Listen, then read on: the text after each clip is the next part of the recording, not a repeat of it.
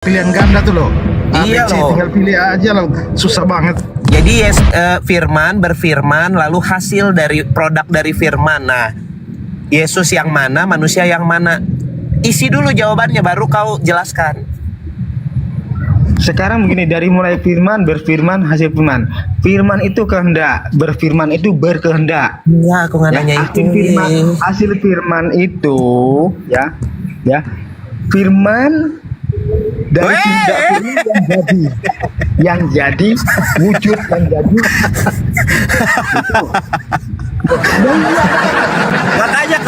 Makanya aku cek dulu kau ngerti nggak, mau menjelaskan gimana, kau ngerti juga enggak? Ya Firman Tuhan, itu kalau ampunilah nggak dia, dia tidak tahu apa yang nggak dikatakan. Iya, coba yang di Yang bawah firman- ngerti nggak, yang di bawah? Coba, siapa tahu yang di bawah lebih ngerti dari Marwan. Semua parah bang. Ya parah sih, parah. Firman itu telah menjadi daging, artinya firman itu telah menjadi manusia. Itu artinya Tuhan berfirman, firman itu menjadi daging. Daging itu Tadi dikasih multiple choice. Yesus ini yang mana? Firman, berfirman, atau hasil dari firman? Tadi kan udah jelas, firman jadi manusia. Bukan ini, bukan hasil dari firman. Blow on.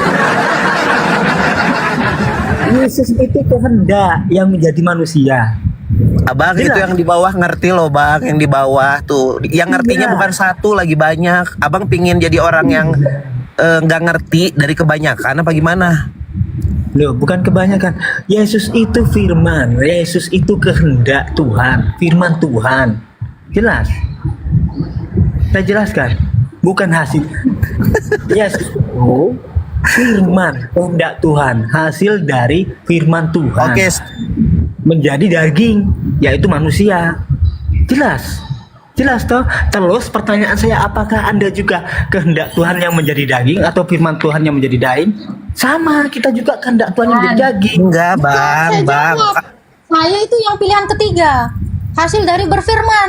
Saya bukan firman yang Betul. pertama. Yang pertama itu Yesus. Itu blok kotok. Nggak Kok ngerti. berkotok gimana? Lucu Anda ini, lucu. Oke, saya tanya, firman diciptakan atau tidak? Firman itu kehendak. Firman itu diciptakan atau tidak menurut Anda? Diucapkan Firman oleh diciptakan Tuhan. atau enggak, firman itu kehendak. Bodoh. Firman diciptakan nggak? Firman Allah diciptakan nggak? Saya tanya. Pertanyaan saya, yang menciptakan firman itu siapa? Nggak ada yang nyiptain firman. Pertanyaannya. Karena firman itu, gini bro. Karena firman itu adalah kehendak Allah nggak mungkin diciptakan. Sesuatu yang tidak diciptakan, maka dia adalah pencipta. Cuma ada dua, apalagi di dalam iman Islam ya. Cuma ada holik dan makhluk. Firman itu bukan makhluk, firman itu holik. Siapa yang bilang firman itu adalah makhluk? Mu'tazilah kau, kufur.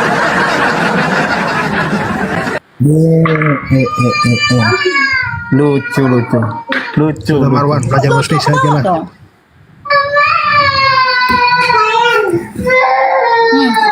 Anakmu dulu terus.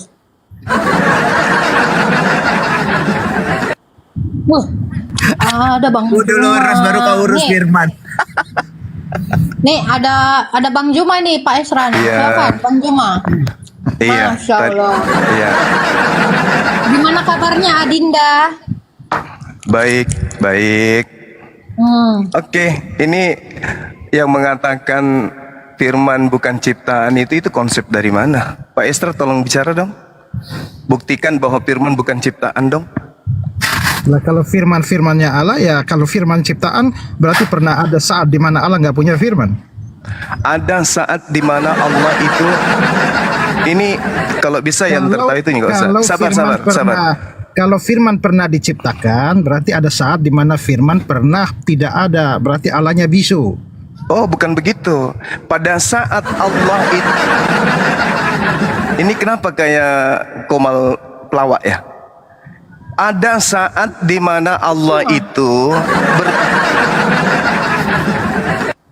ada saat di mana Allah itu berdiri sendiri. Pada saat Allah berdiri sendiri, belum ada ciptaan. Ketika Allah hendak menciptakan, mengadakan ciptaan, baru Allah itu berfirman. bukan Allah. Dengan apa Allah menciptakan firman-Nya? Saya tanya. Pada- Anda Dengan bisa- apa Allah menciptakan firman-Nya? Boleh Dengan baca apa? Yesaya 55 nomor 11 boleh? Dengan apa Allah menciptakan firman-Nya? Saya tanya. Yang Dengan mau apa saya tatar duluan siapa nih? Pak Estra atau si Agatha nih? Saya aja langsung. Oke. Pak Dengan Estra apa belajar dulu Allah di bawah ya. menciptakan Oke. firman-Nya? Oke, baik. Pada saat Allah ingin menciptakan, maka Allah berfirman. Oke, Mazmur dengan apa 33 Allah menciptakan dengar. firman-Nya? Dengan berkata, dengan sifat yang dimiliki yang melekat pada diri Allah. Allah Maha Apa mencipta sifatnya? dengan Sifat cara apa? mencipta, dengan Ya, cara sifat dengan cara berfirman yang disebut Oke, sifat kalam. apa yang digunakan Allah? Tapi diam dulu. Dengan Kalam. sifat apa Allah Sifat mencipta? kalam. Sifat yang melekat pada diri Allah itu kalam. Itu firman kan? Kalam Gimana? Itu firman kan? Oh beda. Kalam itu firman. Kalam itu sifat, yang disebut firman itu kalimah.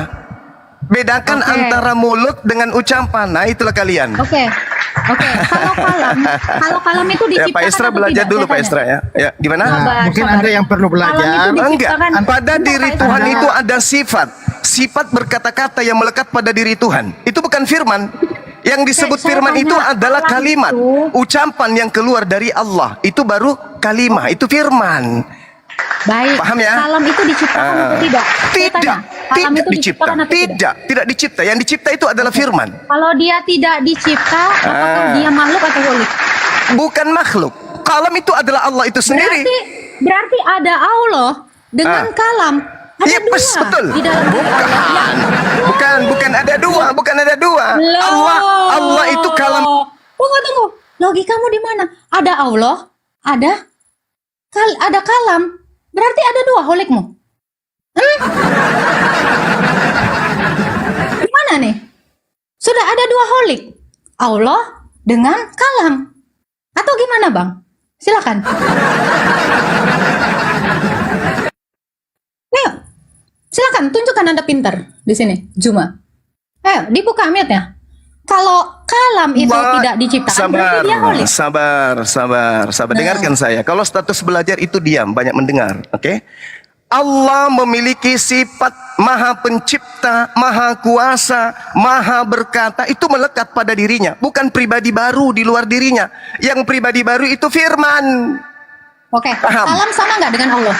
Sama. Kalam sama dengan Allah. Sama, yes. Kalau kalam sama dengan Allah, berarti Allah tidak Apa? tidak Nah, gimana ceritanya? Kalam adalah Allah, Allah adalah kalam. Yang bukan Allah itu firman, kalimah. Belajar, kalian belajar. Oke. Kalian Kalau- belajar. kalau Belajar sama Bang kalam Suma, itu biar pintar bukan kalian. Allah. Oke, Oh, thank you siapa ya bilang kalam teman-teman ya. bukan Allah? Ternyata Allah adalah kalam. Ternyata Allah adalah kalam. Gitu ya, Bro ya? Thank you loh. Saya baru tahu Allah adalah sifat. Makanya statusnya belajar. Bedakan Iya, kalam dengan saya kalimah. baru tahu. Saya tanya dulu. Allah adalah Saya tanya. kalam. Thank Kalam you. dengan kalimah sama nggak? Kalam dengan kalimah sama nggak? Mulai bingung kan? Pilihanmu. Mulai Itu bingung. pilihanmu. Bingung. Kalam dan kalimah sama nggak? Antara mulut Sama. dan perkataan sama nggak? Sama. Mulut dan perkataan sama. Inilah kalian Oke. sesatnya. Berarti, Inilah kalian. Berarti Mulut. Anda mau mengatakan Allah punya mulut. Dengarkan. Mazmur. Kalau kalam adalah mulut, maka Allah adalah mulut. Main mute. Terima Boleh kasih bacakan, loh, ya. boleh bacakan Yesaya 55 nomor 11, boleh Oh, bacakan? jangan lari dong. Ternyata Boleh Juma mau bacakan mengatakan Allah Yesaya adalah 55 mulut. nomor 11, boleh bacakan ke saya? Kalam. Sabar, jangan lari dong, Saya Bang bacakan Juma. Biasakan atau jangan lari. Anda bacakan Matius Anda jangan biasakan lari. Jadi dari statement Juma, kalian tadi rekam ya. Juma mengatakan Allah adalah mulut. Karena mulut adalah kalam. Ya, Allah adalah kalam, Allah adalah mulut, Allah adalah sifat. Thank you Juma. Gitu ya. Silakan. Mantap. Ini baru ilmu baru yang kita temukan ya. Semoga nanti Juma jangan minta-minta maaf lagi ya. dengan mengatakan bahwa Allah adalah mulut. Saudara dia ya? Nah, dia mau Saya kira lari, dia tuh mau nggak lari mengerti ya. antara dia nggak ngerti antara firman dan Jangan katakan berfirman. saya tidak mengerti. Jangan main gig. Dengarkan. Kalian kan anak-anak Tuhan katanya tuh. Oh, nggak Tolong ada, nggak ada perlihatkan, anak Tuhan. perlihatkan ajaran kasih kalian itu. Perlihatkan. Ya iya. Baca Saya Yesaya kasih 55 nomor 11 dulu dong, atau Matius 4 nomor 4. Silakan Boleh baca, nggak? silakan baca. Silakan baca. Anda lah yang baca. Matius 4 nomor Anda bawa 4. narasi orang. Oke, saya bacakan. Saya bacakan ya. Matius 4 nomor 4 aja dulu ya, karena kan kalau Yesaya itu kan bukan kitab kalian. Nah, dengarkan. Yesus berkata, dengar. Manusia hidup bukan hanya dari roti saja, tapi dari setiap firman yang keluar dari apa? Dari apa? Dari mulut. Dari mulut siapa? Dari mulut Tuhan. Malu nggak? Malu nggak tuh? Malu tidak? Kalau Malu Tuhan dong. saya kan memang mengambil rupa manusia. Malu Oke. dong. Gak malu dong, karena Tuhan Aduh. saya datang dalam rupa manusia, maka bermulut. Loh kalau Allah kapan hari dia jadi manusia? Dengar. Segala firman. Sabar. Tuhanmu. Main mute, sekarang saya jangan tanya, main mute, kalau jangan. kamu, dengar, gantian. Ya merah Kalau kayak kamu udang, nggak usah kayak gitu, mengatakan nggak usah merah. Allah mau bermulut, saya lebih kaget. Berarti Loh, Allah mau pernah jadi ini manusia. ini kitabmu loh. Kitabmu. Jelas. Sebentar, kalau kitab saya jelas yang karena mengatakan. Allah datang dalam karena Saya Allah datang dalam 55 rupa nomor 11. manusia.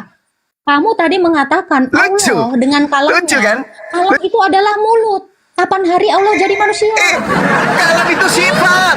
Kapan saya katakan bahwa kalam itu mulut? Kapan Tadi kamu bilang bedakan katakan antara kalam suara itu dengan sifat? mulut, kan? Oh iya, itu untuk kamu. Itu untuk Nah, kamu. itu. untuk kamu. Kapan Karena hari Tuhanmu Allah punya mulut. bermulut? Matius 4 nomor 4 Tuhanmu punya mulut. Yesaya 55 nomor 11 segala firman keluar dari mulut Tuhan. Ayo. Kapan hari Allah bermulut, bro? Kalam itu sifat. Pak Estra ini murid-murid yang kenapa diajarkan kayak begini? Kalam itu sifat. Kalimah itu perkataan. Antara sifat dan perkataan itu berbeda. Antara mulutmu dengan perkataanmu itu berbeda. Gitu cara belajarnya. Allah dengan sifat sama. Ah, Allah Estra dengan sifat kabur sama. kan? Bentar. Masih Allah ada dengan Estra di sifat sini, sama. masih ada. Masih ada Estra Allah di dengan sini. sifat Biar tak sama. ajarin. Enggak, lawan saya. Allah dengan sifat sama. Yes. Allah dan Allah sifatnya dengan itu sifat adalah sama. satu hakikat. Astagfirullahalazim ya Allah ya Thank you, Karim. ya. Iya. Allah dengan sifat Allah sama. is sifat. Sifat itu maha kuasa. Kemahakuasaan Allah, kemaha penciptaan Allah itu satu dengan Allah. Kamu ingin mengatakan sifat Allah, kemahakuasaan Allah dengan Allah itu beda gitu? Sifat Allah ada berapa? Wajar Bang? Anda Kristen. Sifat Allah ada Wajar berapa, Anda Bang? Kristen. Saya tanya. Iya, Ya. sifat Allah ada berapa, Bang? Sifat Allah ada 99 yang melekat pada dirinya sendiri. Itu satu hakikat. Allah 99 dalam satu. Kalau kita masih mending Tritunggal. Anda 99 dalam satu. Ya, Sifat adalah Allah. Bang. Sifat Bang adalah Juma, Allah. Inilah ya, Bang ya. Sifat Allah itu ada 20, Bang. Jangan main Yang 99 itu Jangan main Asmaul mute. Husna. Jangan main mute. Oke? Jangan main mute. Sekarang begini, sifat dan Allah itu adalah Allah itu sendiri. Berarti satu kan? Berbagai macam sifatnya tetap aja satu. Yang lucu, Anda membedakan, Anda menyamakan antara mulut dan perkataan. Coba mulutmu mengatakan ayam. Apakah mulutmu itu adalah ayam? Ayo, kena kau kan? Firman dengan Allah, kalam inilah. Allah itu yang mana yang mulut? Yang mana yang mulut, yang mana ayam? Nah, ini kita firman berbicara dari mengenai Allah kitabmu dengan- kan? Matius 4 nomor kitab 4. saya. Loh iya. Ya iya. Tuhanmu mengatakan, dulu. Tuhanmu mengatakan firman keluar dari mulut. Baca Matius 4 nomor 4. Berarti Tuhanmu punya mulut. Sekarang Ya. antara mulut Tuhanmu dan firman yang keluar dari mulut Tuhanmu itu sama atau beda? Ayo. Ayo. Apa tuh? Malu kan? Antara mulut apa? antara mulut Tuhanmu dengan perkataan yang keluar dari mulutnya itu sama atau tidak? Beda. Beda. Nah, Yesus ini mulut itu atau tadi, firman? Bang. Yesus Bang ini Juma, mulut atau dan- firman? Tunggu. Yesus ini mulut atau firman? Itu tadi, Bang. Sifat Allah itu benar 99 atau 20, Bang? Abang dari mana dapat? Sifat Allah itu Asmaul Husna. Itu sifatnya, bukan namanya, itu Oke. sifatnya. Oke? Jadi sifat Oke. Allah Sifat- itu coba, dengar. sebutkan dulu 20 Dengar. sifat Allah, coba. Enggak usah kau tanya ke sana. Ini kita berbicara mengenai kalam. Pertama wujud. Sifat Allah itu dengar. wujud. Kita Kalam. mengenal, kita Nah, lagi membahas oh. antara kalam dan kalimah. Oke, ini judul Anda nih. Yesus adalah Allah. Ini apa ini? Bang, Anda bedain membedakan dulu. antara kalam. Bedakan dulu kalam. Bedakan dulu kalam. Bedakan dulu kalam. Juma, berisik, Juma. Bedakan dulu sifat dengan Asmaul Husna. Sifat Allah coba. Salah satunya kalam. Nggak usah kau ajarin saya, nggak usah ngajarin Asmaul saya. Husna beda. Ini aja dulu kamu jawab antara kalam dan Jangan lari. ngapain Kamu tidak kau bisa ke sana? membedakan nama Ngapain Allah kamu ke sana? dengan sifat. Ngapain kau ke sana? Bedakan dulu. Ngapain? Sifat dengan nama Allah. Nggak usah ke situ. Bisa Kamu bedain. bedakan antara mulut dan perkataan aja nggak bisa. Loh. Kok nggak boleh ke situ? Jangan bilang nggak boleh Kamu ke situ bedakan dong. antara perkataan dan mulut saja. Kamu aja nggak bisa bedain sifat dengan nama. Bedain dulu Kamu sifat. tidak bisa membedakan antara mulut dan perkataan. Dengar Kan ya lu- teman-teman ya, dia tidak bisa membedakan antara sifat dengan Asmaul Husna. Dia nggak tahu beda nama dengan sifat. Ini lucu. Ya, kalau kamu mengatakan sifat Allah ada 99, kalam yang mana?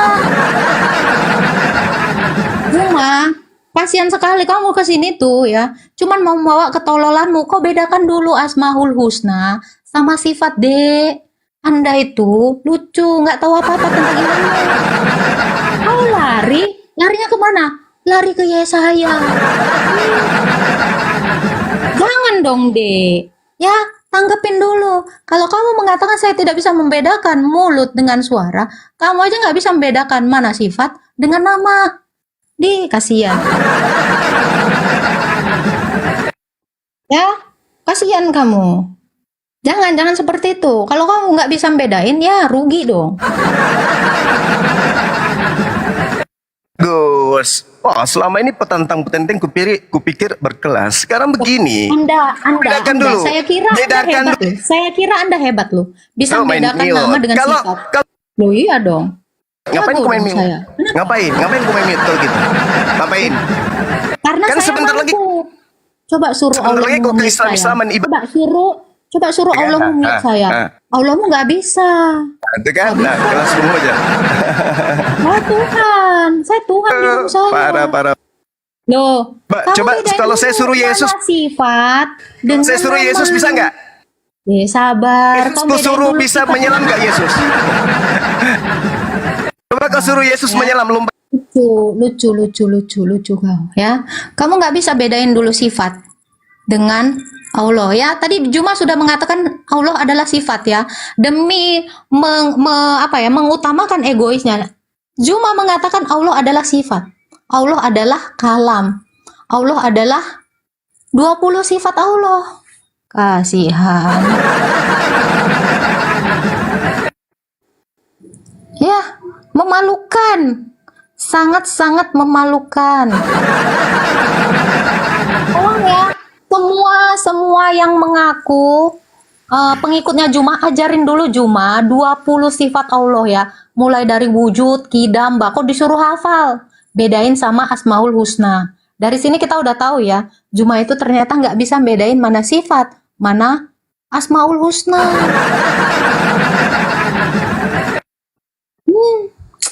Kasian Juma. Lu cuman ke room gua minta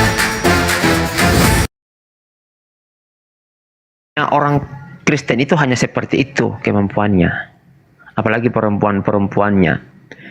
Ya mereka adu data, adu dalil, nggak bakal mampu. Ya mereka hanya mampu seperti itu, menghujat. Nah padahal betul tadi kata Bang Farid itu dan teman-teman yang lain, kita ini berjuang keras. Bagaimana caranya dan bagaimana mereka faham bahwa Nabi Isa itu adalah salah satu nabi yang dimuliakan dalam Islam, yang ditinggikan derajatnya oleh Allah, sama di hadapan Allah tuh dengan nabi-nabi yang lainnya, diutus untuk menyampaikan firman-Nya, bukan diutus untuk mati. Kalau diutus untuk mati saja, ketika dia lahir langsung disembelih, selesai masa tugasnya. Seperti itu logika berpikirnya teman-teman orang Kristen. Kalau seandainya dia datang hanya untuk disalib, ketika dia masih bayi langsung dipasang di kayu salib. Tidak perlu takut berdoa kepada Allah. Nah kalau dia menganggap dirinya Tuhan, Mengapa dia meminta pertolongan kepada Allah, kepada Tuhan yang lain? Sampaikan ke murid-muridmu, hei kamu gak usah takut, saya mau datang mati. Gak perlu kamu lindungi saya, gak perlu si Petrus potong telinga para imam yang mau menangkap Yesus. Santai aja, kalau perlu duduk sambil ngopi di rumah. Gak usah takut murid-muridku, saya memang datang diutus untuk mati. Kalau perlu kalian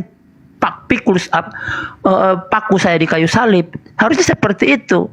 Kalau memang Yesus datang untuk mati. Logika berpikirnya dipakai teman-teman orang Kristen. Juga gitu, ini kedua kalinya. Ya biasalah, seperti biasalah. Gitu kata Dewa 19, hadapi dengan senyuman. Apapun yang terjadi, kata Demasif, jangan pernah menyerah. Ya betul, biasanya di atas 1000. Tiap hari 1K, tiap hari 1K, tiap hari 1K. Itu kemarin.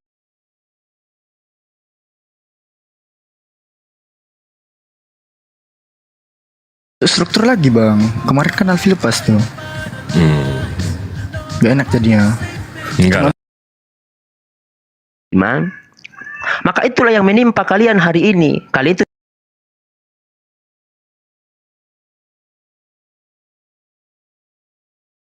Silakan dibuka mute-nya. Ya, selamat siang.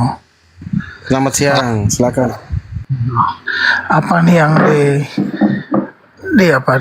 didebatkan atau didiskusikannya apa nih? Apa yang ditanya? Silakan Ustadz Alif. Ya, kalau yang telah lalu Bang Benediktus, kita sama-sama sedang membuktikan kebenaran Tuhan. Tuhan yang benar itu seperti apa? Kami Al-Quran, kami umat Islam, dalilnya melalui firman Tuhan itu sendiri. Bagaimana Tuhan menjelaskan keberadaannya? Dengan cara apa? Dia menjelaskan segala ciptaannya, ditampakkan segala ciptaannya di seluruh penjuru bumi dan pada diri manusia. Makanya Al-Quran mengabarkan manusia diciptakan dari apa, seperti apa prosesnya. Al-Quran mengabarkan, lalu Al-Quran juga mengabarkan bagaimana peristiwa yang ada di alam semesta ini, bagaimana tentang fenomena alam semesta, bagaimana keajaiban di alam semesta ini. Al-Quran mengabarkan. Itu menunjukkan Sang Maha Kuasa itu ada, yang tidak bisa dilihat oleh mata, namun dia mengetahui segala sesuatu yang ada di langit maupun yang ada di bumi. Innallaha la yakhfa lahu ma fis samawati wa fil ardh. Tidak ada yang tersembunyi di hadapan Tuhan, baik di langit maupun di bumi dan pada diri manusia. Makanya dijelaskan, itulah membuktikan keberadaan Tuhan. Bukan membuktikan keberadaan Tuhan, Tuhannya suruh nongol dilihat, bukan. Kasihan nanti kalau standarnya itu, bagaimana orang yang buta. Kalau Tuhan standarnya harus dilihat di TikTok, bagaimana orang yang nggak punya Android? Repot juga.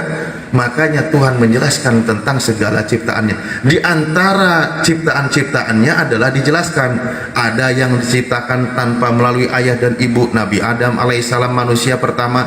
Ada yang diciptakan tanpa seorang ibu, yaitu istrinya Siti Hawa. Ada yang diciptakan hanya ibu tanpa seorang ayah, yaitu Nabi Isa alaihissalam. Ada juga yang diciptakan melalui ayah dan ibu, yaitu manusia pada umumnya, kita semua keturunannya. Itu dijelaskan, wa min ayatihi an khalaqalakum. Itulah dari tanda-tanda kekuasaan Allah, keberadaan Allah, Allah ciptakan kalian semua. Begitu membuktikan keberadaan Tuhan. Oke Alif, saya tantang kamu ya. Kita diskusi. Ustadz Alif, ketinggian ehonya Ustadz.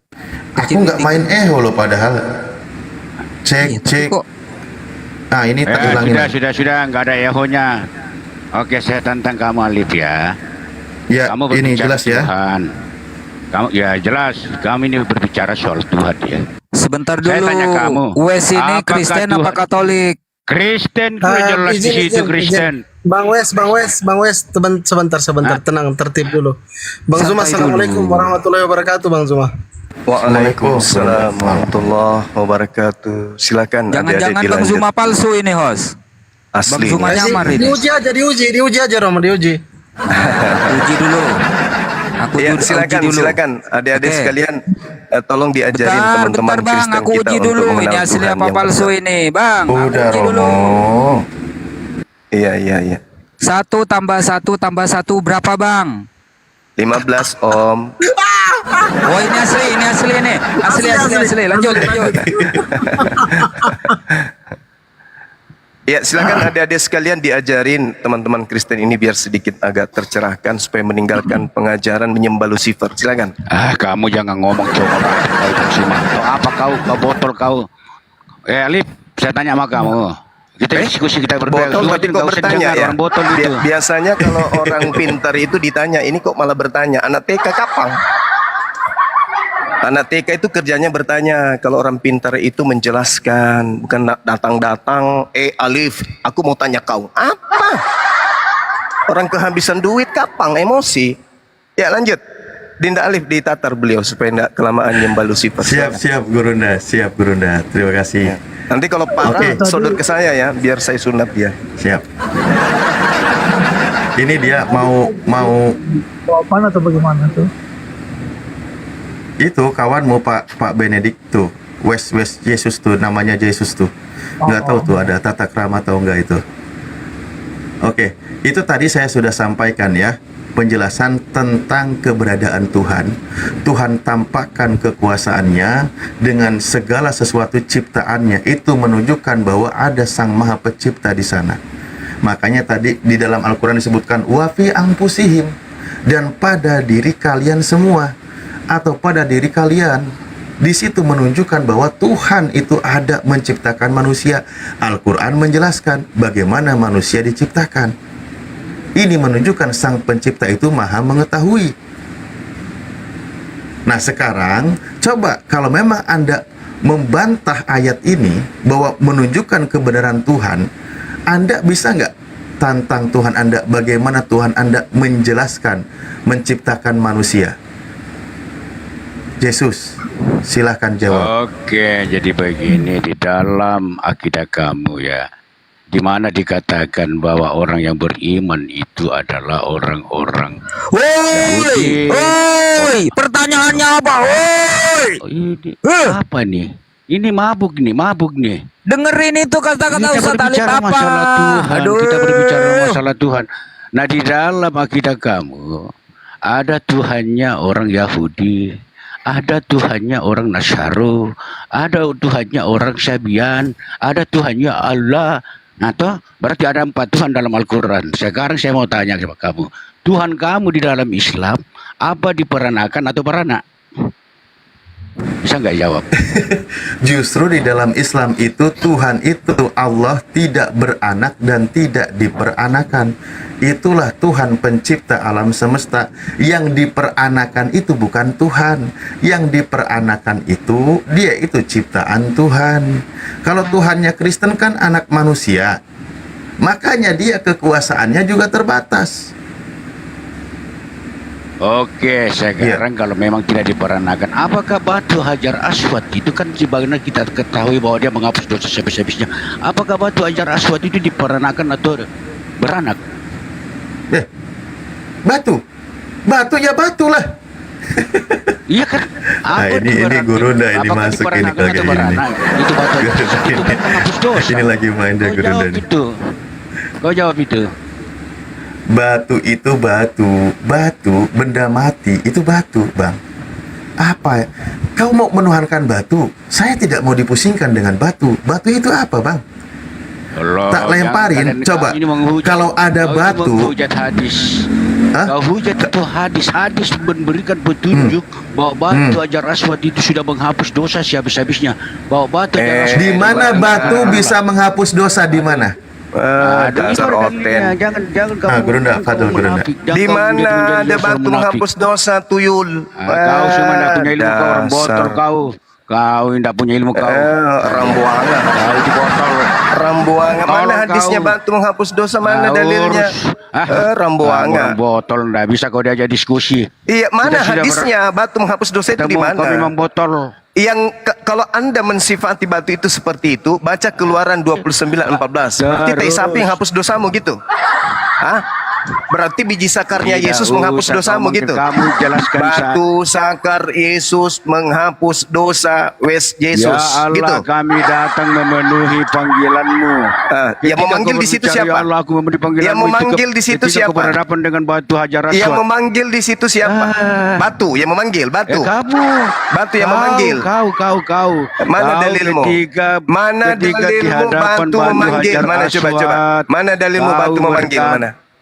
Mana dalilmu batu memanggil? Jangan dimut-mut dong. Nah, inilah kalau umat ini cuplis, congor ini otak nggak berfungsi. timbang juga dengan congor. Kamu Ini mengatakan semua batu menghapus dosa. Mana dalilnya? Keluaran batu. 29 nomor 14, tai sapi menghapus dosa. Ayo, gimana itu? Bagaimana itu?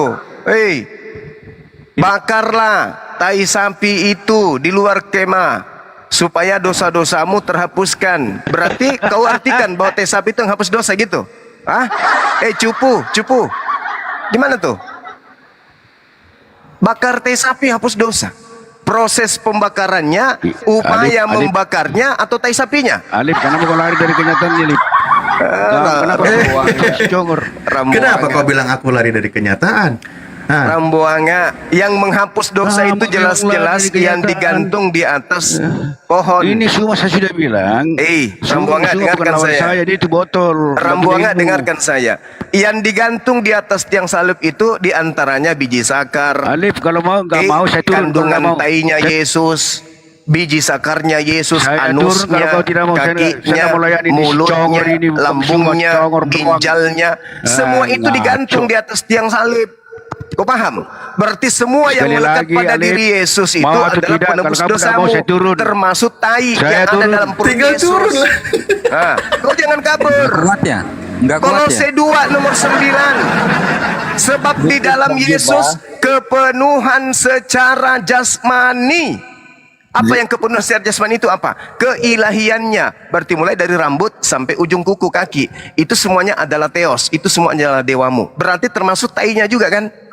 Benar saja ketika digantung di pohon, tainya tidak dikeluarkan dulu. Ikut semua di atas digantung. Termasuk biji sakarnya.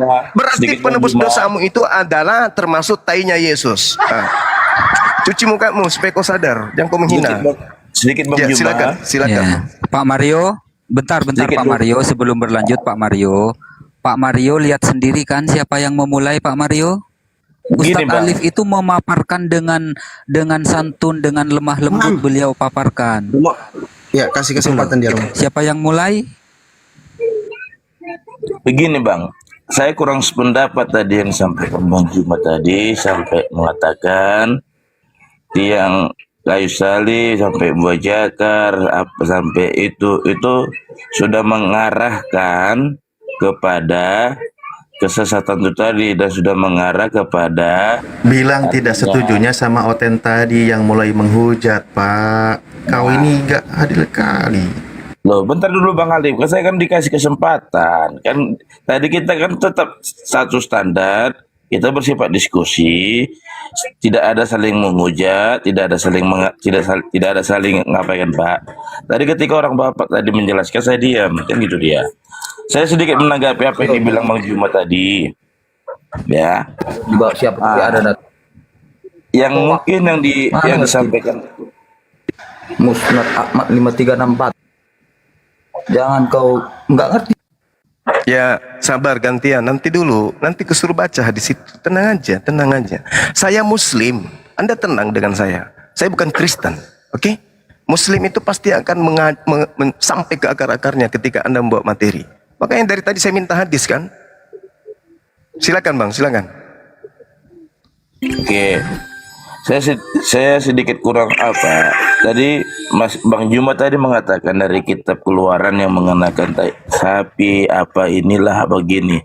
Gini, Bang Juma, di dalam ajaran kami itu mengatakan bahwasanya Tuhan itu yaitu adalah Tuhan itu sendiri. Lalu yang Abang Juma mengatakan tadi yang mengenai sapi itu, lihat konteks yang Abang baca dari kitab Keluaran. Abang bilang dari kitab Keluaran itu menjelaskan bagaimana awalnya bangsa-bangsa Israel, kalau bahasa orang Abang, Bani Israel, yang pada dasarnya sudah lari ke apa namanya, ke berhala, sehingga ada perintah-perintah Tuhan Allah pada zaman itu kepada Bani Israel, ke bangsa Israel, berupa Torah seperti itu. Salah satunya yang tai sapi lah, yang kotoran lembu lah, yang Bang Juma katakan tadi, itu tradisinya oleh bangsa Yahudi, Bang. Di kami di Kristen tidak menganut itu lagi, Bang. Walaupun tertera pada Bible kami. Di Bible kami itu ada dua perjanjian, perjanjian lama dan perjanjian baru, di mana perjanjian lama mengisahkan bagaimana dulu dari kitab Keluaran, Kejadian sampai kitab Kejadian, mengisahkan bagaimana penciptaan. Di kitab Keluaran bagaimana bangsa Israel, bangsa Yahudi. Nah, jadi apa yang ada di yang Abang Jumo katakan tadi itu tidak lagi di kami sebagai Kristen ataupun saya sendiri sebagai Katolik, Bang. Nah, jadi yang di nas-nas yang di perjanjian lama itu dipersingkat ya Pak ya. Oke, silakanlah Bang. Kalau seperti itu Abang tadi panjang kali lebar, saya tidak apa, Bang. Silakanlah Bang. Silakan. Oke. Jadi terkait dengan tai sapi, Anda punya penjelasan kan? Berarti terkait Hajar Aswad, kami juga punya penjelasan dong. Tapi yang muncul tadi kan tuduhan. Bantu menghapus dosa. Ya, saya juga katakan tai sapi menghapus dosa. Jadi penjelasan itu silakan Anda pahami masing-masing. Tapi yang jadi masalah ini Yesus. Coba Anda baca Kolose 2 nomor 9. Di dalam diri Yesus itu kepenuhan keteosan. Semua jasadnya secara biologis itu adalah teos. Itu dewa bagi Kristen. Kolose 2 nomor 9. Yesusnya loh Bang. Yesusnya yang teos. Yesusnya yang dewa. Kalau kami batunya bukan Tuhan. Batu itu ya batu, Hajar Aswad. Tai sapi ya tai sapi. Itu adalah kotoran sapi. Hanya alat untuk menghapus dosa.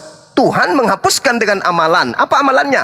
Mencium, menyentuh. Upaya menyentuh batu itu yang menyebabkan dosa manusia dihapuskan. Upaya membakar tai sapi kulit dan dagingnya itu yang menghapuskan dosa. Bukan tai sapinya, bukan batunya. Tapi yang masalah ini Kristen. Benar-benar tainya Yesus yang menghapuskan dosa. Benar-benar biji sakarnya Yesus yang menghapuskan dosa Anda. Karena itu dalilnya ada. Kolose 2 nomor 9. Coba Anda baca tuh. Saya bukan menghujat. Ini fakta. Dalam kebiologisan Yesus telah terpenuhi segala keteosan. Apa tuh? Kedewaan. Berarti jasadnya Yesus mulai dari rambut sampai kaki itu semua adalah teos. Itu teos. Berarti ketika dia digantung si teos, digantung dengan dirinya yang adalah semua adalah teos. Semua badannya adalah Tuhan, dewa Anda, sembahan Anda, termasuk bijinya, termasuk kotoran yang ada dalam perutnya. Kecuali dibelah dulu perutnya, dikeluarkan kotoran-kotoran itu baru tidak. Tapi faktanya itu tidak terjadi. Yang ada adalah dia digantung di atas tiang salib, lengkap semua biologisnya. Berarti termasuk kotoran, anus, biji zakar, itu semua adalah penebus dosa bagi Kristen. Kurang apa lagi? Mau lari kemana lagi? Bukankah Kolose 2 nomor 9, bahkan Filipi 2 nomor 6, nomor 7, nomor 8 mencerminkan satu kodrati bahwa Yesus itu secara jasad adalah dewanya orang Kristen. Mau kemana lagi coba? Apakah kemudian Anda ingin mengatakan Yesus tanpa zakar? Itu mustahil. Yesus tanpa anus? Itu mustahil.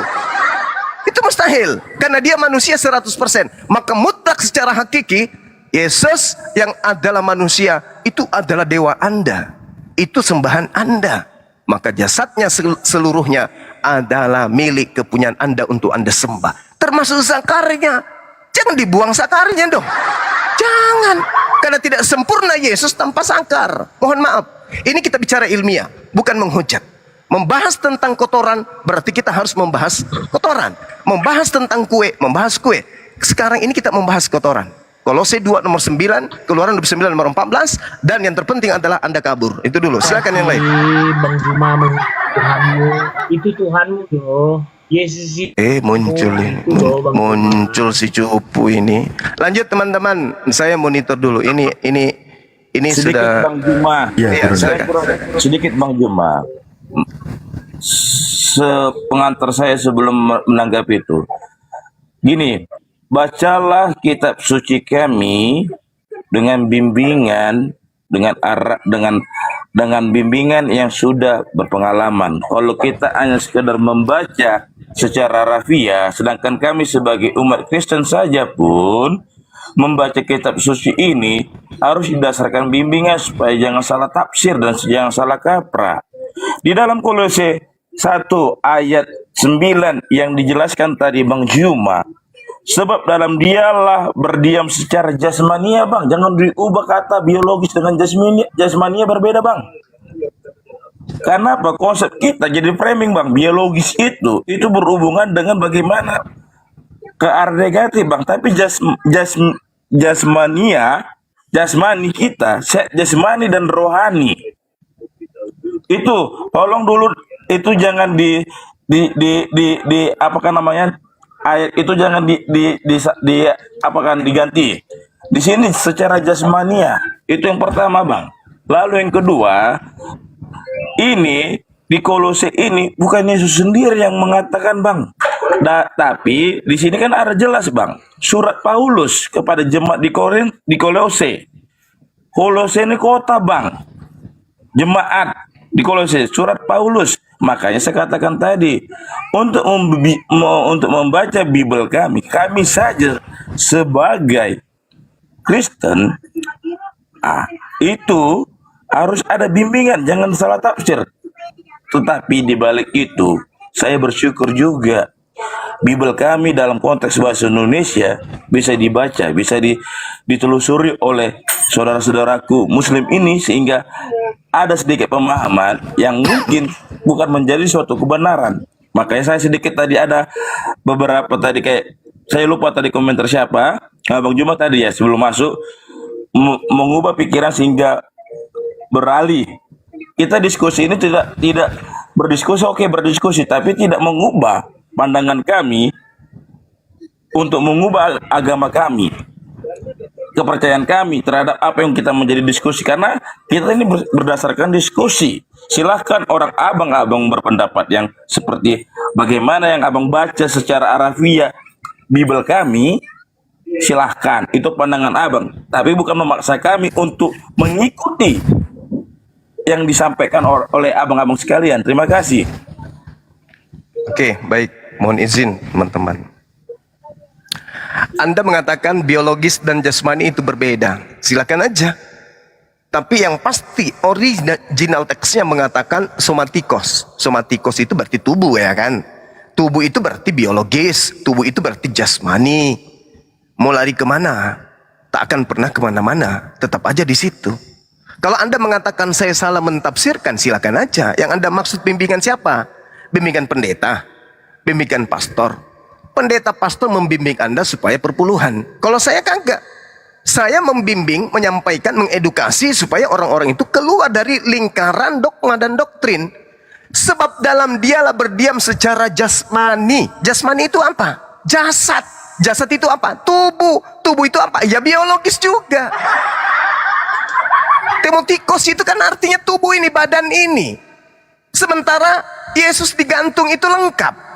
Enggak disimpannya ininya, enggak disimpanlah itunya, semuanya digantung. Dan itu disebut Yesus. Kalau cuman tangannya, disebut tangannya Yesus. Kalau cuman kepalanya, kepalanya Yesus. Kalau cuman kakinya, kakinya Yesus. Tapi itu tidak. Yang digantung itu Yesus secara utuh. Pak Esra suruh aja tadi kabur kok. Ya, jadi yang betul adalah saudara Kristen ketika melakukan penghujatan terhadap Islam mengatakan batu menghapus dosa, maka coba renungkan. Itu ada baiknya penghujatan seperti itu, supaya orang-orang yang banyak tersadarkan dengan tuduhan dan fitnahan serta hinaan itu. Oh, ternyata selama ini kita melempar adanya kuman di seberang lautan, ternyata gajah di pelupuk mata kita tidak lihat. Yang digantung di atas tiang pohon itu kan Yesus. lengkap, utuh jasmaninya. Berarti yang digambarkan Kolose 2 nomor 9, seluruhnya digantung di atas pohon. Bahkan ini dibenarkan di dalam Filipi 2 nomor 8. Bahwa yang digantung terkutuk di atas tiang salib sepenuhnya manusia. Berarti sepenuhnya jasad, sepenuhnya biologis, sepenuhnya jasmani. Berarti orang Kristen dihapuskan dosanya dengan mengorbankan salah satu diantaranya adalah biji zakar. Karena itu melekat pada diri Yesus. Jangan gengsi mengaku itu. Oh iya Bang Suma, dosa-dosa kami dihapuskan oleh jasad Yesus. Diantaranya ya kotorannya yang ada melekat pada dirinya, biji zakarnya, lidahnya, limpahnya. Akui aja itu. Gak usah terlalu bertele-tele-tele. Iya Bang Suma, kami dihapuskan dosa kami dengan jasadnya Yesus. Sudah selesai. Ayo Hatua, kau banyak dong yang baca aja udah kau pelintir. Gimana Hatua? Turun ini kucuk ini yang lain. Dikit dulu. Saya menanggapi. Jangan diturunkan sih gua akhirnya ini. Jangan biarkan dia di situ. Sedikit Om. Saya silakan. sedikit Bang Juma tadi ini ke arah biologis. Silakan Anda bedakan antara jasmani dan biologis. Bang Mario ini tukang ngarang ini udah. Benar Bang. Kenapa temannya sendiri dibilang ngarang? Kau sendiri itu saya lihat apa? Bang Juma ini dari tadi perkataannya ke arah biologis. Gimana berani kan lu? Buah jakar yang Biologis itu jasmani, Bang. Dengar dulu Bang. Saya menanggapi pernyataan Abang, Bang. Somatikos itu jasmani, biologis sama aja, Bang. Bang, saya dengar Bang. Saya menanggapi pernyataan Abang. Dari tadi yang saya dengar, silakan. Abang tadi bicara terus ke arah biologis, ke buah jakar lah. Yang Gue kira sabar, waktu Anda masih panjang loh. Duduk aja di situ dulu. Nanti ku tatar juga ente ya. Saya tahu penyakit Anda sudah parah, tapi mudah-mudahan doakan aja saya bisa menyembuhkan Anda. Saya akan berusaha penuh, berusaha sekuat tenaga untuk mengeluarkan kemampuan saya sebagai dokter akal untuk menyehatkan Anda. Duduk aja situ dulu. Sabar. Jangan ganggu saudara Mario dulu. Sabar aja di situ. Lain berbohong kiamat, berdua kalian yang netral. Larinya ke kiamat. Gini, manusia separuh bebek. Suruh ke ada bisa. Iya, silakan. Dari tadi saya memperhatikan pernyataan Abang secara biologis, ke buah jakar lah, ke apalah. Bang, mohon maaf Bang, sebenarnya Bang, udah aku bilang dari tadi.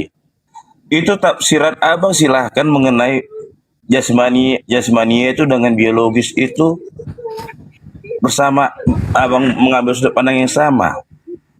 Saya katakan tadi, secara bahasa Indonesia pun jasmani itu dengan biologis itu berbeda konsep maknanya Bang. Biologis itu karena negatif jadinya Bang. Jadi sama halnya kayak Bang bilang tadi sama saya, bahwasanya Bang bilang tadi mengatakan, karena menanggapi pernyataan saya, kami aja Kristen aja baca Bible ini perlu bimbingan siapa? Pendeta, pastor yang minta persepuluhan. Kan begitu tadi pernyataan Abang. Maka saya katakan tadi, dengan bahasa Abang yang dari tadi mengarah ke biologis, ke buah jakar, ke yang kotoran-kotoran. Mohon maaf Bang, sebelumnya dengan sangat hormat saya mohon maaf. Jadi saya pikiran dan omongan itu hampir sama jadinya Bang, pernyataan seperti itu Bang. Karena kita jelas di sini Bang. Maka saya katakan tadi, jangan salah menafsirkan, bahkan jangan mengganti suatu ayat Bang. Jasmani ke biologis itu berbeda persepsinya Bang. Itu bersifat ke arah framing Bang. Itu dia. Jadi, makanya saya katakan sekali lagi, membaca Bible kami ini, bacalah keseluruhan perikop, jangan ambil ayat demi ayat. Dan satu hal yang harus dipahami oleh abang-abang sekalian yang merasa sudah mau mengetahui, membedah apa kami, Bible kami, bahwasanya Bible kami ini Bang, itu ditulis Bang. Di sini kan ada jelas surat Paulus. Bukan berarti menjadi suatu patokan ayat yang membenarkan pandangan dan tafsiran Abang. Baca keseluruhan perikopnya Bang. Makanya sekali lagi saya katakan tadi, silakan orang Abang yang mengatakan muter-muter supaya lebih jelas. Karena tadi kalau dibilang bahasa saya muter-muter, justru di sana Bang Juma pun selalu muter-muter ke arah buah jakar lah, ke sinilah, beginilah, kan gitu dia. Jadi, pahamilah Bible kami ini, narasinya jangan dengan pikiran dan tafsiran, oh seperti ini tertulis, ini yang benar. Tidak. Jadi sekali lagi, kita ini berharap ini bersih apa, silakan abang mau ngasih pandangan, tapi tidak mengubah. Justru saya mohon maaf dengan pemikiran dan perkataan situ. Jadi saya berapa istilahnya, mohon maaf sebesar-besarnya kayak menjengkali jadi pola pikiran abang dengan perkataan abang terlalu ke arah biologis. Terima kasih. Iya, sama-sama. Ya, izinkan Saya saya rasa menambahi juga kalau bisa. ya, sabar dulu. Yesus itu makhluk biologis, itu fakta. Lahir sebagai manusia. Sebagai manusia, ya lengkap biologis. Ini tadi sampai ke sana karena adanya tuduhan umat Islam menyembah batu, umat Islam Hajar Aswad menghapus dosa. Nah, tuh. Nah, sampai di sini tataran itu kan sudah kena tuh poinnya, bahwasanya orang-orang yang menuduh Yesus umat Islam demikian adanya, maka kami bisa menyatakan hal yang jauh lebih sesuai dengan fakta. Yesus itu mati untuk menebus dosa Kristen. Ketika dia mati, semuanya mati. Tak ada yang tersisa. Secara biologis, itu fakta. Jadi kalau Anda tersinggung, tersindir, ya itu fakta. Siapa suruh menuhankan makhluk biologis? Kan itu poinnya. Itu derita abang. Tugas saya hanya menyampaikan secara ilmiah fakta. Kita bedah kemudian kenyataannya memang seperti itu. Hanya orang cupu yang mengatakan Yesus itu bukan makhluk biologis. Dia pernah hidup, dia makan, dia minum, dia manusia, dia pernah mayat malah. Berarti dia biologis. Mau lari kemana kita ini? Kalau tidak diarahkan ke biologis, lah Yesus itu makhluk, Yesus itu manusia. Berarti dia biologis, dia jasmani. Dengan mengatakan jasmani, berarti dia biologis. Tak ada yang salah di situ. Yang salah adalah mereka yang mempertuhankan, mengibadahi dewa-dewa mereka dalam bentuk yang cupu-cupu. Ada burung merpati, ada roh, ada manusia. Sadarlah itu. Itu sembahan-sembahan kalian yang kalian ibadahi itu. Burung merpati, roh, manusia. Sementara Yesus tidak pernah mengajarkan menyembah tiga unsur itu. Menyembah roh, tidak. Yesus tidak pernah mengajarkan menyembah roh. Nggak ada itu. Yesus tidak pernah mengajarkan menyembah burung merpati, apalagi menyembah manusia. Kesalahan itu sebenarnya ada di Anda semua. Jangan disalahkan ke saya. Ketika saya mengatakan secara Kolose 2:9, seluruh jasad Yesus termasuk anusnya, biji sekarnya, itu adalah penebus dosa bagi orang-orang Kristen. Selesai kita. Pindah ke tema yang lain.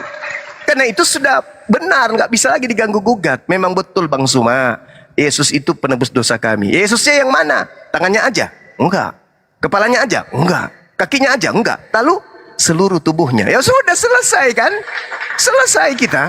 Satu-satunya agama yang menghapuskan dosanya di atas muka bumi ini. Kalau Kristen, kalau Islam kan bertobat.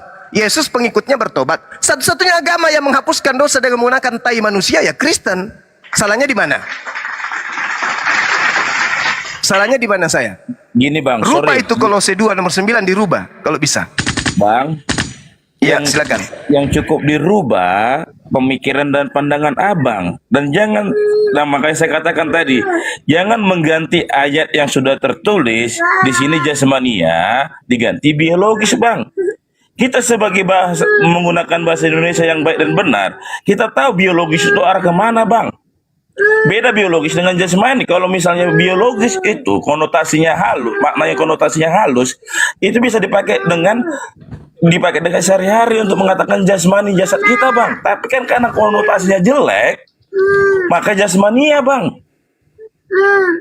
Jadi maka saya katakan tadi, mau abang bilang mau tai sapi lah, mau tai kotoran manusia lah, mau anusnya lah, mau jakar kami lah, mau jakar Yesus lah yang mau kami sembah, silahkan berpandangan seperti itu. Nah, tapi tidak mengubah pandangan kami. Saya menambahi Pak Mario. Silakan Bang. Gini ya, kalau misalnya kita mau ikutin cara berpikir si Juma ini, oke lah, dia menyebut ayat Kolose 2 ayat 9 itu jasmaniah keilahian si Tuhan Yesus, ya kan? Oke lah, kalau misalnya pandangan itu kita pakai. Sekarang saya mau tanya kepada Juma, manusia mana yang berhasil menjalankan hukum Taurat selain Yesus? Saya tanya sama Juma, itu aja lo pertama. Makanya dari itu, seluruh jasmani yang Tuhan miliki, Yesus miliki, sampai dia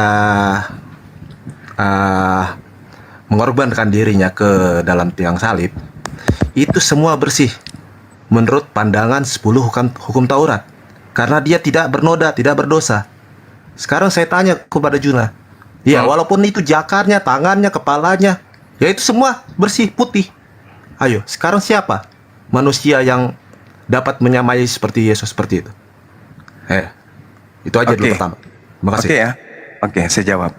Yesus itu manusia yang paling tergagal menjalankan hukum Taurat. Itu dulu. Camkan baik-baik ucapan saya ini. Yesus itu manusia tergagal menjalankan hukum Taurat. Menurut iman saya minta Kristen. dalilnya. Oke. Gagalnya Oke ya. di mana? Oke. Dikatakan di dalam kitab Saudara Galatia 3 nomor 13. Kenapa Yesus terkutuk? Buka. Tolong bacakan. Kenapa Yesus terkutuk? Karena dia melanggar hukum Taurat. Oke ya. Jadi manusia yang paling busuk, yang paling kotor di atas muka bumi itu namanya Yesus. Saya ulang. Manusia yang paling busuk di dunia ini bernama Yesus. Kok bisa gitu Bang Suma? Seluruh dosa-dosa manusia ada sama pundaknya. Dosa membunuh, dosa mencuri, dosa memperkosa, dosa merampok, semua ada pada pundaknya. Itulah Yesus, manusia paling bobrok, paling busuk. Makanya Kristen mengaminkan itu. Kristen mengatakan Galatia 3 nomor 13, Yesus telah menebus kita dari kutu hukum Taurat dengan jalan menjadi apa? Menjadi mulia? Tidak, menjadi kutuk. Itu Yesus tuh. Jadi kalau Anda mengatakan siapa manusia yang paling bisa melakukan hukum Taurat? Hei Bung, ketika Yesus itu disalibkan, kuburan terbelah, orang-orang suci keluar. Itu satu. Yang kedua, di dalam Matius 21 nomor 31 Anda baca, orang yang percaya kepada Yohanes, yaitu mereka pesundal dan orang-orang pemungut cukai, lebih dulu masuk surga. Berarti mereka lebih taat Taurat daripada Yesus Anda itu. Yesus itu manusia gagal dan dewa yang paling gagal. Ada lagi pertanyaan yang lebih berat, yang lebih sulit? Silakan. Dalil yang mana yang berdasarkan pernyataan abang tersebut? Galatia 3 nomor 13. Yesus telah menebus Kristen dari kutuk hukum Taurat dengan cara menjadi apa? Menjadi kutuk atau menjadi mulia? Baca dulu itu dari atas sampai bawah, Pak. Enggak, saya tanya dulu. Sepotong Yesus itu ditujukan kepada siapa? Yesus itu mati secara mulia atau mati secara kutuk? Itu dulu poinnya. Jangan giliran tidak enak Anda ingin membela kematian Yesus. Seakan-akan kalian Muslim. Yang membela kematian Yesus itu cuma Muslim. Sekarang kalian berlomba-lomba. Oh tidak, Yesus tidak terkutuk. Oh no. Baca satu perikop, baca dari atas. Apa sih? Kok jadi Islam kalian? Jadi Kristen sejati dong. Memang betul kok. Yesus itu terkutuk untuk dosa-dosa kami. Udah. Ngapain jadi Islam-Islaman sekarang? Kok menjadi keislaman Bang? Maka saya katakan sekarang tadi, saya tanya, Yesus itu menjadi kutuk atau menjadi mulia di tiang salib? Menjadi mulia. Nah, itu dalilnya ngomong apa? Iman Anda jadi Islam. Itu imannya Islam itu. Yesus manusia mulia, itu Islam. Yesus manusia kutuk, itu Anda. Tapi Anda tidak sadari. Yang mana yang mengatakan itu Bang? Baca Galatia 3 nomor 13. Baca. Oke, maka saya katakan Bang, saya coba meluruskan pandangan Abang. Saya minta Anda baca Kristen sampai di negara kita ini karena Bible yang menghantarkan Kristen ke Indonesia. Maka untuk mengkaji Kristen, baca Bible. Baca Galatia 3 nomor 13, please. Yesus telah menebus Kristen dari kutuk hukum Taurat dengan cara, dengan jalan, dengan metode. Ini saya akan bacakan ya. Karena Kristen. Oke, silakan. Ini. Silakan. Ya. Kristus telah menebus kita dari kutuk hukum Taurat dengan jalan menjadi kutuk karena kita. Nah, menjadi apa? Karena menjadi kutuk karena kita. Menjadi kutuk. Mana menjadi mulia? Mana menjadi mulia? Mana? Bang, dengar dulu bang. Dengar. Estra suruh naik ke sini biar kusunat dia. Silahkan bang. Gini bang, makanya dengar baik-baik ya. Gimana? Kristus telah menebus kita menjadi hukum Taurat dengan jalan menjadi kutuk karena kita. Ingat. Siapa yang menjadi kutuk di sana? Dengar dulu bang. Lo. Tapi dari pengantar kita berdiskusi. Ini kok ketika saya bicara kok dipotong bang. Tadi aku sorry. Maaf. Mana siapa main kita? Oke, baik bang. Sorry bang. Silakan. Sportif dong Bang Juma. Iya. Oke, menebus sorry. kita. Kristus telah menebus kita dari kutuk hukum Taurat dengan jalan menjadi kutuk karena kita. Bang, ingat. Kutuk hukum Taurat. Kenapa dikatakan Rasul Paulus hukum Taurat itu terkutuk? Ingat. Paulus sebelum bertobat, dialah Saulus yang betul-betul menghormati dan menjalankan hukum Taurat tersebut, bang. Jadi dari dasar ini Paulus mengatakan kutuk hukum Taurat. Kita dari kutuk hukum Taurat karena kita tidak menjalani hukum Taurat, kita jadi terkutuk, bang. Sebab ada tertulis. Izin dulu. Kalau bisa jangan ada suara berisik itu ya anak-anak, karena kita ini banyak yang live YouTube Bang Mario ya. Mohon dikondisikan dulu tempatnya. Van, itu anaknya nangis karena ayahnya gemeteran itu, Van. Anaknya nangis takut. Bang Romo, tolong abang sendiri argumen tadi, jangan mengundang suatu framing yang ke arah apa bang? Provokator bang. Lanjut Bang Mario, lanjut. Ya. Oke. Nah, di sini sebab ada tertulis komanya bang, berarti di dalam hukum Taurat itu ada tertulis orang yang digantung pada kayu salib itu terkutuk, bang. Kenapa? Di bangsa Yahudi, tradisi bangsa Yahudi, orang yang disalib itu orang yang perampok, bang. Makanya saya kasih penerangan pemikiran abang. Komanya ini sebab ada tertulis. Yang tertulis dalam hukum Taurat, terkutuklah orang yang digantung pada kayu salib. Kenapa? Bangsa Yahudi sangat mengiyakan, mengamini orang yang mati di kayu salib itu ialah orang penjahat. Akan tetapi Yesus Kristus telah membuat ini supaya di dalam dia berkat Abraham sampai kepada bangsa-bangsa lain. Akan tetapi karena Yesus mati di kayu salib, membuat ini supaya dalam dia berkat Abraham sampai kepada bangsa-bangsa lain, bang. Itulah definisi di dalam Galatia itu, bang. Jadi awalnya salib oleh bangsa Yahudi itu hina. Karena apa? Yang mati di situ perampok, penjahat, pembunuh. Yesus disalib karena menurut ahli-ahli Taurat dan orang-orang Farisi ialah penjahat. Penjahat kenapa? Menghujat Allah. Namun dengan matinya Yesus disalib, jadi Abraham sampai berkat dari Abraham itu mengalir. Jadi dipermuliakanlah Yesus wafat. Karena apa? Tuduhan dia bukan perampok, pembunuh, tapi bangsa Israel pada zaman itu yang diwakilkan ahli-ahli Taurat dan orang Farisi mengatakan dia penghujat Allah, penjahat, makanya disalib. Itu bang, konteks perikop di Galatia tuh. Jadi jangan salah menafsirkan, bang. Jangan langsung mengatakan demikian, bang. Baik. Terima kasih. Oke, sekarang saya tanya nih, hukum Taurat itu untuk siapa sebenarnya? Hukum Taurat pada zaman gini aku jelaskan sedikit, bang. Dalam bangsa Yahudi ada beberapa kitab yang digunakan. Salah satunya kitab Taurat. Kitab Taurat itu berasal dari Tuhan Allah yang diberikan Tuhan Allah kepada Nabi Musa. Oleh orang abang juga mengimani Nabi Musa. Untuk siapa hukum Taurat untuk itu? Bangsa Israel, Bani Untuk bangsa Israel. Yang pada saat itu, yang pada saat itu, itu sudah dengar bang kan? Sebentar sebelum selesai. Pada saat itu melenceng kepada Tuhan Allahnya. Hukum Taurat itu berupa 2 loh batu. Itu yang pertama. Selain hukum Taurat yang dipakai oleh bangsa Yahudi, yaitu kitab Nabi Nuh. Yang orang oleh abang juga jangan terlalu panjang, bang. Gantian lagi. Bang, Bang Host, tadi Saya Bang mau Juma nanya kejelasan ini konsep topik pembicaraannya mau dua arah apa satu arah sih? Itu kita bisa bertanya juga. Ketika Bang Juma tadi terlalu panjang menjelaskan, kami diam, tidak ada Bang. Sedikit mencelah.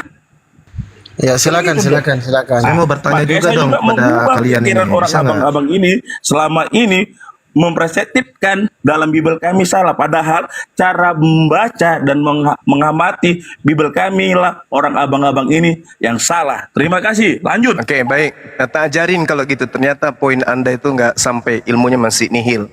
Hukum Taurat itu bukan untuk kalian. Jangan kalian itu nyamar-nyamar jadi Bani Israel.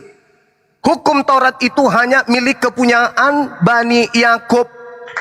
Yesus mati nebus hukum Taurat untuk yang empunya Taurat, bukan untuk kalian. Ente siapa rupanya?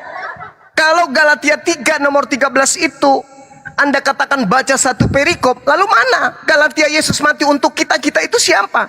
Anda tahu nggak Galatia itu ditulis untuk siapa? Hah? Surat Galatia itu ditulis untuk siapa? Anda tahu nggak? Anda tahu? Saya jawab. Ya, boleh. Silakan. Anda tahu Galatia itu ditulis untuk siapa? Galatia ini surat Rasul Paulus menulis kepada jemaat di Galatia. Galatia ialah kota. Kota di itu Galatia. Kota itu ada beberapa Sudah. Selesai. Saya cuma itu tanya. Berarti ketika Anda mengatakan Galatia dituliskan untuk jemaat yang ada di Galatia, berarti kita di situ bukan orang Indonesia. Belum paham juga. Yesus Kristus telah menebus kita. Kita di situ bukan untuk orang Indonesia. Yang ada di Galatia itu adalah keturunan Yakub. Makanya dikatakan jemaat-jemaat, karena Kristen belum berbentuk jemaat pada saat itu. Kristen belakangan muncul. Jemaat yang dimaksud itu adalah jemaat Yakub, keturunan Yakub yang tinggal di Galatia sana. Maka yang dikatakan Yesus Kristus telah menebus kita dari hukum Taurat. Hukum Taurat ini adalah hukum untuk keturunan Yakub. Maka kematian Yesus hanya untuk melepaskan keturunan Yakub dari hukum yang ada untuk dirinya. Hukum Taurat untuk Bani Yakub, kenapa justru dia nebus hukum Taurat untuk Kristen? Tak nyambung. Hukum Indonesia Undang-Undang 45 ketika dihapuskan, maka itu dihapuskan untuk rakyat Indonesia, bukan untuk rakyat Filipina, bukan untuk Amerika. Camkan itu. Maka ketika undang-undangnya mengikat hukum Taurat ini yang mengikat kemudian Bani Israel, maka ketika Yesus mati, katanya di atas tiang salib, maka dia mati untuk Bani Israel. Kalian Kristen dari mana asalnya? Kok muncul-muncul ikut-ikut nebeng di sana? Itu yang pertama. Yang kedua, saudara, hukum Taurat itu bukan kutuk. Justru orang yang tidak menjalankan hukum Taurat itulah yang terkutuk. Ulangan 27 nomor 26. Terkutuklah orang yang tidak menjalankan hukum Taurat ini dengan perbuatan. Dan semua bangsa itu harus berkata amin. Itu yang perlu Anda pahami. Jadi orang yang tidak menjalankan hukum Taurat terkutuk. Bukan kutuk. Hukum Taurat itu kutuk. Itu yang kedua. Yang ketiga, Anda tidak bisa kemana-mana. Yesus mati dengan jalan menjadi kutuk. Bukan menjadi mulia, menjadi kutuk. Dikarenakan apa? Dikarenakan nafsu syahwat orang-orang Romawi. Yesus itu tidak mati kutuk. Yang mati kutuk itu adalah orang yang diceritakan sebagaimana yang diambil oleh Paulus di dalam Galatia 3:13. Sebab ada tertulis, terkutuklah orang yang mati digantung di atas pohon. Siapa itu? Baca Ulangan 21 nomor 22 nomor 23. Ternyata orang yang digantung terkutuk di atas pohon itu adalah orang yang melakukan dosa yang sepadan dengan hukuman mati yang dikutuk oleh Tuhannya Elohim. Pertanyaan saya, dosa apa yang dilakukan oleh Yesus sampai dia dihukum mati setara dengan hukuman mati? Sampai dia digantung setara dengan hukuman mati, sampai dia dikutuk oleh Tuhan Elohim. Dosa apa yang Yesus lakukan? Ada yang bisa jawab dosanya Yesus? Silakan. Dikit Bang Juma. Yesus disalib karena mengaku sebagai Allah. Nah, itu hasil kesaksian palsu. Gini, buka Bang. aja Matius. Buka Matius. Kita lihat Baca sejarah, Matius Bang. 27 nomor 18. Pilatus mengatakan mereka menyerahkan Yesus untuk dibunuh karena dengki.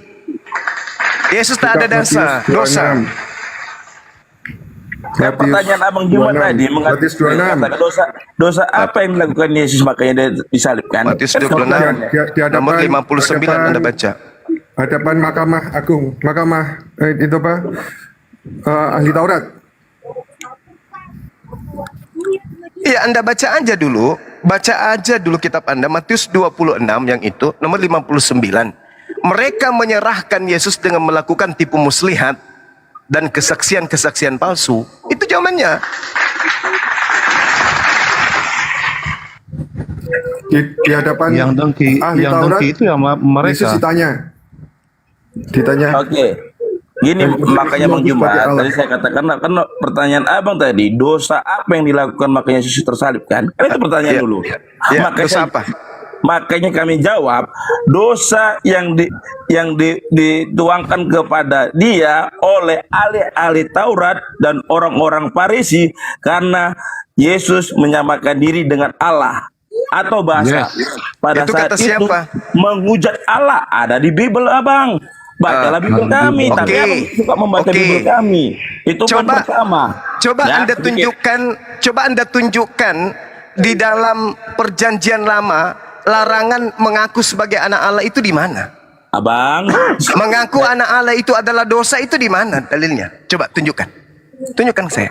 Gini Bang, dengar. Pertanyaan Abang kan saya jawab. Maka saya jawab. Pada ini ya, dengar. Mengapa Yesus itu disalibkan? Dosa apa yang dilakukan oleh Yesus yang sepadan dengan hukuman mati? Anda menjawab, dosa menghujat Allah karena mengaku sebagai anak Allah. Kalau itu kesaksian Yahudi betul, berarti ada dalilnya. Tuhan marah orang-orang mengaku sebagai anaknya. Mana dalilnya? Tuhan marah kalau orang mengaku sebagai anaknya. Di mana dalilnya tertulis? Imamat 24 ayat 16. Oke, kita baca. Siapa yang menghujat nama Tuhan, pastilah ia dihukum mati dan dilontari dengan batu oleh seluruh jemaah itu. Baik orang asli maupun orang Israel asli. Bila ia menghujat nama Tuhan, haruslah dihukum mati. Di mana orang yang mengaku sebagai anak bukan sebagai penghujat?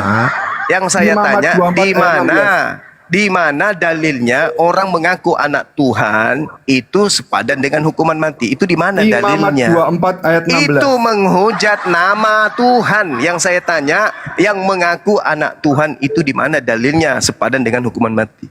Bukankah orang-orang Yahudi disebut sebagai anak-anak Elohim? Matius 26 ayat 65. Matius 26 bukankah ayat Tuhan 45. justru mengatakan inilah anakku, inilah anakku? Imam besar itu kesaksian palsu, itu kesaksian palsu.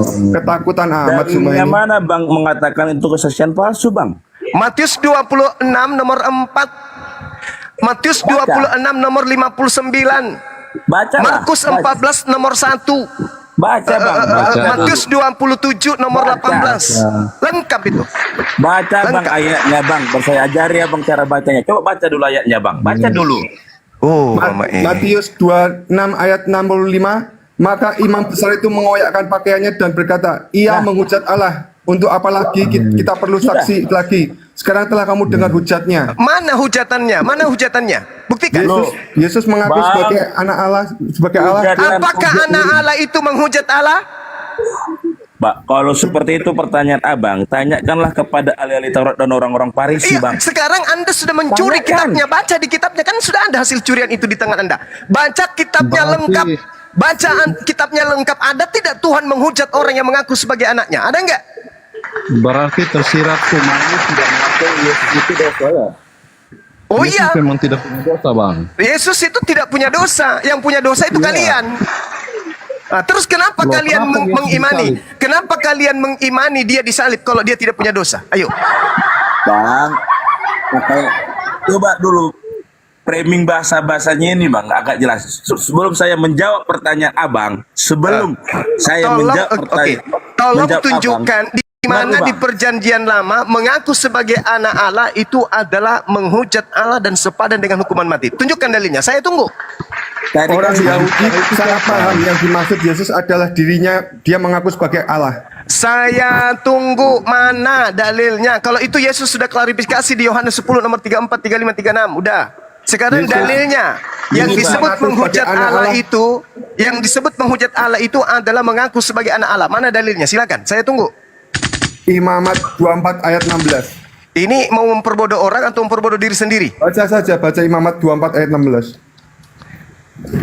Oke. Saya tidak mau membaca.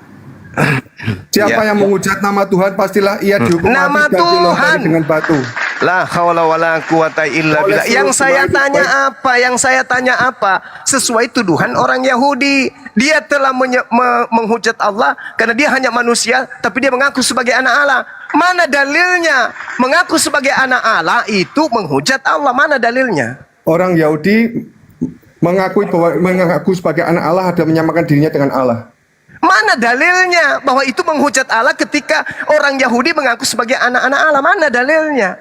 Mau abang tanya dalilnya, tanyakanlah kepada ahli-ahli Taurat karena bukankah kitabnya sudah Anda curi, sudah ada di Anda, sudah nempel di agama Anda, terjemahan kitab Yahudi itu sudah Anda ambil. Kenapa mesti tanya kepada mereka? Gini Bang, oke. Nggak ada dalil ya, nggak ada dalil. Oke, selesai.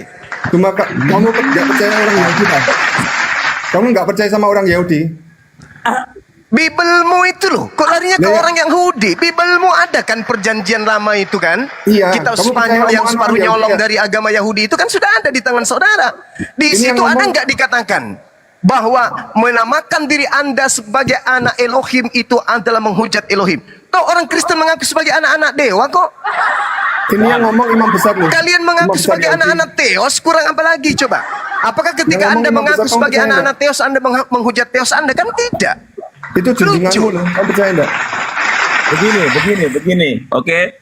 Sedikit saya kasih yang agak berisi sedikit lah ya, silakan. Oke. Saya agak tertarik dengan pernyataan Abang Juma tadi. Yang pertama mengatakan bahwasanya Yesus itu hukum Taurat itu untuk Bani Israel dan Yesus mati untuk Bani Israel, bukan untuk Indonesia. Kan begitu dia. Iya. Tapi ada baru yang kedua mengatakan bahwasanya ajaran kami itu Spanyol, separuh nyolong dari Yahudi, Israel. Itu fakta. Betul. Fakta. Oke, fakta juga yang perlu saya ungkapkan, Bang.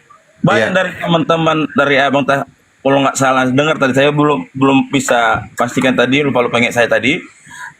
Dari pihak orang Abang mengatakan bahwasanya ajaran Islam ini pun juga ada juga Spanyol, Bang, separuh nyolong dari orang Israel dan hukum Tauratnya Israel, Bang. Harus kita sama-sama, Bang. Mengapa demikian saya katakan? Pertama, nabi yang sama-sama yang ke-25 nabi yang Abang apakan itu sama ada di nabinya Bani Israel. Jadi kalau dibilang bahasa supir, kalau sama-sama Spanyol jangan saling menikung, Abang. Kita akui juga di ajaran Abang juga Spanyol, Bang, separuh nyolong juga lo, Bang. Itu dia. Kenapa? Malah ditegaskan juga harus mempercayai kitab sebelumnya kan, Jabur, Taurat. Kenapa? Kenapa nggak dipakai gitu loh? Oke, kalau gitu tunjukkan. Kan gitu dia. Tunjukkan di dalam kitabnya umat Islam itu ada perjanjian lama. Tunjukkan di mana itu nempel, di belakang, di samping, kiri, kanan, atas, bawah. Saya katakan dari awal kami bersyukur. Kenapa saya kata demikian? Karena apa? Kitab kami berbahasa Indonesia yang bisa dibaca bebas, sedangkan Al-Quran hanya bahasa Arab yang harus pun juga ada kursusnya kayak pengajian. Jadi kalau udah cuman level nangis ganti aja pemainnya. Kalau cuma nangis, yang saya tanya di mana Yesus itu mendudukkan dirinya sebagai pendosa yang seperti dengan hukuman mati? Kan tidak ada. Kalian cuma curhat sana, curhat sini, bawa kemudian Imamat 24 dan seterusnya gitu. Ya karena sudah tidak rasional, sudah nggak masuk ke dalam inti pembahasan gitu loh. Kenapa tidak? Islam itu tidak ada mencuri kitabnya Yahudi, tidak seperti kalian. Mana di Islam ada kitabnya Yahudi bentuk terjemahan? Mana ada? Kalian itu pencuri. Iya betul, itu fakta, itu real. Gak bisa Anda bantah itu. Sekarang permasalahannya adalah Yesus itu yang Anda tanya. Yesusnya yang kita permasalahkan tadi ini. Yang Anda katakan bahwa Yesus mati terkutuk di atas tiang salib. Menjadi kutuk dia. Ya kan gitu. Waraka itu siapa, Bang? Nah, lari kemana-mana lagi. Ya, katanya abang nggak mencuri kitab Yahudi. Jadi Waraka itu siapa? Hadis itu ada ratusan ribu hadis, tapi tidak ada satupun imam-imam penulis hadis itu yang mengatakan bahwa kitab-kitab terdahulu itu separuh nyolong. Yang dimaksud dengan Injil itu adalah separuh nyolong, tidak ada. Kitab yang dimaksud Al-Quran itu, kitab para nabi itu Taurat, bukan perjanjian lama. Injil apa ini? Zabur bukan perjanjian lama. Oke. Injil bukan Bible, bukan surat Paulus. Injil itu adalah firman Tuhan yang datang kepada Nabi Isa, yang Nabi Isa sampaikan kepada kaumnya Bani Israel. Sedangkan kitab kalian itu adalah surat kabar yang dihasilkan dari hasil voting, dari hasil penyelidikan. Injil Isa di mana sekarang saya tanya? Injil Isa itu bukan diberikan kepada kami. Injil Isa itu diberikan kepada Bani Israel. Tanya ke mereka. Tanya ke mereka Bani Israel. Di mana? Tapi tanya kan ke mereka tertulis Bani di Israel. Iya, di Al-Quran mengatakan ini Abdullah. Tapi kenapa kau tidak mencari gitu loh? Wajalani nabiyan. Cupu. Kitab itu diberikan kepada Bani Israel, bukan kepada kami umat Islam. Kau minta ke kami. Lucu ente. Sekarang saya tanya balik. Di dalam kitab saudara dikatakan di Markus 1 nomor 14, Yesus kemudian berjalan di Galilea mengajarkan Injil Allah. Pertanyaan saya, mana Injil Allah yang Yesus ajarkan? Mana? Injil yang diajarkan Yesus itu mana?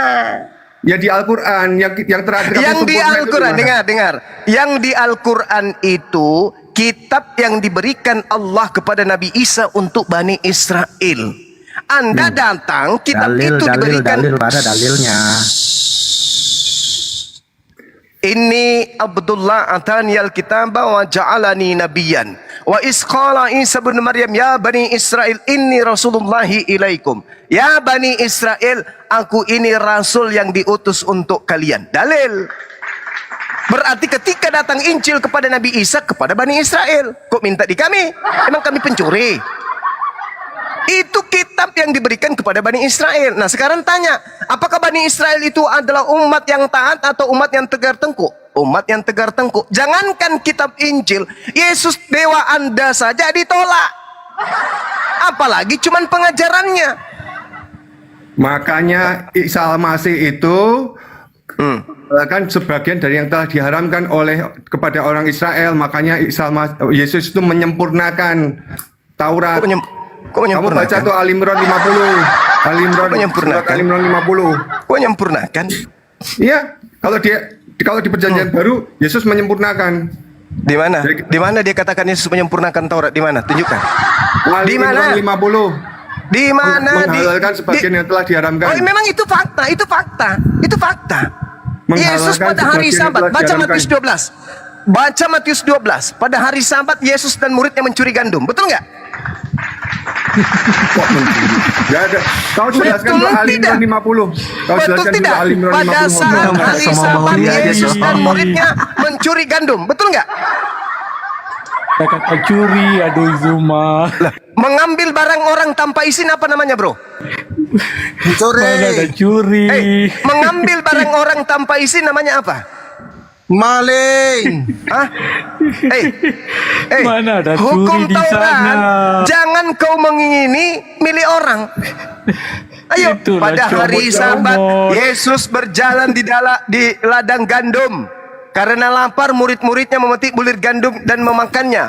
Melihat itu, berkatalah orang Farisi kepadanya, lihatlah murid-muridmu berbuat sesuatu yang tidak dibolehkan pada hari Sabat. Pertanyaan saya, ini bulir gandum ini milik siapa? Ada dia minta. Sama seperti keledai, curi keledai. Ada dia minta. Gak ada. Itu namanya pelukat. Ayo, buka Markus. Silakan. Ayo buka Markus. Silakan. Saya mau tanya nih Bang Juman nih. Tadi sudah. umat Bang Juma itu apa disunat gak ya? Jelas kami disunat. Oh, ikutin mila apa tuh Bang? Kami mengikuti mila Abraham disebabkan karena Al-Quran menjelaskan dalam surah Al-Baqarah orang yang membenci ajaran Nabi Ibrahim itu adalah pendusta, pembohong. Wa man yarghabu an millata Ibrahim illa man safiha nafsah. Orang yang membenci ajaran Nabi Ibrahim hanyalah orang yang memperbodoh dirinya. Dan sungguh kata Allah, kami telah memilih Ibrahim itu, dan sungguh di akhirat Nabi Ibrahim termasuk orang yang saleh. Wa innahu fil akhirati laminas salihin. Orang yang membenci ajaran Abraham adalah orang yang memperbodoh dan mempercupu dirinya. Ada di mana tadi? Ada di mana? Ada di Quran enggak? Ada? Al-Baqarah ayat 130. Al-Baqarah, baca coba. Wa may yarghabu an millata Ibrahim. Langsung terjemahannya aja, Bang. Illa man safiha nafsa. Orang yang membenci agama Ibrahim hanyalah orang yang memperbodoh dirinya sendiri. Kalau gitu kau Ya, di mana di situ sunatnya? Pakai apa? Sunatnya di mana di situ? Enggak ada di situ. Ajaran Ibrahim itu apa? Iya, emang sebatas sunat doang ajaran Ibrahim. Ajaran Ibrahim itu kurban hewan. Ajaran Ibrahim itu tauhid, menyembah satu Tuhan. Ajaran Ibrahim itu disunat umur 80 dengan pakai kapak. Kau umur berapa? Bukan disunat masalah pakai umur. apa? Ini bukan masalah umur. Ini bukan masalah kapak. Karena tidak ada perintahnya menyunat pakai kapak. Mana perintahnya? Sunatlah dirimu pakai kapak mana? Mana perintahnya menyunat pakai kapak? Mana? Satu-satunya milah Ibrahim adalah Mana disunat umur perintahnya 80 menyunat pakai kapak? Mana perintahnya menyunat pakai kapak? Perintahnya adalah Satu-satunya milah sunat. Ibrahim mengatakan disunat Perintahnya umur 80 adalah pakai kapak. sunat. Perintahnya adalah sunat. Iya, Tapi sunat. umur 80 pakai Kalian kapak. tidak sunat ikut siapa? Kutanya, kalian tidak sunat ikut siapa? Gagal dong itu Bang, apa ayatnya? Enggak lengkap. Kalian tidak Iya. sunat ikut siapa? Kalian ikut tidak sunat itu siapa yang kalian ikuti? Kutanya dulu. Yesus sunat. Abraham sunat. Kalian ikut siapa tidak sunat? Anjing sunat gak? Di kisah para rasul itu. Kutanya dulu, anjing sunat gak? Anjing kalau mau jadi muslim ya disunat lah. Nah, kutanya dulu, anjing sunat tidak? Kalau mau jadi muslim mualaf ya disunat. Anjing sunat tidak?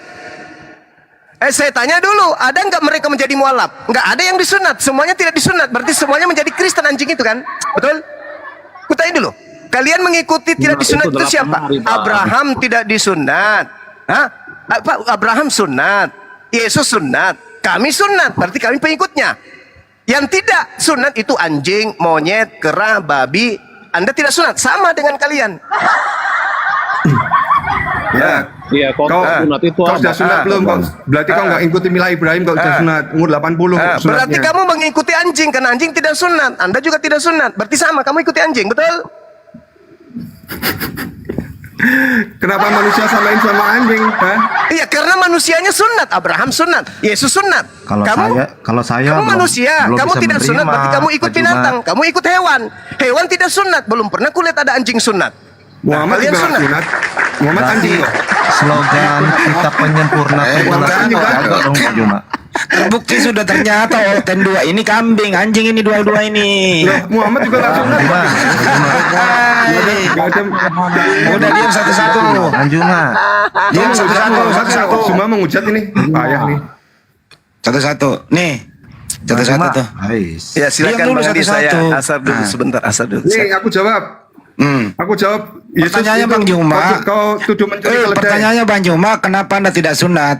Kenapa? Jawab. Ya, kenapa Bang Juma tidak sunat? Jawab, Bang Juma kau kenapa tidak ditanya, sunat? kau bertanya terus. Dari tadi kau bertanya ngejek-ngejek aja. Dari tadi kau nggak ada maksud niat diskusi. Sekarang kau ditanya, kenapa kamu tidak disunat? Apakah kamu mengikuti babi sama anjing tidak disunat? Jawab. Ngikutin Muhammad, boleh kan? Nggak bisa diskusi ini, Ros. Dari tadi ngejek. Nggak bisa diskusi. Ngejek terus. Sekarang bisa gitu ya, kenapa kamu nggak disunat? Jawab. Jawab. Dari tadi kau ngejek terus Bang Juma. Diskusi nggak mau serius. Hei. Kenapa kamu nggak disunat? Ngikuti babi sama anjing. Gue perhatiin dari bawah tadi, ngejek aja kerjaannya. Kalau ngejek aslinya kau itu, kalau menista ngejek andalan kau itu. Giliran ditanya balik, congor moncong babi kau itu nggak mau bicara itu kalau ditanya. Hei, kenapa kau nggak disunat? Ikut babi, ikut monyet, ikut anjing, atau ikut siapa? Jawab. Pada diam kau. Kenapa pada diam? Hei. Sabar Bang Andi, sabar. Giliran ngejek Bang Nyuma, giliran menista, menyebut Nabi saya sembarangan, ahlinya dia. Ditanya satu pertanyaan, emang kalian ini budak-budak Belanda ini? Diisi kepalamu itu hanya untuk menghujat. Dasar pemakan babi. Ditanya Sabar, satu Bang. pertanyaan, jangan Sabar Bang, sabar. Sabar. Harus diskakmat gitu loh, Ustaz. Romo.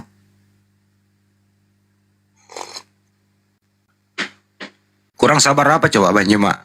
Menjawab semua pertanyaanmu. Maupun di balik itu semua kau menghujat, menghina gitu. Kenapa mereka tidak sunat? Karena mereka ikut Paulus, tidak ikut Yesus. Salah itu. Mereka tidak disunat ini karena mengikuti babi, mengikuti anjing. Karena babi dan anjing tidak disunat. Itu.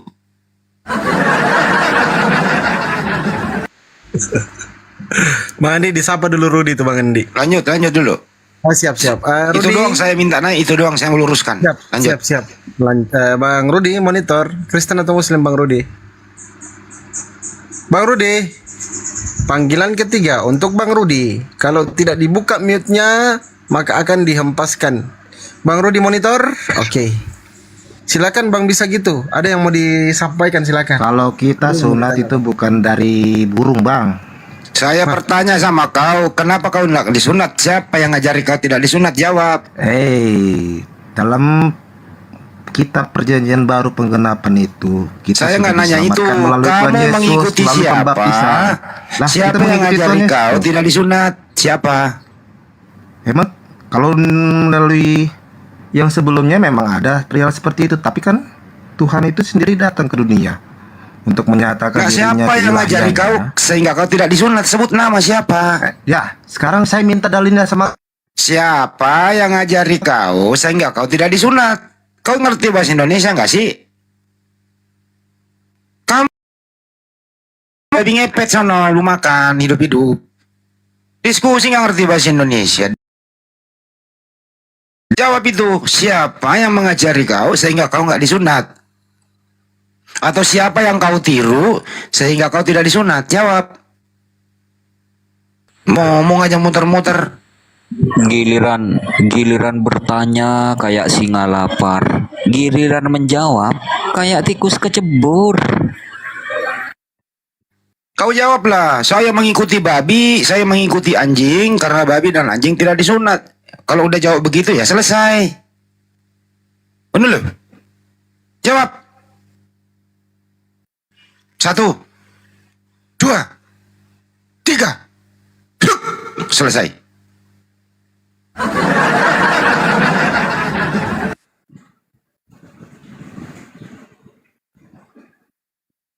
Baik, sang pengembara ini Kristen atau Muslim? Sang pengembara. Mute terus, mute. Yesus disunat itu hari ke-8.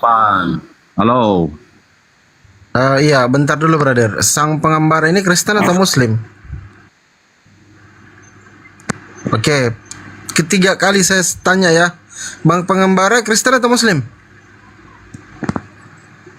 Lanjut. Silakan Bang Wan dialog sama Ustadz Tata, silakan. Jelaskan kepada kami kenapa. Iya, silakan brother. Kalau ajarannya manusia harus disunat. Silakan Bang Wan dijawab Bang Wan. Kenapa Anda tidak? Siapa yang Anda ikuti sehingga Anda tidak disunat? Jawab Bang, silakan. Kami tidak menyunat karena kami sunat hati. Kami tidak ada urusan dengan sunat-sunat. Siapa yang mengajari Anda tidak sunat kulub? Siapa yang mengajari Anda? Silakan. Yesus sunat. Wajibnya itu dari mana? Anda tahu itu dari mana? Ya. Hari ke-8 Yesus sunat. Kalian Saya hari nggak keberapa? tanya itu. Anda kan tidak disunat nih. Anda mengikuti siapa sehingga Anda tidak disunat? Bukan masalah sunat atau enggak sunatnya, Mas. Saya nggak nanya itu. Anda kan tidak disunat. Siapa yang Anda ikuti sehingga Anda tidak Rumah nggak disunat? sportif nih room ini, dikit di mute. Siapa yang Anda ikuti? Takut apa gimana sih? Siapa yang Anda ikuti sehingga Anda tidak disunat? Jawab aja. Saya di mute terus ini. Ya dijawab Bang, silakan Bang dijawab. Cuma ini tidak ada sportif ini. Saya dari tadi pun kayak gitu. Ya kalau nggak host, tahan. ayo bisa dong sportif. Dari tadi mereka terus bagian ini. Ya gimana sih? Jangan nangis, dijawab aja. Taurat itu mengisyaratkan. Saya nggak nanya sunat itu Taurat. ke-8.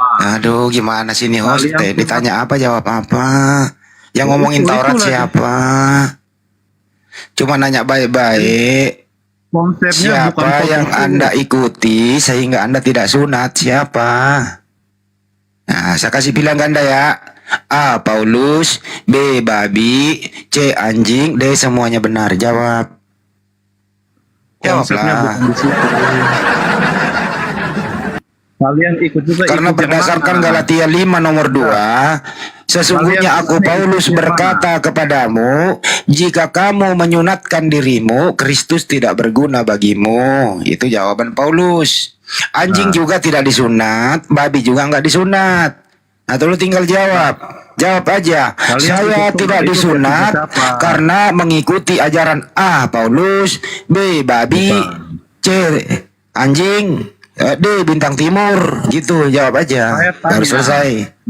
Ya, saya tanya ya. Kau bertanya aja, kau jawab dulu ini pertanyaanku. Nggak bisa kau lepas. Siapa yang kau ikuti sehingga kau nggak disunat? Jawab. Kalau versinya Nabi Isa atau Yesus sunat pada hari ke-8. Kalian Saya nggak nanya itu host, gimana? Nggak ngerti bahasa Indonesia. Ini gimana sih? Aduh, kendalikan dulu host. Nggak ngerti bahasa Indonesia dia. Tadi kan sudah dijelaskan. Dengar dulu, dengar. Tenang, Tadi sudah dijelaskan. Tenang semua satu-satu. Bang bisa gitu satu-satu. Ya, tadi sudah Saya izin dijelaskan. dulu. Bang Scorpio ini Kristen atau Muslim Scorpio ini?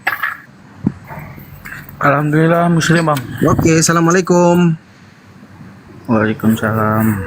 Silakan yang Ayo. Kristen naik ya teman-teman ya. Jangan dulu Muslim naik. Kasih kesempatan teman-teman Kristen.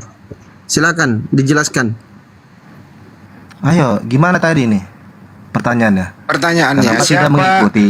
Pertanyaannya siapa yang Anda ikuti sehingga Anda tidak disunat? Silakan. saya tidak ikuti Sunat itu siapa-siapa. kan. Ya tidak. Oke, kalau iya. begitu siapa yang Ngapain ngajari ngikutin? Anda? Siapa yang ngajari Anda sehingga Anda tidak disunat? Kalian juga ikut. Ya kalau ikut mengajari siapa apa sunat segala itu? macam, kita namanya menyunat hati, Bos. Saya nggak nanya sunat hati. Nah iya kayak gitu. Itu kan kita kan Yahudi. Kita udah lah. Kalau kita bukan Yesus sunat itu kulub lagi kita. Yesus itu disunat kulubnya 8 hari. Kenapa Anda tidak disunat kulub? Siapa yang mengajari Anda tidak disunat kulub? Siapa? Ya udah, sekarang saya tanya kau bilang jangan kan. nanya, jawab. Ya. Siapa yang mengajari Anda sehingga Anda tidak sunat kulub? Siapa? Jawab. Sama juga. Kalian ikut ajaran siapa? Aduh, nggak bisa diskusi nih, Os. Gimana ini? Sunat pada hari ke-8. Saya nggak Kalian nanya sunat itu. pada hari ke-berapa? Yesus itu disunat. Kenapa Anda nggak disunat? Siapa yang ngajari? Poinnya hari ke-8. Hari ke-8 ini mau main-main hari doang. Iya. Senin, Selasa, Rabu, Kamis. Anak SD. Kalian ikut ajaran Yesus. Di mana dalilnya Yesus menyuruh kita untuk menyunat? Di mana? Ya, jadi siapa yang Anda ikuti sehingga Anda tidak disunat? Siapa yang Anda ikuti? Jawab Kalian aja juga itu tidak doang ikuti kok. siapa-siapa. Yesus Masalahnya itu. kalian juga tidak ikuti siapa-siapa. Iya. Kau berdua aja ngomong berdua sih, itu nggak nyambung. Malu-malukan lo kau sebagai Kristen sini. Malu lo. Nah, kalian juga tidak ikuti kok. Kalian Siapa klaim-klaim yang jadi Anda ikuti dulu? Gimana? Ditanya baik-baik, oi. Iya Bang Saya Arabra kasih, ini. apa saya kasih pilihan ganda? Kamu tidak disunat karena A. ajaran Paulus, B. ikuti babi, ikuti anjing, ikuti bintang timur. Jawab. Lucifer, Bang Arabra ini Kristen atau Muslim Bang Arabra? Alhamdulillah Saya Muslim, ikut Bang. Nabi Ya, Muhammad. assalamualaikum. Waalaikumsalam. Halo, saya ikut Oke, Nabi Muhammad, makasih ya. tidak disunat. Nah, ini nggak bisa diskusi nih, ikuti Nabi Muhammad katanya. Iya, karena Nabi Muhammad tidak disunat. Mana datanya Nabi tidak disunat? Ya, tunjukkan sudah. Nah, itu nggak bisa Dalil, diskusi dalil. nih.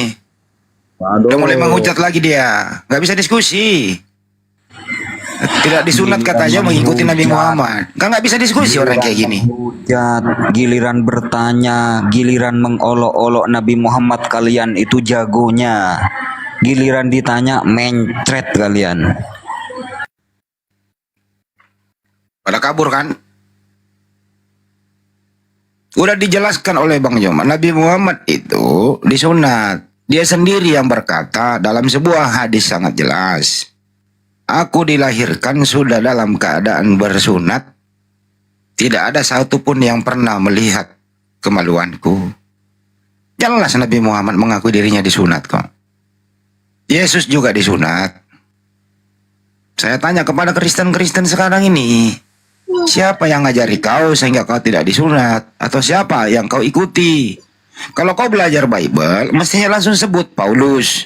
Karena Paulus berkata di Galatia 5 nomor 2, sesungguhnya aku Paulus berkata kepadamu, jika kamu menyunatkan dirimu, Kristus tidak berguna bagimu.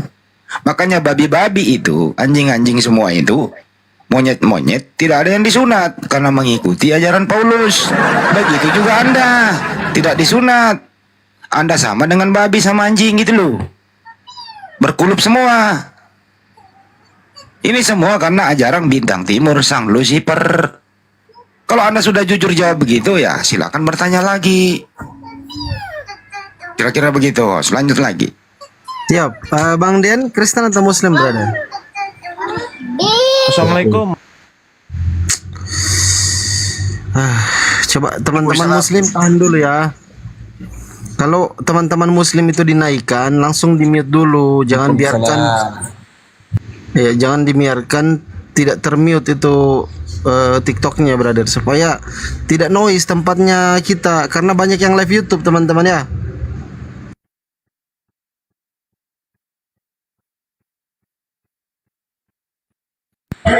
Bang Handi, berarti clear ya, mereka itu adalah pengikut Paulus, bukan pengikut Yesus. Tepuk tangan, host. Iya, kulupnya sama dengan kulupnya para babi dan anjing guguk gitu. Karena babi dan guguk juga tidak disunat, termasuk nyemot. Gitu. Giliran menghujat, menghina, melecehkan Nabi Muhammad, oh jagonya. Giliran ditanya, mencret kalian, mencret. Romo, di mute aja dulu Romo ya, noise sekali Romo. Ini yang baru naik Kristen dulu Romo ya, noise. Yang baru naik itu siapa tuh? Kristen atau Muslim bro, silakan dibuka mute-nya. Bro, Kristen atau Muslim? Giliran menghujat, ya Nabi kita dihujat, ahlinya dia.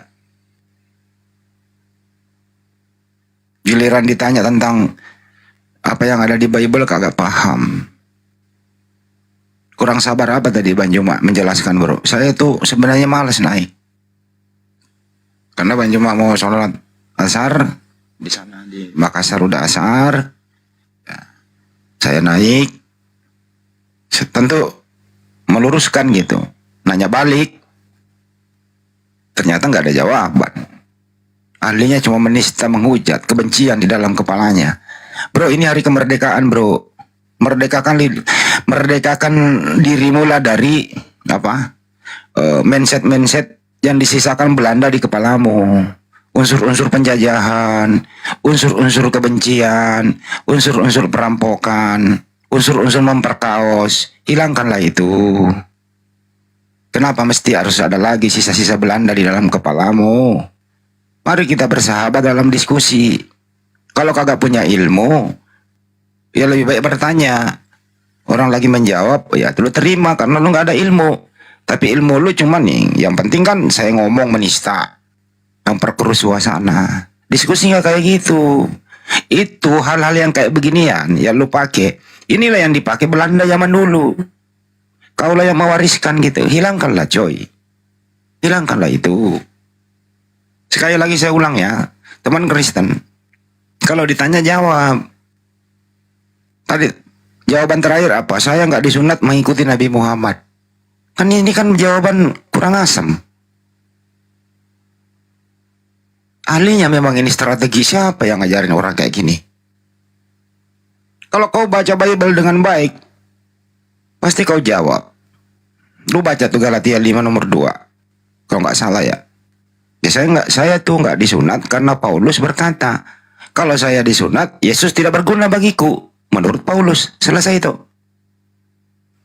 Jadi kulup Anda itu sama dengan kulup ya babi sama guguk. Akui aja gitu loh. Gak ada masalah. Tapi jawabannya apa coba? Jawabannya provokatif. Jadi pasukan-pasukan kayak gini memang udah direkrut teman-teman. Ini mereka ini direkrut, disebarkan ke komal-komal muslim untuk memperkeruh suasana. Jadi ini pasukan-pasukan begini tuh ada komandannya. Siapa komandannya? Adalah Bintang Timur. Bintang Timur ini merekrut orang-orang supaya kalian itu semua sebenarnya ajaran Bintang Timur ini jangan hidup damai. Ciptakan suasana di muka bumi ini yang tidak kondusif. Itulah komandan mereka ini adalah Bintang Timur. Itu Bos, lanjut. Baik, silakan kalau ada teman-teman Kristen typing dulu di bawah ya. Saya Kristen Bang. Biar saya naikkan ya. Teman-teman Kristen di typing dulu, saya Kristen. Ini tema ini keren loh ini, tema hal pengajaran sesat. Silakan teman-teman Kristen kalau mau naik menanggapi atau mau membantah silakan. Kirim permintaan di typing ya. Ustadz Alif monitor Ustadz, itu belum jadwal sholat kayaknya Ustadz Alif itu. Belum. Lanjut. Siap. Saya mau nanya Ustadz Alif, kenapa Anda disunat? Ikuti Bintang Timur, Ustadz. Enggak.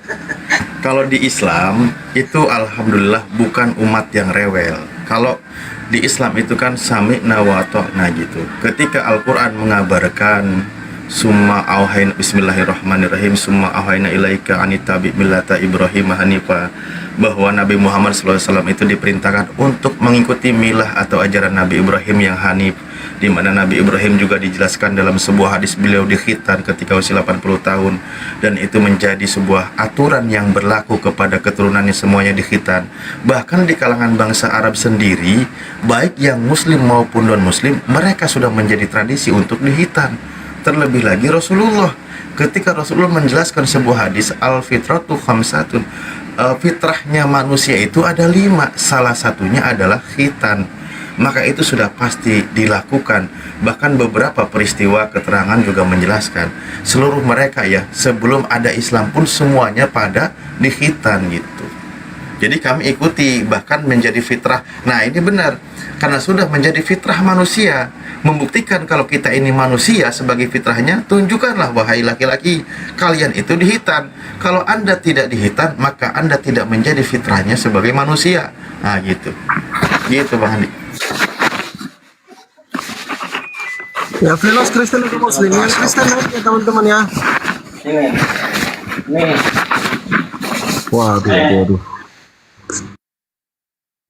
Ya silakan teman-teman Kristen kalau sudah typing kirim permintaan naik kalau sudah typing. Ada tadi yang naik gitu ya katanya Kristen, silakan kirim permintaan kembali. Bang Velos Kristen atau Muslim Bang Velos?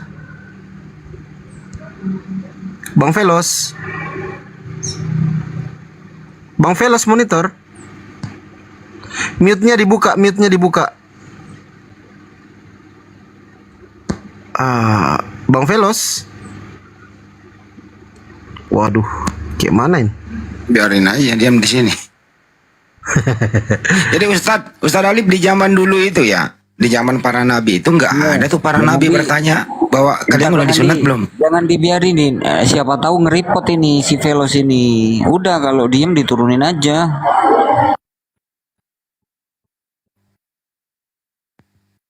Panggil lagi host si Velos. Selamat sore.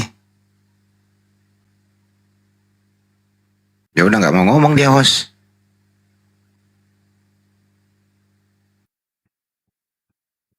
Jadi di zaman dulu itu nggak ada yang mempersoalkan masalah sunat ya Ustaz Ali, Pak. Di zaman sekarang aja ya. Gak ada, justru itu. Zaman Rasulullah itu gak ada yang mempermasalahkan sunat. Musuh-musuh Rasulullah itu gak ada yang membahas sunat. Orang mereka juga sama-sama bersunat kok.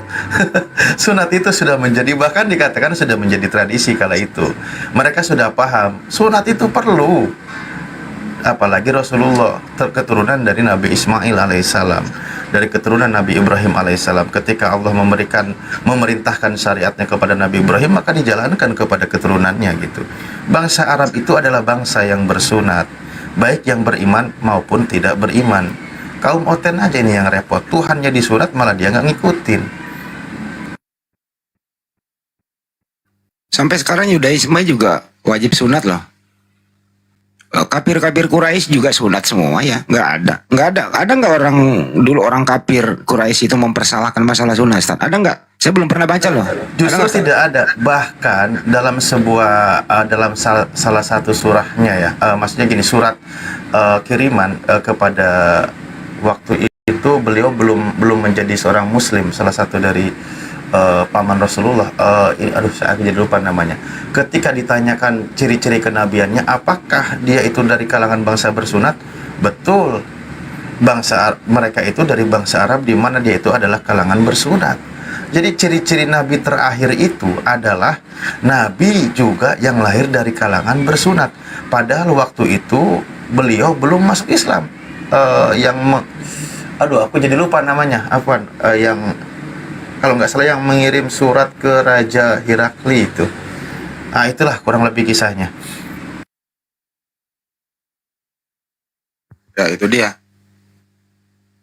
Tapi kalau sekarang di zaman sekarang ini kok ada yang mempermasalahkan sunat itu apa ya kira-kira ya? Pengaruh apa ya kira-kira ya? Ustaz? Karena mereka itu sudah terdoktrinkan dengan sunat hati. Kalau sudah sunat hati, udah cukup, nggak perlu sunat kulubnya gitu kan. Itulah mereka. Ya sudah repot, mungkin karena malas atau apa. Tapi ya di antara mereka juga ada kata yang sunat. Tapi ya kata Paulus, barang siapa yang menyunatkan dirimu, Kristus tidak berguna. Terombang ambinglah dia dalam sebuah keadaan. Makanya satu-satunya jalan adalah nyerang ajaran Islam. Woi, kalian tidak bersunat juga. Kalian tidak ada perintahnya sunat. Nah ini lucu mereka itu. Bayangkan saja, tidak ada di Al-Quran kalimat langsung perintah khitan, hanya dijelaskan oleh Rasulullah, dan ayatnya tersirat di dalam Al-Quran. Umat Islam semuanya taat, semuanya bersunat, karena itu bagian dari syariat. Orang Rasulullah menyampaikannya sudah jadi fitrahnya kita sebagai manusia, kita nggak mau dikatakan jadi bukan fitrah manusia, makanya kita bersunat. Apalagi sunat itu menjadikan syariat sebagai salah satu dari kebersihan, di mana ketika kita kalau sholat, tidak boleh masih ada sisa air seni, sehingga kalau masih ada menetes, apalagi ke dalam pakaian kita yang kita pakai, itu menjadi batal sholat. Nah itulah ajaran di dalam Islam. Bang Handi, ya. Kalau nggak sunat bau nggak bang? Bau sangit, bau minyak rem.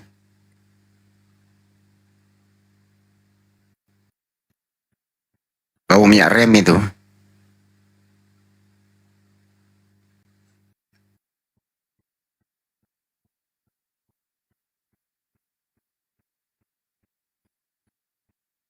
Tunggu dulu ya, aku lanjutin dulu sebentar, Ros. Aku balas WA dulu.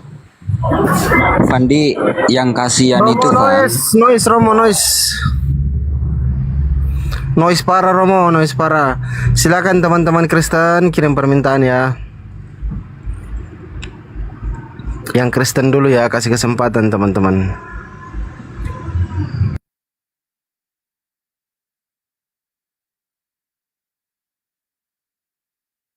Ya, silakan. Ada teman-teman Kristen, silakan naik bertanya aja silakan. Kalau ndak mau didiskusi, ndak mau dialog, naik bertanya saja silakan teman-teman Kristen. Kebetulan Ustadz Alif sudah standby untuk membahas soal sunat atau pengajaran sesat. Silakan teman-teman Kristen.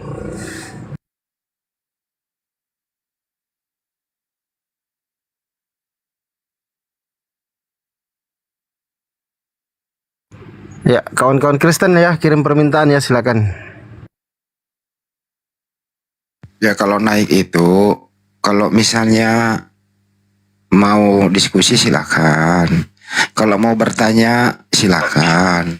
Tapi jangan ada unsur kebencian, karena aku tabok balik. Selamat sore, Gitu. salam silaturahmi, salam. Iya, selamat sore, NKRI. brother. Selamat sore. Boleh mau bertanya nih bang? Boleh bang, silakan. Kalau Muhammad sunat nggak? Udah dijelaskan di sunat. Di kitab mana? Di Injil mana? Di dalil mana? Kalau ada tamu alap, tak bisa mualaf. Jangan usah Itu berjanji aja kayak gitu pertanyaan. bang. Nanti dikasih nanti jangan mualaf terpaksa bang. Silakan Ustaz Alif. Kalau Muhammad bisa ada sunat di Al-Quran, saya bisa minta dalilnya ada nggak? Iya ya. Udah bertanya ya, tinggal dijawab, oke? Ya silakan. Tadi itu sudah dijelaskan berkali-kali. Rasulullah SAW itu dari keturunan Nabi Ismail alaihissalam dan terhubung kepada Nabi Ibrahim alaihissalam, di mana diperintahkannya Rasulullah agar mengikuti ajaran Nabi Ibrahim. Surah An-Nahl ayat 123, Bismillahirrahmanirrahim, summa auhayna ilaika anittabi millata Ibrahim hanifa. Artinya Allah mewahyukan kepada Nabi Muhammad apa? Kami wahyukan kepadamu wahai Muhammad, ikutilah milah atau agama Nabi Ibrahim sebagai agama yang hanif dan tidak termasuk orang-orang yang musyrik. Ajaran Nabi Ibrahim adalah ajaran berkhitan atau bersunat. Maka terhubung kepada Rasulullah itu sebagai manusia yang dikhitan. Bahkan saya bilang bukan hanya orang yang beriman yang dikhitan. Pada zaman Nabi Muhammad SAW sampai zaman sebelumnya, manusia bangsa Arab itu semuanya berkhitan, semuanya disunat. Itu sudah sangat jelas. Yang saya ingat tadi itu adalah yaitu Abu Sufyan ketika menjadi utusan, dia mengirim surat kepada Raja Heraklius. Di antaranya apa ciri-cirinya? Dia itu adalah orang yang dikhitan, dari bangsa yang berkhitan, yaitu dari bangsa Arab. Nah, itu sudah sangat jelas. Lalu Nabi kami mensyariatkan, menjelaskan bahwa fitratul insan khamsatun, fitrahnya manusia itu ada 5. Salah satunya adalah al-khitan, yaitu disunat. Begitu Pak. Makasih, udah cuma itu pertanyaan aku. Oke, aku turun. Oke, nggak usah turun Pak. Sabar dulu, sabar. Begini Pak, saya juga punya satu pertanyaan untuk Anda. Kira-kira Nabi Musa itu bersunat atau tidak? Tidak. Hah? Tidak. Dia yang mengajarkan khitan, kau katakan malah dia tidak bersunat. Dalilnya di mana? Oh, berarti karena tidak ada kalimatnya lalu Anda katakan dia tidak disunat? Tidak disunat. Oke, baik. Wah, ini lucu ini. Ini lucu ini. Abraham ditanya, Abraham. Nah, kalau Abraham pakai dalil lah. Kalau Abraham disunat atau tidak? Tidak. Aduh, Mak, parah ini mah. Ini orang mana sih? Ini nggak ada dalil, nggak ada dalil apa-apa. Ini nggak dari mana ini sebenarnya?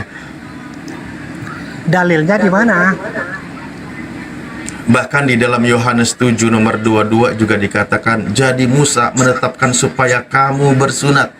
Sebenarnya sunat itu tidak berasal dari Musa, tetapi dari nenek moyang kita. Dan kamu menyunat orang pada hari Sabat. Kalau Yesus sunat karena mengikuti apa? yaitu perjanjian Tuhan dengan Abraham di kitab Kejadian itu Ustaz, juga tanya dia, dijelaskan. tanya dia, Ustaz. Yesus disunat mengikuti siapa, bro? Nah itu. Dia mengikuti adat istiadat. Enggak, ini oten bukan sih? Enggak apa-apa, biarin aja. Adat istiadat. Adat istiadat siapa? Nah, misalnya dia kalau masuk di misalnya di kampung nih, desa, kau berdiam di situ harus mengikuti adat di situ. Jadi bukan berarti harus disunat keseluruhannya, karena ada sudah dinubuatkan itu. Adat istiadat siapa dia ikuti, bro? Yang dimaksud dia di apa itu? Kota apa itu, negara apa itu? Nih, Pakistan. Mana ada Pakistan? Oh, terus apa? Burundi, bukan Burundi. Yahudi. Oh, Tahu kan? Yahudi, kirain Burundi. Itu mengikuti adat. Kalau Yesus itu Tuhan ya nggak, bro? Tuhan, karena dia memang Tuhan. Tapi tidak ada tertulis dia Tuhan. Kenapa dia Tuhan? Dia itu satu hakikat. Katanya tadi Anda bilang kalau tidak tertulis nggak bisa diikuti. Kan Yesus nggak pernah berkata aku Tuhan, kok diikuti? Malaikat yang mengatakan dia mulai ngaco di sini nih. Mulai kalau masalah Tuhan harus dikarang-karang. Ustaz Alif maju. Tuhan itu hanya satu, bukan tiga. Nih, Pak Bendera. Itu firman. Di dalam Firman kitab Allah. Kejadian. Nah, Itu ini firman saya baca dulu ya, saya baca dulu sedikit ya. Di situ dikatakan dan orang yang tidak disunat, yakni laki-laki yang tidak dikerat kulit selatannya, maka orang itu harus dilenyapkan dari antara orang-orang sebangsanya. Ini telah mengingkari perjanjianku. Ia telah mengingkari perjanjianku. Yang tidak bersunat itu harus dilenyapkan. Oke, tapi nggak apa-apa lah. Memang Kristen itu ajarannya suka-suka. Kembali aja tadi ke Tuhan. Apa? Orang kau ini jawabannya aja suka-suka dari tadi, percuma bawa dalil. Udah ngobrol kosong aja. Kenapa malah kau bilang Yesus itu adalah Tuhan tadi? Ayo, coba. Apa alasannya? Yesus memang adalah Tuhan. Mulai dia sendiri. Yesus adalah Tuhan. Yang dilahirkan Iya, oleh Bunda Maria itu Tuhan. Namanya Tuhan itu bisa menjadi apa? Bukan namanya Bisa manusia. menjadi apa? Apa saja dia mau jadikan. Apa saja dia mau jadikan. Dia jadi manusia namanya Yesus. Ya iya, manusia bisa. Bisa dibunuh juga. Manusia itu manusia mulia. Makhluk mulia. Yang bisa Makhluk mulia apa Tuhan? Jadi makhluk apa Tuhan nih? Aduh, ya Allah, manusia benar gitu lagi. susah menjelaskan, Bos. kalian nggak pernah paham. Kalau Kristen itu pandai-pandai semua. Nah, coba pandainya gimana? Yesus adalah makhluk yang dituhankan gitu ya? Yesus adalah makhluk mulia yang dituhankan oleh orang Kristen, begitu? Dia memang Tuhan. Tuhan itu sendiri. Katanya tadi makhluk. Makhluk itu ciptaan. Yang menjadi manusia. Sekarang pertanyaan saya. Ya, pertanyaannya Ada lagi. Muhammad. Tuhanmu siapa? Allah Namanya Subhanahu wa Ta'ala. Siapa? Allah banyak. Namanya Allah. Banyak. Banyak. Malah ngarang lagi. Mengalahkan siapa? Allah cuma satu. Allah itu hanya Esa satu, nggak ada yang lain selain Dia. Ya ini akibat dari ajaran doktrin di Indonesia, dari terjemahan, jadinya kayak gini nih. Namanya siapa? Alamu siapa namanya? Allah itu nama. Korban LAI ini tak. Iya. LAI. Coba gini, saya punya satu ini bahasa Indonesia yang baik ya. Dalil lah, pakai dalil. Iya, ini pakai dalil bahasa Indonesia. Di depan saya ada orang Hindu. Pertanyaan saya kepada mereka, yang bagus, yang benar itu siapa nama Tuhanmu atau siapa nama Allahmu, coba. Yang benar itu pertanyaannya. Tuhanku adalah Yesus itu sendiri. Iya, kuceluk. Kalau saya bertanya sama orang Hindu, pertanyaan yang benar sesuai dengan kaidah bahasa yang benar, pertanyaan yang benar itu siapakah nama Tuhanmu atau siapakah nama Allahmu, coba. nama Allah saya Yesus. Yesus sendiri. Astagfirullahaladzim. Kalau bertanya sama orang Hindu, ini lama-lama saya cubit ginjalnya loh. Ada tang nih samping saya nih.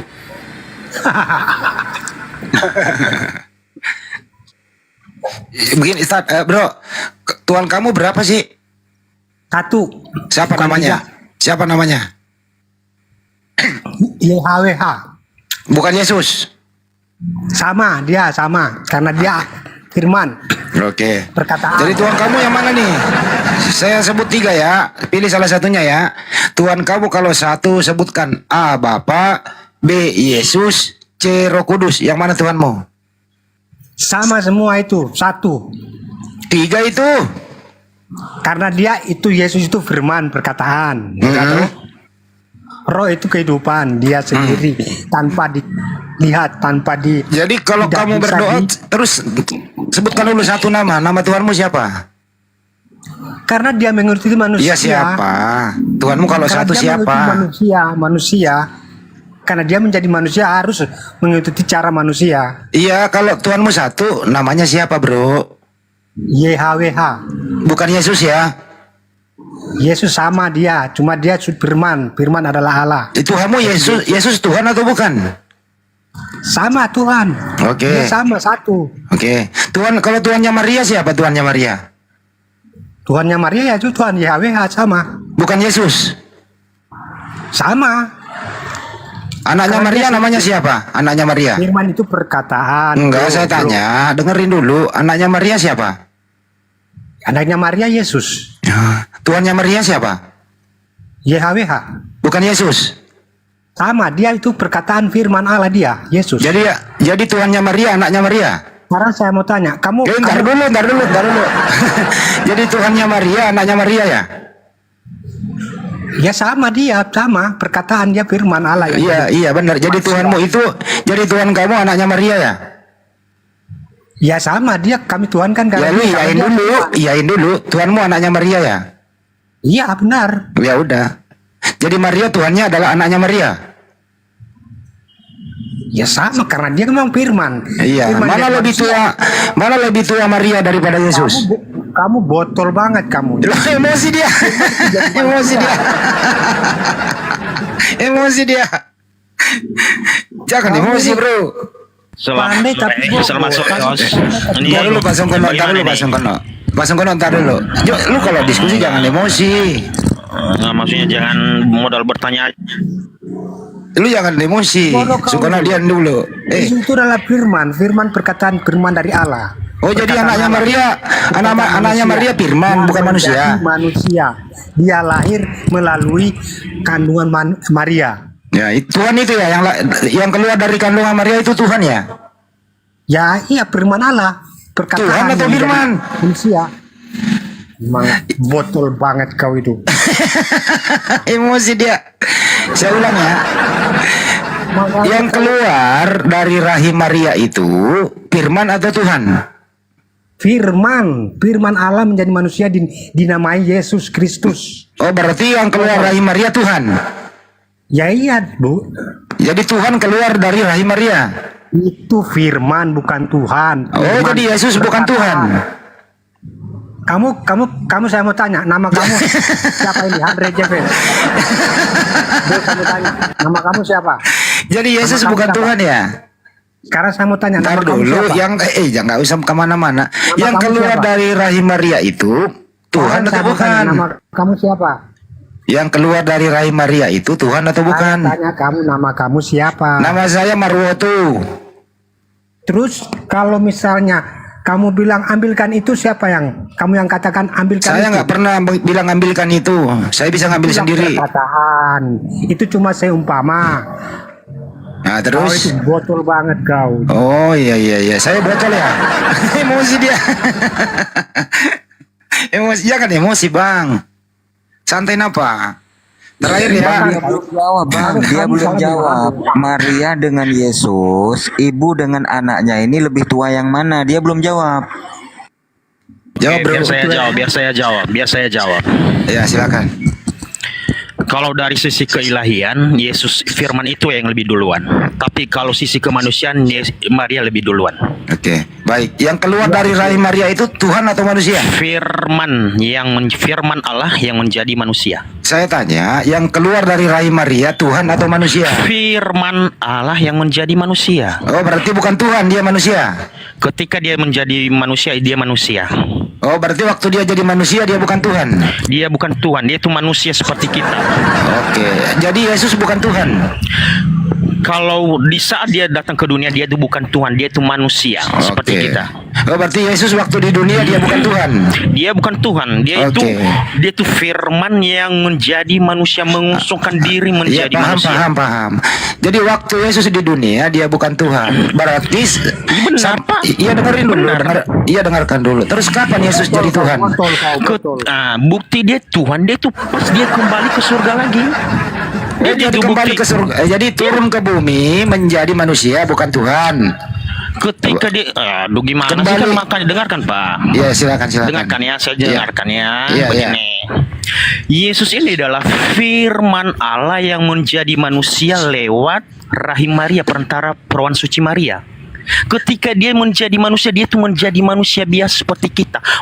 Yang kalian katakan makan ikan goreng, berak segala macam, iya kan sebagai manusianya. Tapi di dalam kemanusiaan itu ada kelahiannya. Yang matinya itu adalah manusia. Bukti dia Tuhan, firman itu, dengarkan dulu Pak. Bukti dia Tuhan, dia itu kembali ke surga lagi. Seperti semuanya, firman itu kembali ke surga. Panjang banget. Waktu Yesus di muka bumi ini, dengerin baik-baik ya. Waktu Yesus di muka bumi ini, dia itu manusia saja atau dia Tuhan juga? Jawab.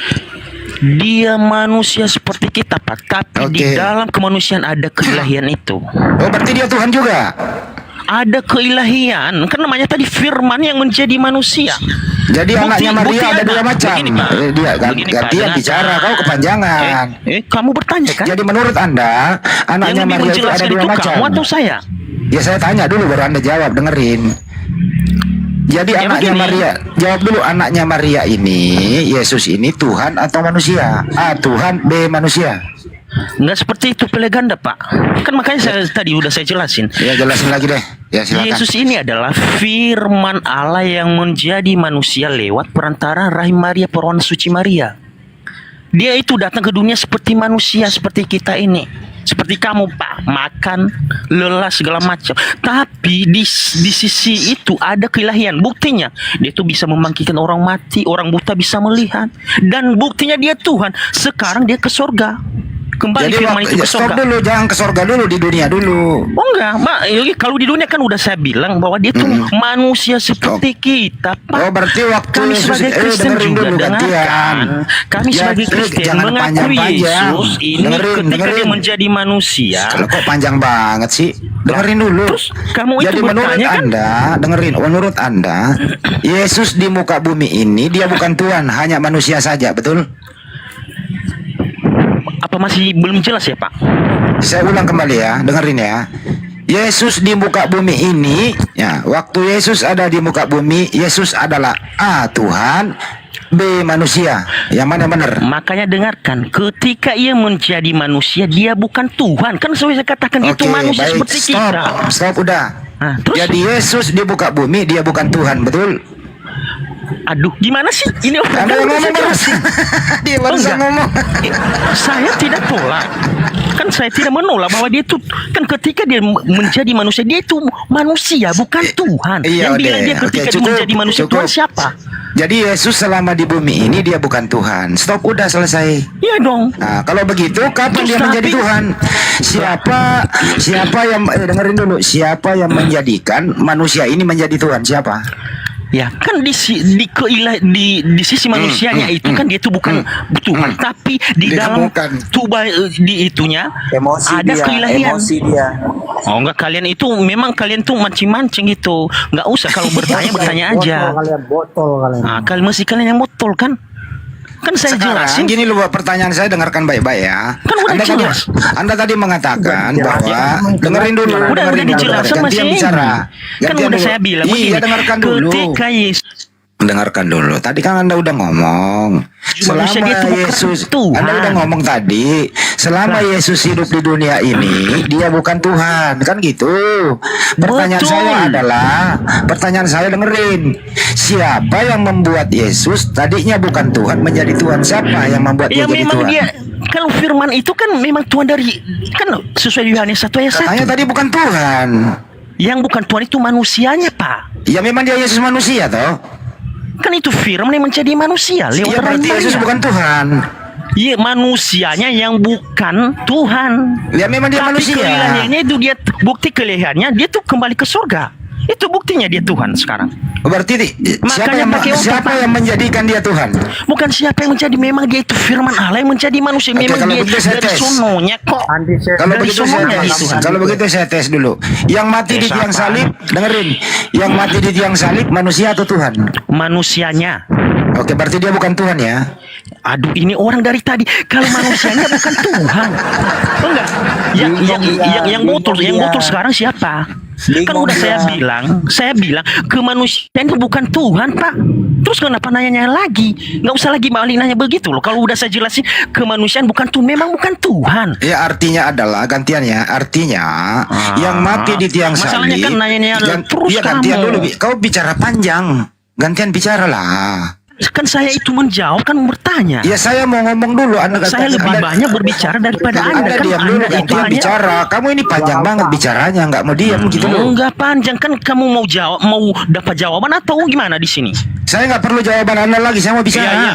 Oke, untuk apa kau bertanya kalau begitu? Saya nggak nanya Anda, saya mau bicara. Kamu udah terpojok loh, ketika kamu begitu kelakuan kalian. Oke, bisa saya bertanya di sini? Bentar dulu, saya dulu belum ngomong. Tuh kan inilah modal kalian. Ketika saya bertanya nggak bisa.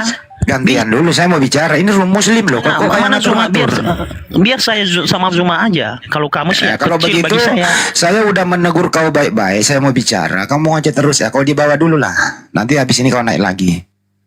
Ya. Menurut Sasongko, siapa sih namanya tadi ini? Yesus selama hidup di dunia, Yesus itu bukan Tuhan. Nah, gitu ya. Nah, ini yang satu nih. Kau setuju nggak tuh statement teman kamu itu? Bro, kau setuju nggak statement teman kamu tuh? Dia itu firman Allah menjadi manusia. Enggak, kau setuju nggak teman kamu tadi ngomong dia bukan Tuhan waktu di dunia? Ya iya, dia kan karena dia manusia. Oke, setuju, baik. Nasib punya kawan nggak pemahaman. Nggak setia kawan ini. Manggalan botol, memang botol. Kok jadi botol sih? Yang menurut kamu bro, yang mati di tiang salib itu manusia atau Tuhan? Manusia. Oh berarti Yesus firman Allah menjadi manusia. Jadi artinya menebus dosa-dosa kalian. Iya, artinya Yesus itu waktu disalib dia bukan Tuhan ya? Karena dia masih hakikatnya masih manusia. Ya. Manusia. Kalau masih manusia, siapa yang menjadikan dia Tuhan? Ya Allah sendiri, karena dia firman. Cuma jadi Bapak di surga menjadikan Yesus Tuhan. Astaga. Cuma bola balik pertanyaan itu tidak dijawab. Tidak dijawab tadi, Kak, paham. Yang mati di tiang salib manusia atau Tuhan? Yang mati di tiang salib manusia atau Tuhan? Saya mau tanya balik sama kamu. Ntar dulu, belum selesai. Itu yang dikubur itu menjadi mayat, itu Tuhan atau manusia yang menjadi mayat? Manusia. Jadi mayat ini manusia. Firman Allah, dia itu firman Allah. Yang dikubur itu loh menjadi mayat, siapa itu? Tuhan atau bukan itu mayat itu? Ketiga hari lagi. Kok buru-buru dibangkitin ya? Oten kok nggak ada yang diskusi pakai bahasa Indonesia ya? Itu ya, kan pernah dikubur selama 3 hari. Yang dikubur itu Tuhan atau manusia? Manusia, Bang. Ya berarti dia bukan Tuhan. Dia astaga. Kembali lagi ke situ. Oke. Yang bangkit itu kan dibangkitkan lagi nih. Itu Tuhan yang bangkit itu Tuhan atau manusia yang bangkit? Karena roh Allah itu. Buset dah. Dia mengambil kembali nyawanya. Itu yang bangkit itu, yang bangkit nih, kan bangkit tuh makan ikan goreng. Dengerin, dengerin dulu bro. Kan bangkit makan ikan goreng itu, yang bangkit makan ikan goreng itu manusia atau Tuhan? Yang namanya manusia masih berbau manusia, bisa makan apa? Dia punya nafsu makan, bisa berak, bisa apa saja. Yang namanya manusia. Yang cabut nyawanya Yesus di tiang salib siapa? Ya, bukan dicabut, kau salah kau. Terus diapain? Dia mengambil nyawanya sendiri. Mengambil kemana? Hah? Bunuh diri Bang Andi, bunuh diri. Di ayatnya di mana? Aku menyerahkan nyawaku dan mengambilnya kembali, gitu ya. Jangan asal ngomong. Terus siapa? Di mana? Terus siapa yang Terus siapa yang bunuh dia di tiang salib? Siapa yang bunuh dia? Kau yang bunuh sendiri. Loh, kok saya? Kok saya yang dituduh? Makanya coba Ustadz Alif dulu, Ustadz Alif coba. Ustadz Alif, kok saya yang dituduh? Ustadz? Waduh. Mati saya. Lama-lama saya dikena pasal saya ini. Itu aja pertanyaan udah dijelaskan, nggak mengerti kau. Udah pening ini. Ini udah konslet, ini stadium 4 ini. Coba pelan-pelan, Pak Bendera. Udah dipertanyakan ya kalian itu, aduh. Iya, gini aja, saya punya pertanyaan sederhana. Yesus yang manusia ini Tuhannya siapa? Ya dia sendiri. Berarti manusia Tuhannya? Tuhannya itu Firman, kamu tahu nggak Firman? Kan udah jadi manusia, Ya, dia jadi manusia. Nah, manusia ini Tuhan atau bukan? Ya sama, dia juga namanya dia manusia. Iya, manusia ini Tuhan atau bukan sih? Dia manusia, bukan Tuhan. Oh ya udah, kalau bukan Tuhan makanya saya tanya, manusia ini yang bukan Tuhan, Tuhannya siapa?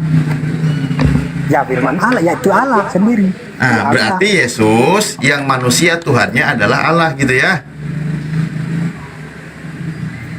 Ya. Iya.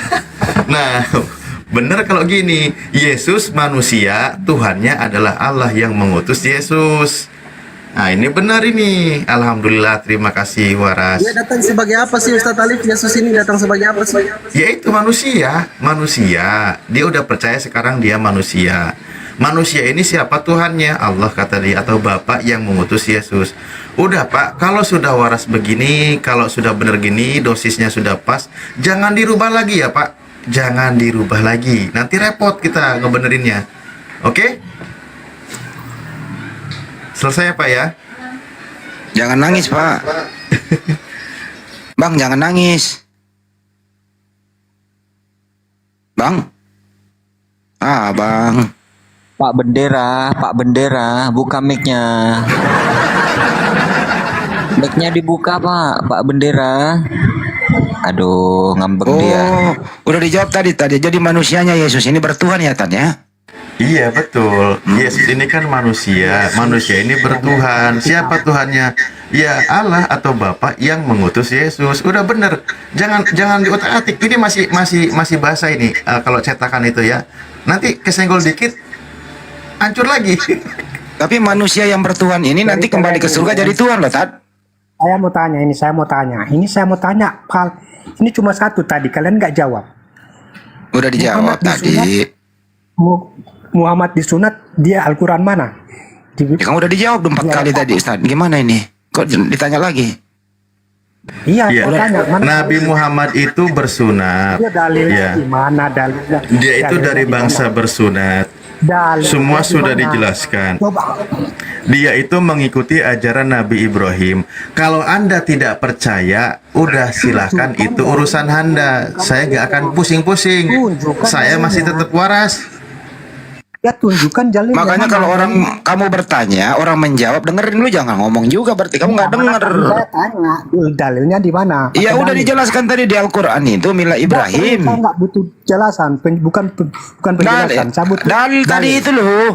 Kasih lagi Ustaz. Kalau perlu bacakan original teksnya itu loh. Mana?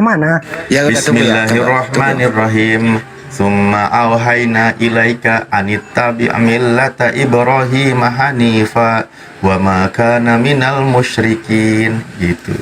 Banyak kok ayatnya, surah An-Nahl 123, surah An-Nisa 125.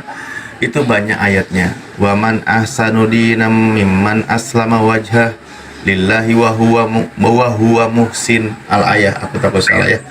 Di situ dijelaskan bahwa wattabi millata Ibrahim hanifa.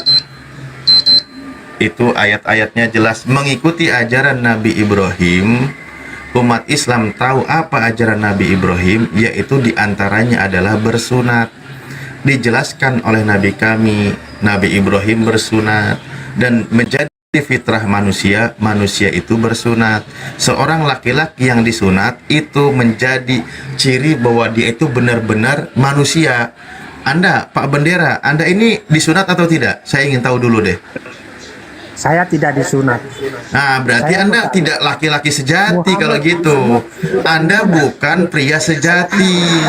Anda bukan manusia sejati.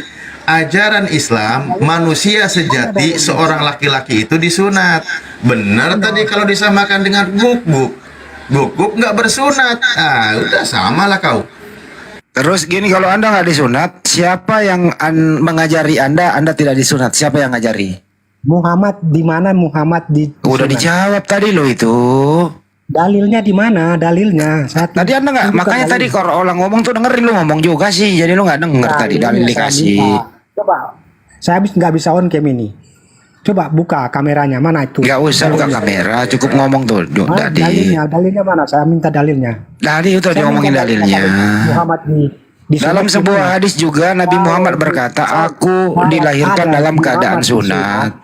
Susah, kau nggak mau dengarkan bro. Kamu hanya ngomong terus. Saya masuk Islam kalau memang Muhammad ada disunat. Kalau dalilnya ada, teksnya mana? Mana? Nggak usah Pak, nggak usah nantang-nantang gitu. Lah Anda aja tidak percaya Nabi Musa tidak disunat, Abraham tidak disunat, repot lah. Jangankan untuk menjadi seorang Muslim, untuk Kristen sendiri pun Anda ditolak dalil yang ada di dalam kitabnya. Kejadian 17 perintah dihitan, perintah disunat. Yohanes 7:22 di situ dijelaskan diajarkan mengikuti ajaran Nabi Musa. Kalau disuruh disunat. Anda sendiri mengatakan tidak ada ajaran sunat. Ya sudahlah, jangankan menjadi Muslim, menjadi Kristen aja Anda membantah dalil. Mana dalilnya? Tunjukkan mana?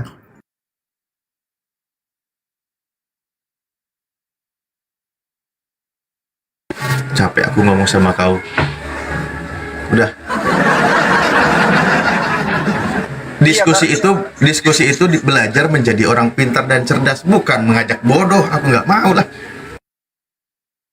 Dia bertanya, Ustadz menjawab, dia ngomong juga, jadi dia nggak denger gitu. Susah. Mestinya kalau kau bertanya, kalau bertanya orang itu menjawab, dengerin gitu. Orang bertanya, lu bertanya, mana dalilnya? Ustadz Alif menjawab pakai dalil. Terus lu tanya lagi mana dalilnya? Gimana sih? Makanya jangan terlalu banyak makan babi bro. Moncong babi itu membuat kau budak, membuat kau tidak normal. Jadi kau hanya kebencian di kepalamu gitu loh. Mari diskusi baik-baik. Nah, Pak Bendera, sekarang saya tanya Pak Bendera. Pak Bendera? Halo, Pak Bendera. Dia udah ke laut, Bang. Udah nggak ada, Bang. Dia udah ke laut. Oh, udah turun ya?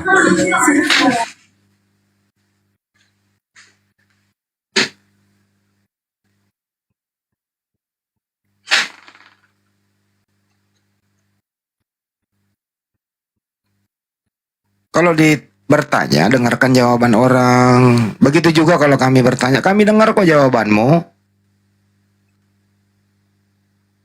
Jadi tadi jawabannya bertentangan sama temennya. Temennya bilang, Yesus itu selama di muka bumi, dia bukan Tuhan, dia manusia. Nanti hidup kembali. Ya, jadi sebenarnya kalau dia pintar tadi itu dia pakai Roma 14:9. Jadi Yesus selama hidup di dunia dia bukan Tuhan. Nanti mati terkutuk dulu di tiang salib. Galatia 3 nomor 13. Baru dihidupkan kembali menurut Paulus Roma 14:9, mati dan hidup kembali supaya ia menjadi Tuhan. Habis itu diperkuat di konsili. Dia adalah Tuhan. Kembali ke surga, terangkat ke surga menjadi Tuhan. Berarti Tuhannya itu adalah anaknya Maria di surga. Tadinya manusia berubah menjadi Tuhan di surga. Nah, di sana nanti lagi bingung lagi di surga. Kan ada Bapa juga yang Tuhan. Bingung lagi. Nah, ada yang kemarin kan ngomong, oh, enggak, di sana itu ada serah terima jabatan Tuhan. Jadi Bapak itu menyerahkan semua kekuasaannya kepada Yesus. Yesus layan Tuhan. Bapak udah purna. Kalau lu enggak, di surga itu tetap ada 3 tahta. Bapa, Putra, Roh Kudus. Jadi macam-macam lah gitu loh. Tergantung berapa strip babi, daging babi dia makan sehari. Nah, kalau banyakkan babinya kayak luga, ya jawabannya kayak gitu. Ya Bang Andi, ini ada saudara kita ini Muslim Ipang, beliau tuh sering didatangi sama misionaris. Itu dia Bang Andi. Masih ingat Bang Andi? Siapa Ipang ini? Ya Ipang. Assalamualaikum Dinda. Assalamualaikum warahmatullahi wabarakatuh. Waalaikumsalam. Itu Bang Hadi yang kemarin nih saya dibantu sama Bang Hadi Sadat. Di mana Bang? Iya, kemarin kan saya didatangin mulu tuh. Kemarin hari apa tuh ya? Hari Selasa dia datang itu. Datang secara langsung ke rumah? Ke warkop saya Bang. Warkop kamu di mana? Ini di Setia Asin nih. Daerah Jakarta? Kampung Sawah, Pulau Kendal. Daerah mana sih? Puri Pak, Puri Wahana deket Wahana. Puri Kembangan. Puri Wahana. Iya, daerah mana? Jakarta? Apa luar Jakarta? Ini Babelan, arah mau ke Babelan. Oh, Bekasi. Iya, Bekasi. Yang ngomong loh dari tadi. Udah Sherlock aja ke gua main ke warkop lu. Kalau perlu gua nginep di situ. Ya dia kadang-kadang ini takutnya apa, dia kadang nggak datang, kadang seminggu sekali datang gitu. Ya udah kalau dia datang, suruh dia lama-lama, aku meluncur paling 1 jam nyampe. Kemarin udah saya tantangin tuh masuk ke kolmanya Bang Fardi tuh, cuman dia nggak mau. Terus kemarin juga ngomong jangan takut ntar masukin ke Kristen lah. Saya mau dimasukin ke Kristen. Orang berapa orang datang ke tempat lo? Pertama awalnya sendiri, terus keduanya sama laki bini. Mengaku pendeta? Dia mengaku pendeta atau bukan?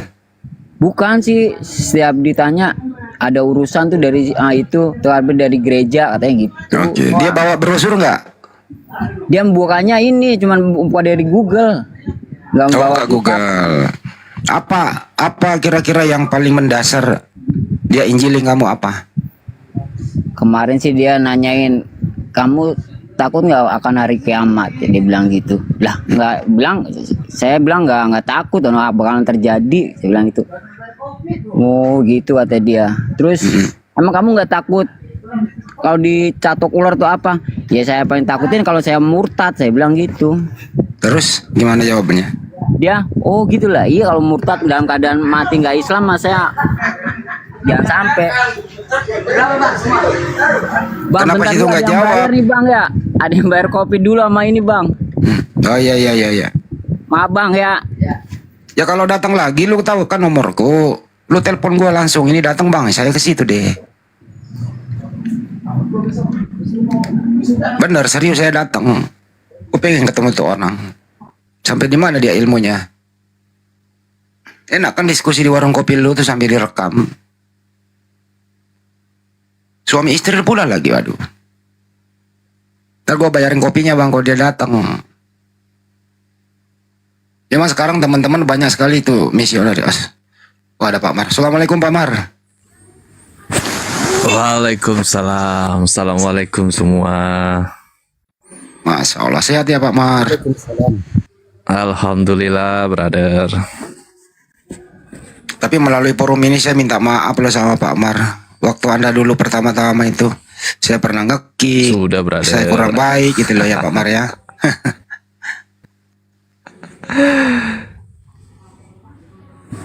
Tapi kalau nggak kayak gitu kan kita nggak jadi satu akidah, Bang. Iyalah. Ada semua Itu ada jalannya ya, Bang ya. Sudah jalannya Allah itu, kehendaknya Allah. Betul, Ya. Masya Allah. Ya udah dong dibawa, Pak Mar udah mualaf udah. Buat apa lama-lama lagi mengimani kitab seperti itu?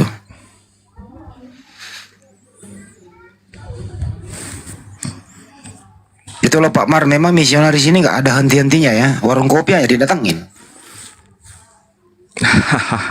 Takut gereja kosong, bro. Iya, cari apa ya? Cari nasabah. Karena itu kan udah project ya. Project ya? Iyalah. Iya, satu kepala kalau nggak salah itu lumayan loh, itu satu kepala. Dulu saya wawancara Pak Nasir, dia itu misionaris juga dulu waktu masih Oten dia. Satu kepala itu kalau nggak salah dikasih 2 juta. Bahkan dikasih bonus. Jadi 16 orang dia murtadkan kalau nggak salah itu.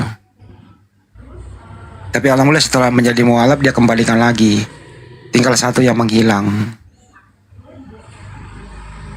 Jadi waspada ya teman-teman, misionaris itu ada menghantui kita di mana-mana. Untuk itu teman-teman di lingkungan Anda, dimanapun Anda berada, kalau sekiranya ada yang kayak begitu, dilawan aja diskusi. Kalau masih ngeyel, serahin ke kantor polisi, karena tidak boleh menyebarkan agama kepada orang yang sudah beragama. Gitu. Ya, tapi kita harus ingatkan juga sih kepada saudara-saudara kita yang sudah seiman ya, seislam gitu ya. Untuk lebih terus belajar, baca terus Al-Quran itu, petunjuk itu, supaya iman kita kuat gitu ya. Ini kan persoalan iman sebenarnya ya. Intinya Islam itu tidak, sebenarnya tempat kita untuk Islam itu bukan dunia gitu loh. Karena kita tidak mengejar dunia di sini. Jadi ketika harus menjadi Islam itu memang harus Anda benar-benar berkorban. Intinya kematian yang sejati itu adalah kematian di jalannya Allah gitu loh. Gak usah takut besok Anda nggak makan, besok Anda nggak ini, hanya cuman uang jutaan hanya untuk mempertaruhkan iman, nggak ada artinya, brother. Nggak ada artinya gitu loh. Kalaupun besok keluarga Anda, anak istri Anda ya karena tidak bisa makan, harus mati, harus itu akhir daripada perjalanan hidup, tapi Anda tetap bertauhid kepada Allah, insya Allah ya surga tempat Anda. Itu aja. Jadi jangan mudah, karena memang akhir zaman itu seperti itu gitu loh. Yang mudah itu akan terpengaruh itu adalah seorang wanita, seorang perempuan yang tidak tega melihat anaknya tidak makan, tidak minum, dan kelaparan. Kalau untuk laki-laki kita jihad, brother, gitu loh. Kita jihad terus di jalannya Allah, nggak usah khawatir, makanya belajar terus gitu. Memang sulit meyakini yang tidak terlihat ini, tetapi kita memang harus meyakininya. Kita buktikan bahwa bukan kita yang melakukan pekerjaan ini, melainkan Allah itu sendiri. Saya yakin Allah akan menuntun kita ke jalan yang sangat-sangat luar biasa gitu loh. Kita sudah diberikan kendaraan 2 kalimat syahadat itu jangan dipermainkan. Kita sudah dikasih petunjuk buku Al-Quran itu untuk menuju kepada Sang Halik itu. Jadi dunia ini hanya sementara, brother. Dikasih mau ditawarkan duit juga nggak akan ada artinya. Karena kita tidak, bekal yang kita bawa itu bukan uang untuk nanti menuju kepada Sang Halik. Amal kita. Jadi ayo teman-teman kita belajari terus. Ilmu Allah itu baru sedikit, Al-Quran dan segala macam itu semua kitab hikmah dan itu baru sedikit daripada ilmu Allah itu. Kita cari, ayo kita manusia-manusia di akhir zaman ini adalah memang dunia ini bukan tempat kita, bukan tempat orang Muslim, bukan tempat orang Islam. Tempat kita sana itu adalah jannah sana. Ayo kita kembali ke sana. Kita udah dikasih petunjuk, udah dikasih kendaraan 2 kalimat syahadat itu. Kedua kalimat syahadat itu kendaraan kita yang tidak dimiliki sama saudara-saudara kita, makanya kita memperkenalkan 2 kalimat syahadat itu bukan cuma untuk di lisan gitu loh. Kita sudah dikasih semua, ayo sabar saja. Memang kita ditunggu sabar kok. Usia 63 tahun itu tidak lama kok, sebentar kok itu. Yang penting kita jangan sampai goyah keimanan kita kepada Allah itu dan kepada Rasul kita Muhammad sallallahu alaihi wasallam. Sudah, itu kawan. Masya Allah. Allahu Akbar. Itu ya teman-temannya, bekali diri Anda itu loh. Jangan sampai rapuh didatangin misionaris. Kalau nggak sanggup ya hubungin kita lah, itulah gunanya ada api kita semua di sini gitu loh. Itu ya Pan ya. Halo Bang Adi. Ya. Ini kalau seandainya kalau saya bentak aja gimana ya Bang Adi ya? Kadang saya juga masalah dia kalau ngajak-ngajak kayak itu kayak nggak masuk akal pisan. Saya selalu ketawa nih orang maksudnya apa gitu. Kalau mau saya bentak juga nggak enak, dia kadang ngopi gitu. Tanya aja. Tanya dia, abang ini agamanya apa? Kalau dia bilang Kristen, Tuhanmu siapa? Berapa Tuhanmu? Siapa namanya itu aja. Dia bilang Tuhannya itu yang soal apa itu ya, lupa. Susah banget namanya. Pengikut Kristus dia bilang. Dia meyakinin kalau Yesus itu bukannya Tuhan, utusan. Oh, saksi Yehova itu yang datang itu. Iya itu. Nah kalau gitu, kalau saksi Yehova tanya, yang mati di tiang salib itu siapa? Dia waktu itu saya bilang yang mati di tiang salib itu bukan Yesus kan? Dia bilang iya bukan, kata dia gitu. Saya bilang kan waktu dengar Bang Juma sama Bang Adi tuh yang di atas salib itu kan Yudas. Saya bilang Yudas itu. Tapi dia percaya gitu. Bingung. Terus tanya lagi, kalau gitu tanya kitab sucimu apa gitu loh. Bisa nggak bawakan kitab sucimu? Ya tapi ada dia Bible juga lah. Heran saya juga ada Bible. Dia Bible juga. Nah itu namanya juga babi berbentuk manusia yang datang itu. Ya, kalau dia masih ngeyel, kamu kasih tahu ini bukan tempat, ini warung kopi, bukan tempat misionaris. Kalau masih ngeyel, ya siram aja air kopi yang panas-panas, nggak apa-apa. Nanti saya yang bayar kalau tumpah, nggak apa-apa. Masa saya dibilang takutnya nggak takut dipatok ular? Lah saya bilang mah patok ular mau udah takdir mati ya mati. Yang saya takutin kalau murtad doang. Bener nggak Pak Mar? Kalau masih ngeyel tinggal disiram kopi aja Pak Mar, ya nanti kita yang bayar yang tumpah. Nggak apa-apa. Ya nggak Pak Mar? Kalau masih ngeyel disiram aja. Bukan, jadi sebenarnya di situ ada hikmah gitu loh, antara saudara saya Ipang itu bisa mengajak mereka ke jalan yang benar, antara Mas Ipang yang ikut ke mereka. Sebenarnya jangan ditahan gitu. Argumentasi saja dengan baik tentang ketuhanan itu. Mana tahu Mas Ipang diberikan Allah itu hidayah, melalui Mas Ipang bisa mereka dapat hidayah kan gitu. Jangan di ini, silakan gitu. Iya, mati sama perkuat saja keimanan kita gitu. Apa sih yang mereka tanya itu bahwa tentang surga dan konsep ketuhanan mereka juga masih belum beres kok gitu loh. Jadi justru kita yang sempurna ini, sempurna dari segi pengajaran, sempurna dari kitab, ya kan, sempurna dengan konsep ketuhanan kita. Jangan mundur, gitu, jangan mundur. Nah, itu palingan. Jangan mundur, brother. Jangan Anda menaruh di dalam hati Anda langsung bersuudzon. Tidak, tak boleh. Intinya Anda mohonkan kepada Allah supaya Anda diberikan saat itu kuasa untuk menghadapi orang-orang seperti itu. Mohonkan saja. Insya Allah pasti akan lama-lama juga mereka karena tidak bisa disampaikan ke untuk mengajak Anda itu, lama-lama juga mereka akan pergi sendiri tanpa harus diusir, tanpa harus ditabur garam gitu kan. Nah, katanya kan ular harus tabur garam biar pergi, nggak usah gitu, biarkan saja gitu loh. Yang penting argumentasikan, tersenyum, sampaikan apa adanya tentang kebenaran yang ada di Al-Quran itu. Insya Allah Allah akan melindungi Anda, saudaraku. Yakinlah, yakin. Karena yang akan bergerak mengerjakan semua pekerjaan itu Allah itu sendiri, bukan kita. Percayalah, gitu. Iya, maksud saya nih kalau dia ngajak berdebat tuh kayaknya nggak masuk akal gitu. Waktu itu pernah juga bilang katanya Nabi Musa tuh bisa melihat Tuhannya melalui celah-celah gua yang kecil gitu, ada bayangannya. Kadang saya ketawa gitu. Saya bilang waktu itu setan kali. Enggak, katanya dia gitu. Bingung, nggak masuk akal nggak gitu. Kadang iya, jadi kalau yang begitu memang, jadi gini, misionaris itu bukan cuman hanya lihai di dalam berkata-kata, memang mereka itu memakai magic. Karena sudah persembahan mereka itu kan mereka ini kan sudah ada penumbalan, jadi sudah ada kuasa-kuasa kegelapan itu roh-roh jahat itu sudah menghinggapi mereka. Cuman kita itu dalam hati aja kita berucap selalu mengucapkan 2 kalimat syahadat itu, selalu mengucapkan ya apa aja ayat yang di dalam Al-Quran itu yang bisa membentengi kita gitu loh. Memang makanya dibilang sihir itu nyata, sangat nyata brother, sangat nyata sekali. Mereka itu hanya ilmu pengetahuan saja, nggak akan kena kepada kita gitu loh. Untuk saat ini sudah benar-benar mereka itu sudah nyata karena memang sudah diambang kehancuran kan gitu loh. Memang mereka ini sangat bergerak sekarang ini sangat luar biasa gitu loh. Bahkan yang kita khawatirkan itu kalau dia masih mengaku dirinya misionaris yang masih dari paham yang tidak sama seperti kita, mungkin masih bisa kita bentengi. Yang kita khawatir adalah yang datang dari kita sendiri.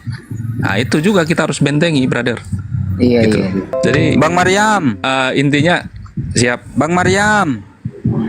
Ya, Romo. Dulu saya pernah diajak, diiming-imingi. Katanya begini, dia berkata, cukup percaya kepada Yesus sebagai Tuhan dan Juru Selamat, maka dosa-dosamu ditebus, katanya gitu. Dan kamu pasti masuk surga, katanya gitu kan. Nah, setelah saya nonton YouTube-nya Pendeta Yusuf Manubulu, ada seorang wanita mengaku mantan Islam, didatangi Yesus, kakinya kotor, tubuhnya kotor, dan Yesus cuman pakai kolor. Katanya, nggak jadi aku nggak mau nyembah Tuhan yang pakai kolor doang. Aku bilang gitu. Pokoknya kalau kata-kata sudah terakhir mereka masih tetap aja langsung pakai ayat Yesus aja, langsung bilang enyahlah kau dari hadapanku kan gitu, pembuat keonaran. Itu aja. Jangan nggak usah pakai dalil Al-Quran, langsung pakai dalil mereka aja. Yesus menyatakan umatku itu umat sangat yang bodoh dan tolol kan, melakukan kebaikan susah, melakukan keburukan sangat mudah. Nah, kan gitu. Langsung kasih aja ayat itu. Dia umat yang tolol atau umat yang bodoh gitu aja. Gitu brother. Kalau kita pakai kalau kita pakai Al-Quran kita terlalu suci itu memberikan kepada mereka gitu loh. Nah, pakai ayat mereka saja gitu loh. Jangan begitu-begitu itu langsung biar Yesusnya aja ya. Langsung tanya aja, sudah berbuat baik belum? Kalau tidak berbuat baik ya udah enyahlah kau karena Anda adalah manusia yang tolol dan bodoh, kata Yesus, kata gituin aja. Simple aja begitu. Iya, terus eranya itu dia bilang Yesus itu dulu ada malaikat, dia bilang begitu. Pernah bilang begitu, Yesus itu malaikat, turun ke bumi menjadi manusia gitu. Kadang kan lucu juga, Yesus kok masa malaikat.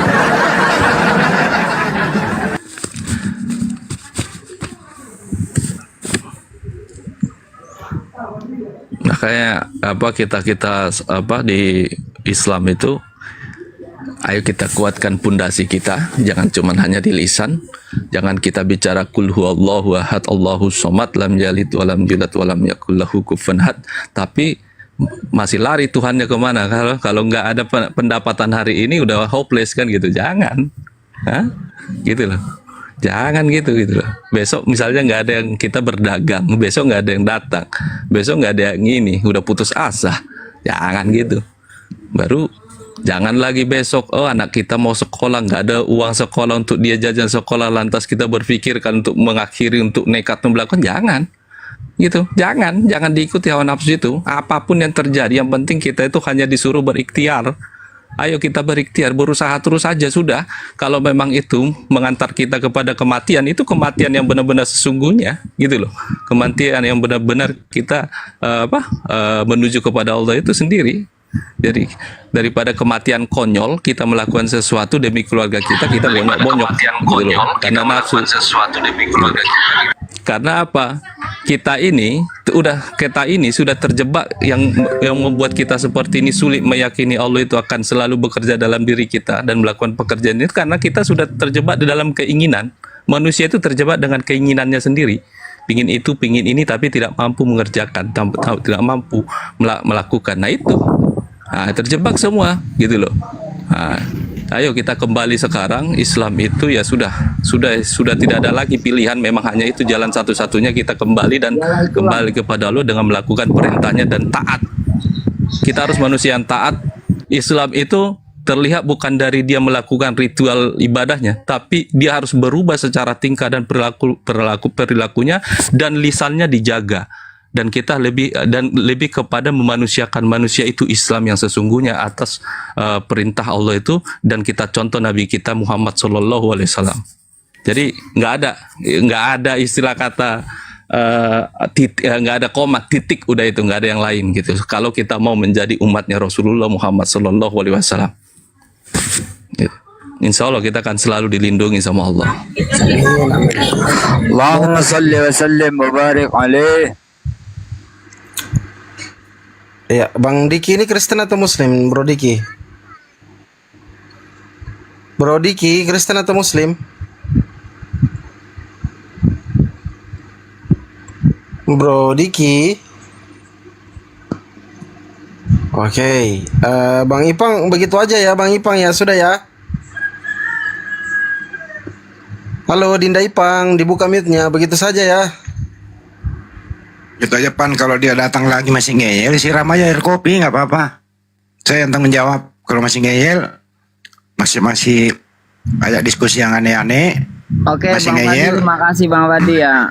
Oke, udah masuk. Oke. Itu ya Pan ya, siram aja air kopi yang paling panas kalau dia masih ngeyel. Nanti saya tanggung jawab. Oke, Bang Fadi. Insya Allah saya bisa ngelawan dia kalau ini. Kalau nggak ntar ditempeleng dia. Oke, makasih ya. Assalamualaikum. Waalaikumsalam warahmatullahi wabarakatuh. Waalaikumsalam warahmatullahi wabarakatuh. Ya, silakan teman-teman Kristen, masih ada 2 slot. Bang In pilih Kristen atau Muslim, brother? Bang In pilih. Waduh.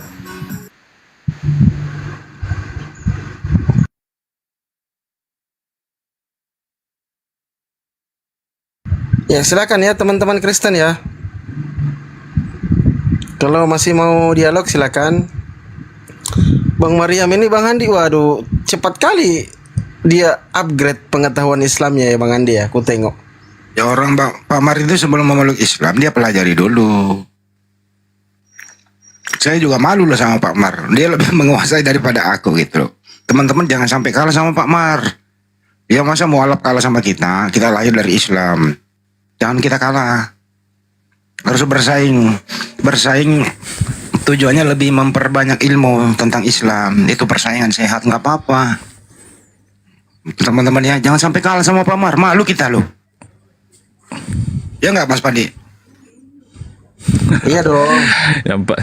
Intinya kita ayo kita belajar, udah gitu kita perkuat ya, makanya kita di dalam sholat aja gitu harus rafatkan supaya tidak ada celah untuk syaitan itu masuk kan gitu. Nah itu sama juga kita. Kita jangan sampai kita ada satupun dari saudara-saudara kita yang sudah Islam itu kita dengar tidak makan. Aduh, miris sekali ya Allah, jangan sampai ya, jangan sampai kawan-kawan. Itu kalau ada yang membiarkan Anda sesama muslim di dalam kesusahan, itu bukan muslim. Enggak, bukan begitu.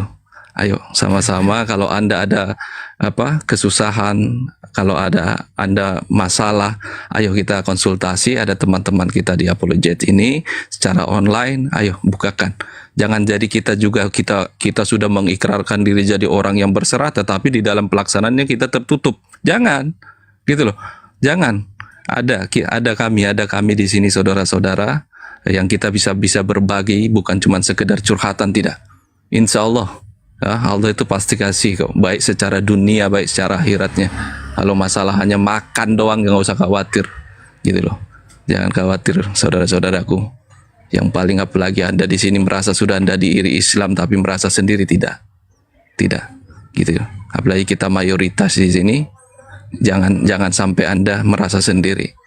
Gitu. Yang penting niatkan dari hati Anda, segala persoalan yang kita sudah buatkan akibat hawa nafsu kita, ya kita bermunajat kepada Allah, kita mohonkan supaya semua diselesaikan sama Allah. Kita bermunajat hanya kepada Dia, kita memohon ampun, tidak kepada manusia. Ya, sudah itu aja saudaraku. Ini Apologet ini TikTok ini sudah membuka lebar-lebar. Ayo yang belum bisa mengenal, yang mungkin dulunya dia merasa Islam tapi terperangkap di dalam keinginannya, sudah Bu, lepaskan semua, kita berserahkan lagi, berikrarkan lagi dalam hati Anda yang sesungguhnya dari niatan hati Anda, sudah abdikan diri Anda lagi sebagai yang akan melakukan pekerjaan Allah itu sendiri di kehidupan kita sehari-hari.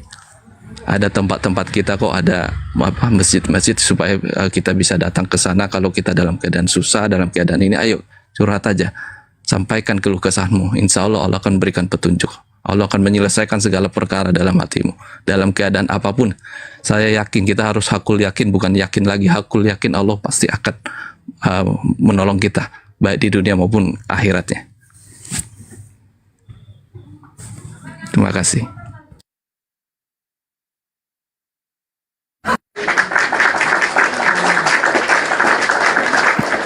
Masya Allah, Masya Allah. Ini apa maksudnya ini? Ada typingan teman-teman. Aduh, CR Diansa udah capek nyamar ya Mariam. Ini bro Mariam ini Kristen dari awal brother ya. Jangan kalian mengatakan inilah Kristen. Kalau bukan Kristen tak fitnah. Jimmy Manopo, Dinda silakan naik Dinda. Dinda Jimmy Manopo silakan bertanya sepuas Anda. Silakan. Cebi, assalamualaikum. Cebi, assalamualaikum Cebi. Waalaikumsalam. Loh, kapan aku naik? La ilaha illallah, Cebi, Cebi. Wablah. HP ku di kantongan. Aku tadi request apa ditarik? Request. Oke, sorry. Aku turun ya. Maaf. Aku nggak sengaja mencet. Assalamualaikum. Ngapain turun? Siapa yang turun? Enggak, nanti buat ini, buat Oten aja. Aku jambak-jambak aja di atas, Bang. Saya tanya baik-baik ya. Yang kayak Oten ditanya, siapa yang nyuruh turun? A, kemauan sendiri. B, tidak sengaja. Enggak, HP kan di kantongan. Tiba-tiba dengar Fandi nyapa aku. Loh, siapa yang naikin? Maksudnya siapa yang request gitu loh. Gitu Bang Andi. Itu Oten kalau dikasih pilihan ganda, Pak, emosi dia dibilangin kita goblok kalau dikasih pilihan ganda. Kenapa ya? Padahal Tuhannya ganda. Udahlah, aku turun aja lah. Assalamualaikum. Bye-bye semuanya. Waalaikumsalam warahmatullahi wabarakatuh. Karena brother, kalau pilihan berganda itu kan serasa mereka itu terhakimi. Padahal kan di Bible-nya ada misalnya Bapa, Putra, Roh Kudus. Atau jangan itu deh. Yang dilahirkan Bunda Maria adalah A, Tuhan, B, manusia, C, manusia dan Tuhan. Marah dia kalau dikasih gitu.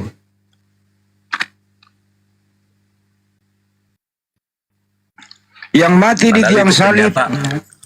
Ada lagi nih, yang kedua. Itu kenyataan Ya, kenyataan. di Alkitabnya ya, di Bible-nya kan. Iya. Nah, di salib lagi. Yang mati di tiang salib adalah A, manusia, B, Tuhan, C, manusia dan Tuhan.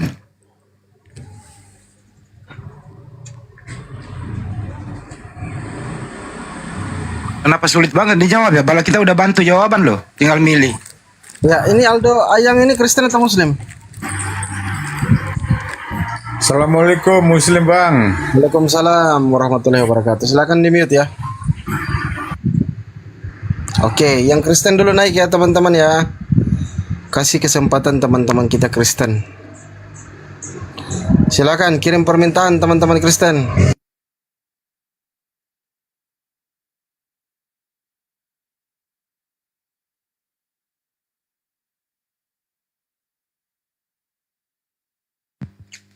Seperti pertanyaan gini teman-teman.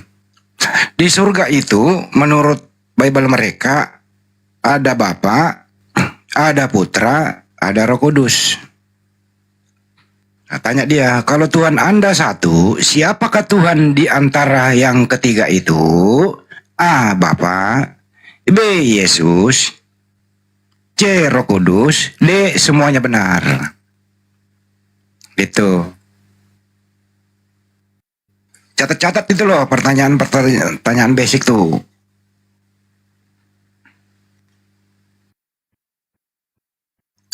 Terusin lo Mas Pandi, aku habisin makananku. Siap Bang Andi. Masih ada teman-teman di bawah, silakan yang Kristen ya.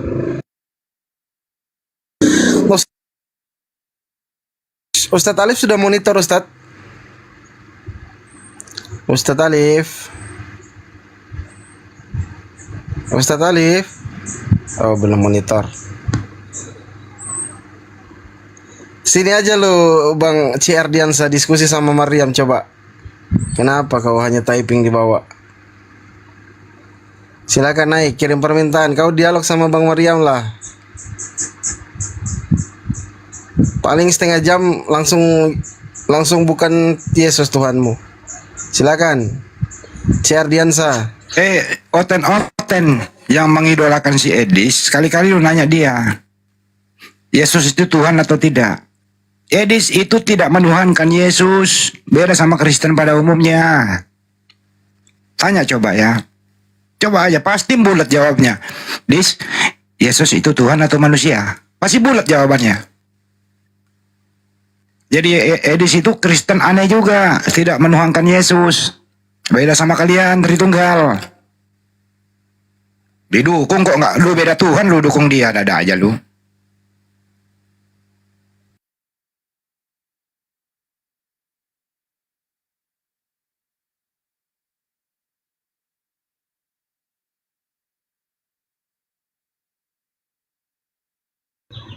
Gimana, masih ada? Kalau ndak ada Bang Andi kita rehat lah.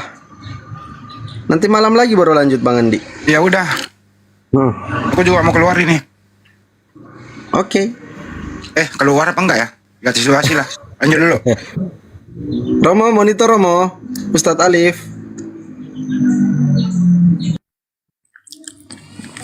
Saya izin turun dulu ya kawan-kawan ya, saudaraku ya. Saya ada urusan sebentar. Ya, assalamualaikum. Waalaikumsalam warahmatullahi wabarakatuh.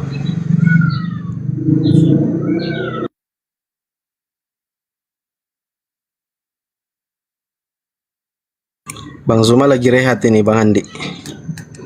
Kita rehat saja ya. Oh, noise sekali di sini, Bang. Bang Zuma rehat juga sibuknya.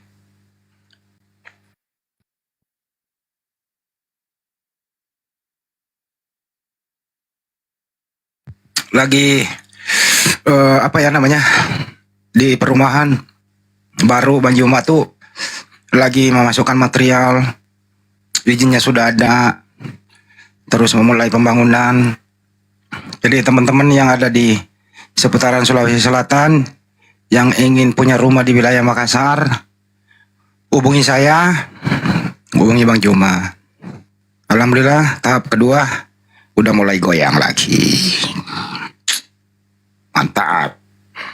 Itu.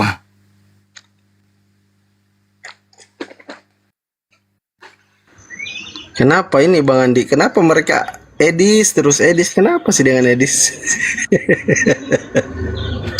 Lebih baik saya bunuh babi daripada saya diskusi sama Edis.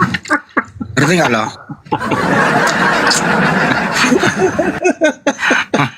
Udah tahu Edis lebih busuk dari babi, ngapain gue sama dia? Mending gue jalan-jalan ke kafe gitu loh. Saya ulang ya, lebih baik saya injak lehernya babi, saya bunuh babi daripada diskusi sama Edis. Oke, paham? Nggak usah nawar-nawar lagi dah. Wah, ini 1 kali 2 yang naik Bang Andi. Si Meme ini murid saya. Coba tanya si Meme, aduh kenapa dikik? Turun dia. Kalau saya ada Meme takut sih Meme, ngapain lu takut Meme? Gue mau nanya lu baik. Muncul lagi setelah tadi saya dikeluarkan dari pernyataan saya tadi. Apa sih ini? Tadi saya sudah sempat bergabung tadi.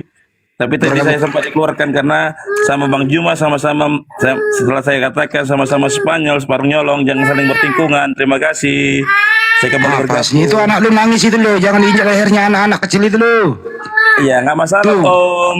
Itu anak kecil jangan diinjak lehernya, nangis itu. Anak kecil itu lo. Istri kerja, lu yang jaga anak, malu-maluin aja laki-laki lu. Istri kerja lu rawat anak kecil, nggak bener lu, nggak tanggung jawab lu sama laki ah. Loh, jangan langsung mengambil asumsi karena saya istri kerja, saya jaga anak. Jangan mengambil asumsi, Om. Nah itu lalu di belakang siapa yang nungguin? Memang anak saya tuh bukan berarti saya tidak kerja, Om. Nah istri lu mana nggak jaga anak? Istri saya ada kerjanya, Om. Bukan Ya kerja lu nganggur. Bukan berarti saya gini, Om. Jangan Ya buktinya begitu. Istri kerja lu nganggur suruh jaga anak, ada aja lu. Siapa bilang nganggur, Om? Om lihat profil saya, Om. Jangan mengatakan saya nganggur, Om. Ya udahlah, itu anak kecil diamin dulu, berisik. Om.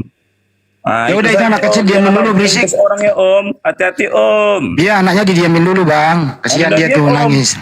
Udah diam nih, Om. Mendengar suara Om diam dia. Dia butuh jajan itu. Oh, tenang aja, Om. Sudah banyak jajanan di sini, Om. Atau mau kasih uang jajan, Om. Terima kasih, Om. Mau bantuin. Kasihan dia nangis loh. Terima kasih, Om. Udah ya.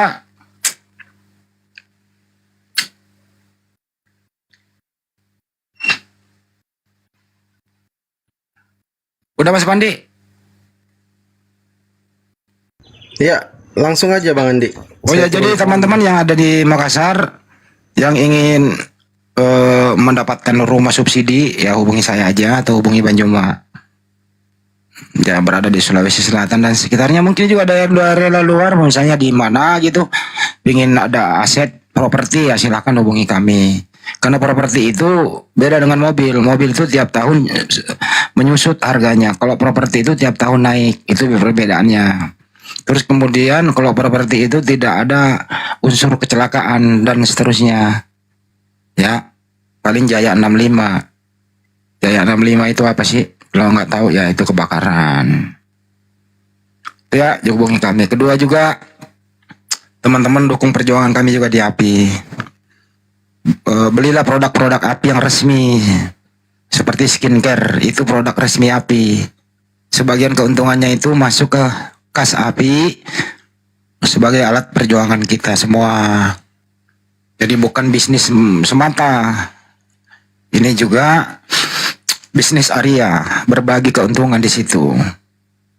Skincare ya, nanti hubungi sahabat Bang Juma, ada Adek Sarli. Di situ ada nomor teleponnya, bisa dihubungi, bisa hubungi saya juga. Jadi sekali lagi skincare ini adalah produk utama API. Dan terakhir ya semangat terus. Semangat terus. Minta nomornya Bang Andi, saya mau pesan skincare. Nomor saya 081. Ditulis saja. Ada yang tulis tahu nomorku di bawah? 081 ditambah 2877 ditambah 43 kali ditambah 92 kali. Tuh, hubungi nomor saya aja.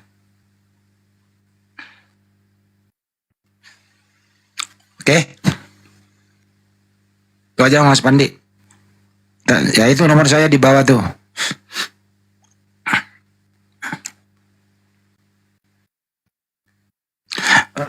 Daerah Maros, perbatasan Makassar Maros, dekat airport lah, dekat bandara. Kalau untuk perumahan hubungi saya aja atau hubungi Bang Juma langsung.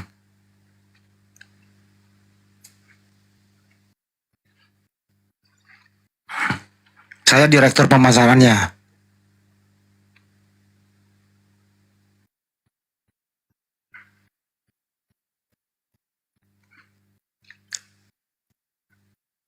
Oke. Ya nanti malam kita lanjut lagi lah karena ini waktu sore waktu nyantai dulu. Nyantai sambil nyate domba.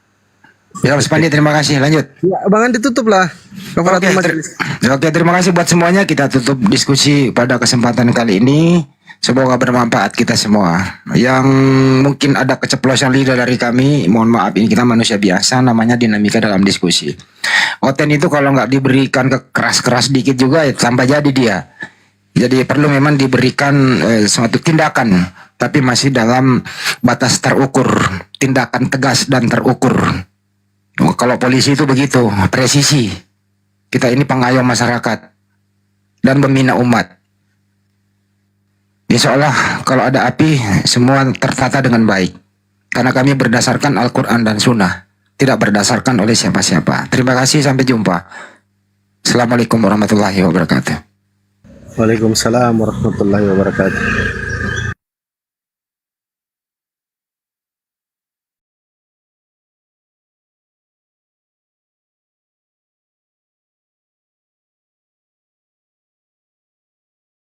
Nafsunya ada, dia punya nafsu loh, sahwat loh. Iya, jadi pastinya Bagaimana caranya? Enggak, pastinya pasti dia ada niat mengendalikan itu semua. Gini loh, Blender. Misalnya kita ada niat jahat, pastinya kan ada sesuatu kata hati kita itu yang gimana ya, menyadarkan kita, terus menghindari kita untuk melakukan kejahatan itu. Pastinya ada kan? Ada kan? Dah, gini juga, aku pernah mendengar juga berita di koran, seorang biarawati operasi. Coba kamu mute, bising kali kau. Gak ada itu seperti dulu, itu, sebentar Blender. dulu, ini dulu. Ini aku pernah masuk koran loh. Seorang biarawati, ya kan, dioperasi gara-gara terong patah di dalam cepetnya. Tuh, pernah, nggak bisa keluar. Ada masuk koran, pernah masuk koran dulu. Masih ingat aku dulu waktu masih SMP. Biarawati di mana? Enggak ada. Iya. Enggak ada. Di Medan pernah biarawati masuk koran. Seorang biarawati operasi terong patah di dalam cepetnya. Rupanya aku tahu kenapa. Kejepit panjangan kejepit nggak bisa keluar. Operasi. Enggak ada biarawati. Operasi nih. Aku pernah masuk koran waktu SMA kelas 1 tuh. SMA kelas 1. Enggak ada. Loh, memang itu pernah lu lucu.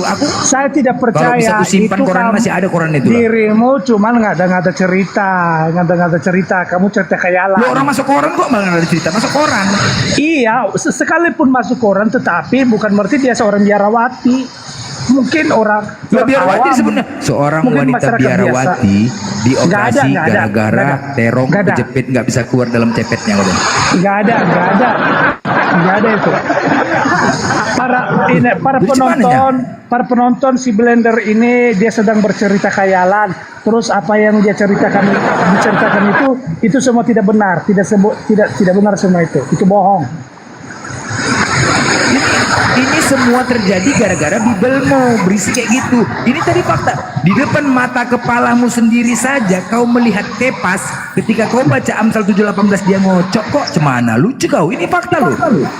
Mana ada pengakuan si Kepas itu dia melakukan itu. Tapi kan lemas tadi dia, lemas. Iya, artinya dia lemas itu karena kamu tadi itu salah nafsir. Dia lemas itu mungkin pikirannya salah nafsir gitu. cemana orang? Ya, karena kau baca tadi kan gue bilang pelan-pelan nek bacanya nek. Si Kepas itu dia katakan saya lemas karena pikirannya itu muak mendengarkan dirimu, bukan lemas untuk melakukan yang seperti yang Anda katakan. Astaga, tadi kan kau nek, pelankan sedikit bacaan kau nek. Kan gue bilang gitu ada kan? Nggak ada. Loh, nggak dengar kau? Ada tadi. Nek, pelankan sedikit bacaan kau. Karena aku tahu Kepas. Dia ngocok tadi. Ketika kau kencangkan bacaan kau, dia makin kencang ngocoknya, makanya lemas dia terus. Bagaimana bisa Anda ini melihat dia melakukan itu, sedangkan kita di sini ini cuman ketemu live. Loh, bagaimana mungkin Anda di akhir kata sebelum dia turun, dia nggak pernah turun itu, nggak pernah turun itu. Ini Blender, lemas aku Blender.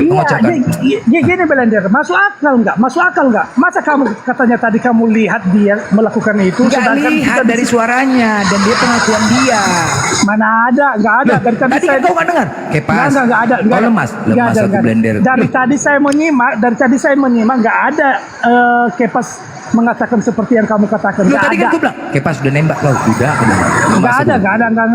Ya, nggak percaya aku tadi banyak dengar kau. Nggak ada. Ada itu.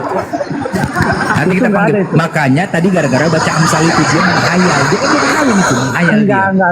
Gue bilang, Kepas, kau lemas aku Blender. Udah nembak kau, udah. Coba. Nggak ada. Kita panggil Kepas jam mana, undang Kepas kita tunggu ya. Nggak ada.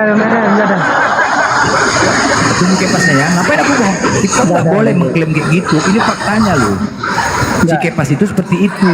Aduh enggak aja kau. Si Kepas saya percaya Kepas itu dia orang baik. Pasti dia tidak melakukan itu. Apa pula orang baik narapidana gitu kok orang baik ngarang aja kok Narapidana kok orang baik. Narapidana dari mana kamu? Narapidana, ya. Mana ada narapidana? Orang dia asal ngomong kemarin, aku dulu waktu di penjara. Itu aja ngomongnya.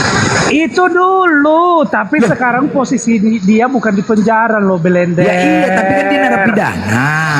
Iya, bukan berarti dia sekarang di penjara, Belender. Ya kasusnya gara-gara ngocok juga di pinggir jalan itu kasusnya. Mana ada? Kepas, betul ya.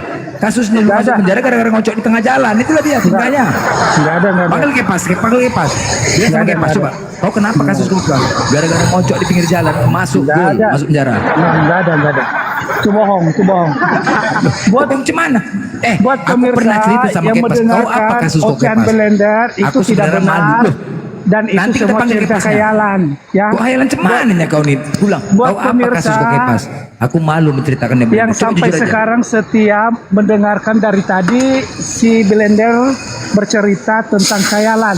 Itu semuanya tidak benar. Loh, dari mana? Nanti kita buktikan sama Kepas ya. Iya, mulai dari Kepas, mulai dari cerita dirimu mengajak wanita di hotel, terus biarawati, itu semua tidak benar. Ini permasalahannya gara-gara Yosef tadi. Yosef mengajak Bunda Maria ke penginapan. Itu permasalahannya, mau ngapain? Masa dalam penginapan nggak main? Nggak percaya. Sedangkan diperintahkan tidak boleh setubuhi. Belender di situ bukan berarti ada penginapan. Tadi kan di situ karena tidak ada tempat. Artinya tidak ada. Tapi tidak niatnya ada kan gitu sudah ke situ loh. niatnya. Bukan. Nah gini, kita kembali lagi di ayat 24 tadi. Apa katanya di sana, Belender? Enggak, niatnya kan mencari penginapan karena penuh. Nah gini, dasarnya tadi kita ini berdiskusi itu tentang pertunangan. Loh, nah, iya, tapi di ya, situ tadi, diperintahkan jangan setubuhi dia sebelum dia melahirkan, kan begitu? Betul, iya, tapi kan Belender tadi motonya di pertunangan doang. Iya. Nah, jadi artinya itu sudah ada bahwa si Yosef ini Maria dijadikan istrinya oleh perintah malaikat. Oke, tadi gitu. Waktu mereka mau cari penginapan itu, apakah Bunda Maria sudah melahirkan? Ya belum lah, tadi kan di Lukas tadi. Kan Bentar berarti dulu. mau ngapain? Coba aku tanya sama kau, dipingin mau apa? Gatal kali juga Yosef nggak tahu diri. Bukan, Coba bayangkan. gini. Dalam peristiwa itu Belender, mereka mencari tempat, bukan berarti di penginapan. Loh, itu penginapan jelas loh. Enggak Bentar aja. dulu, kamu dengarin saya dulu. Jadi mereka mencari tempat itu untuk persiapan tempat kelahiran. Bukan berarti mereka melahirkan di penginapan. Apalah kau nek mengalirkan di penginapan? Melahirkan di rumah sakit kok penginapan, ngarang aja kau. Belender. Cermati dulu kalimat saya. Cermati iyalah, dulu. kau pun lucu. Melahirkan itu di rumah sakit. Masa penginapan ngapain? Aduh, kamu susah ya diajak Kok susah bicara. cemana? Lucu kau nih. Kau coba lah melahirkan penginapan. Apa nggak ditepuk sama bini kau? Belender, coba ya. Mereka mencari tempat itu bukan berarti mereka ingin melakukan hal-hal yang aneh, tetapi untuk mempersiapkan kelahiran, tempat kelahiran Kok di anak tersebut. penginapan berdua di dalam penginapan emang bisa menahan? Nah, Nggak jadi aja kau. bukan gini Belender. Di Lukas itu mereka tidak ada tempat. Artinya berarti tidak ada tempat lagi selain mereka mencari tempat penginapan dan mereka tidak mendapatkan. Artinya itu mereka mendapatkan penginapan di Palungan sehingga pada saat kelahiran di penginapan di Palungan. Apa pula Palungan di penginapan? Ngapain penginapan? Ngarang aja kau. Palungan di kandang kok di penginapan. Kamu yang ngarang. Gini, kok aku makin bodoh sama mau Belender ya? Makin bodoh lah kau. Masa Palungan di penginapan? Ngarang aja kau. Palungan di kandang. Gini. Kau dengar dulu. Kita konsisten dulu Belender. Maksud saya jangan dulu bumbu-bumbui kata-kata yang liar. Maksud saya kita konsisten dulu biar kita ini ya. Kamu yang ngomong dari tadi. Tadi kau bilang Palungan di penginapan, kau bilang.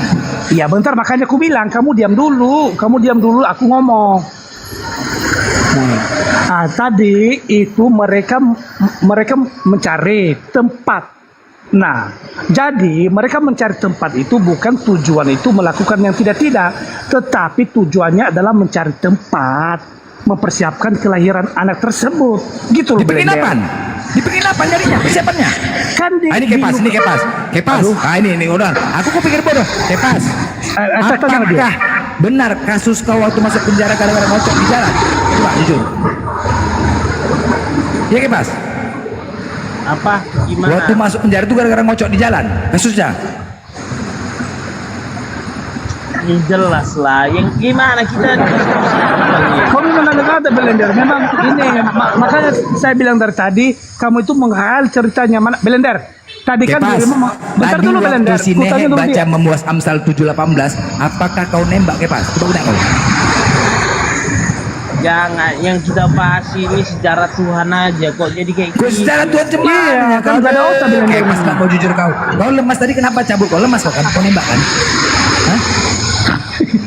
Balas Nembak kan? diskusi kalau kayak gini. Tapi Loh, kau makanya kau cabut diam. Enggak, kau cabut diam-diam, kau pergi diam-diam kau tadi habis lemas kau cabut. Lucu kau. Kau cabut diam-diam kau. Aku makanya aku tanya, kenapa kau pergi diam-diam gak permisi? Udah nembak kau tadi? Udah mau, gak ada otak kamu. Halo mah. Nembak kau? Silakan. Kau nembak nggak? Halo mah saudara. Nah kan nggak mau jujur kau, itulah kau nggak mau jujur. Udah aku bilang, Kepas dulu kasusnya waktu masuk penjara gara-gara ngocok di tengah jalan. Aku bilang gitu tadi, aku jujur bilang. Tanya Nek, nggak bohong. Nek, aku nggak berani ngomong-ngomong di belakang. Ini aku depan dia langsung ngomong. Oke, Coba. Oke, Kepas. Aku ngomong di depan dia. Pakai pas. Yuk. Tadi si Belender, makanya tadi kami ribut si Belender. Dia mengatakan begini. Oh, si Kepas itu lari karena dia katakan tadi dia lemas melakukan apa tadi? Belender? Ngocok lah gara-gara Amsal 7:18. Apakah betul itu? Kamu melakukan itu Kepas? Enggak lah, ya mana mungkin. Alah, gak jujur kok Kepas. Gak jujur kok Kepas. Makanya saya bilang makanya saya bilang tadi Belender, kamu itu cuman khayalan cerita aja. Itu kan sudah pernyataan si Kepas, nggak ada kan dibuat. Tadi kan kau bilang lemas Kepas. Kau ngapain bilang lemas? Lemas apa kau Kepas? Iya, dia bilang itu lemas karena dia muak mendengarin cerita ocehan lu. Gitu. Loh, enggak, gara-gara kau membaca Amsal 7:18. Makanya kau bilang jangan kencang-kencang, Nehe. Kan dari pernyataan Begini Kepas loh, kita sudah tahu Blender. kan. Begini loh Blender, aku kan orang belajar. Artinya mulut kita sebenarnya harus kita jaga gitu, jangan asal keluar. Apa yang mesti dijaga mulutku? Memang faktanya kok lucu kau nih. Kalau aku menjaga mulut, aku bercerita di belakang orangnya. Ini di depan kau aku langsung bertanya. Sekarang kalau memang iya enggak kau bantah aja. Kalau aku menjaga mulut di belakang orangnya aku cerita. Tapi aku depan kau kok langsung. Tadi kan kau bilang lemas. Sebelum kau turun aku lemas Blender ya, makanya cabut ya. Enak bicara gini ya, tunggu ya. Kita diskusi agama ini kayak Ustadz Hanafi, Ustadz Alif, Ustadz Arif. Jadi nggak ada yang keluar dari mulutnya Blender. Makanya saya tanya, itu Blender itu Ustadz atau gimana? Nggak ada. Nggak Ustadz pantasan. Kau lucu karena kau memaksa. Nggak peduli, yang penting Yesus Tuhan. Kalau Yesus bukan Tuhan kau marah. Yo enggak. Masalahnya kalau Yesus itu kau bilang enggak Tuhan kau marah. Kalau Ustadz nggak ada ngomong kasar Blender. Kau kan makanya ikut si Blender itu Ustadz nggak? Oh iya pantasan lah mulutnya kayak gitu kotor. Setiap kau tadi berbicara Kepas, asal diskusi masalah Tuhan sama kau nggak pernah klop. Jawaban kau itu aja. Nanti ditanya Kepas, siapa Tuhanmu? Itu aja. Yohanes 13:13. Udahlah Blender, nggak mau aku diskusi. Kau pun nggak percaya Yesus Tuhan. Gitu aja diskusi kau. Nggak percaya kau Yesus Tuhan. Malas lah aku cabut kau. Gitu aja. Habis itu pindah kau ke rumah lain. Kau bilang sama orang, woi Yesus Tuhan ya. Nggak percaya kau marah. Lucu. Kayak mana diskusi kayak gitu sama kau? Sekarang ku tanya dulu kau. Yohanes 13 ayat 13 itu. Kalau nggak itu peganganku, kan tadi bilang kau guru itu Tuhan itu ya. Kau sudah menyebutkan aku guru. Teks originalnya udah kau baca itu, teks originalnya. Nah kan kembali lagi teks originalnya. Cuman teks originalnya bukan Tuhan tapi Tuhan. Udah kusuruh Bang Juma gugat pengadilan LAI, Lembaga Alkitab Indonesia. Kok pengadilan LAI cemananya? Gila kau ya. Anokhina Edonai Elohai Panci Oten Bangke. Itu dia. Jadi cemana lagi? Itu teks originalnya. Makanya dalil kau itu aja. Kalau enggak Alpamat Alpamidi, Yohanes 13:13. Nanti dikasih tahu lagi sama kau. Udahlah, cabut lagu. Kau pun nggak percaya Yesus Tuhan, dah cabut kau. Besok-besok datang lagi kemari. Yesus Tuhan Blender. Nggak percaya kau Yesus Tuhan, tenang aja lah kau. Kayak mana diskusi sama kau? Yesus Tuhan Blender, tenang aja kau.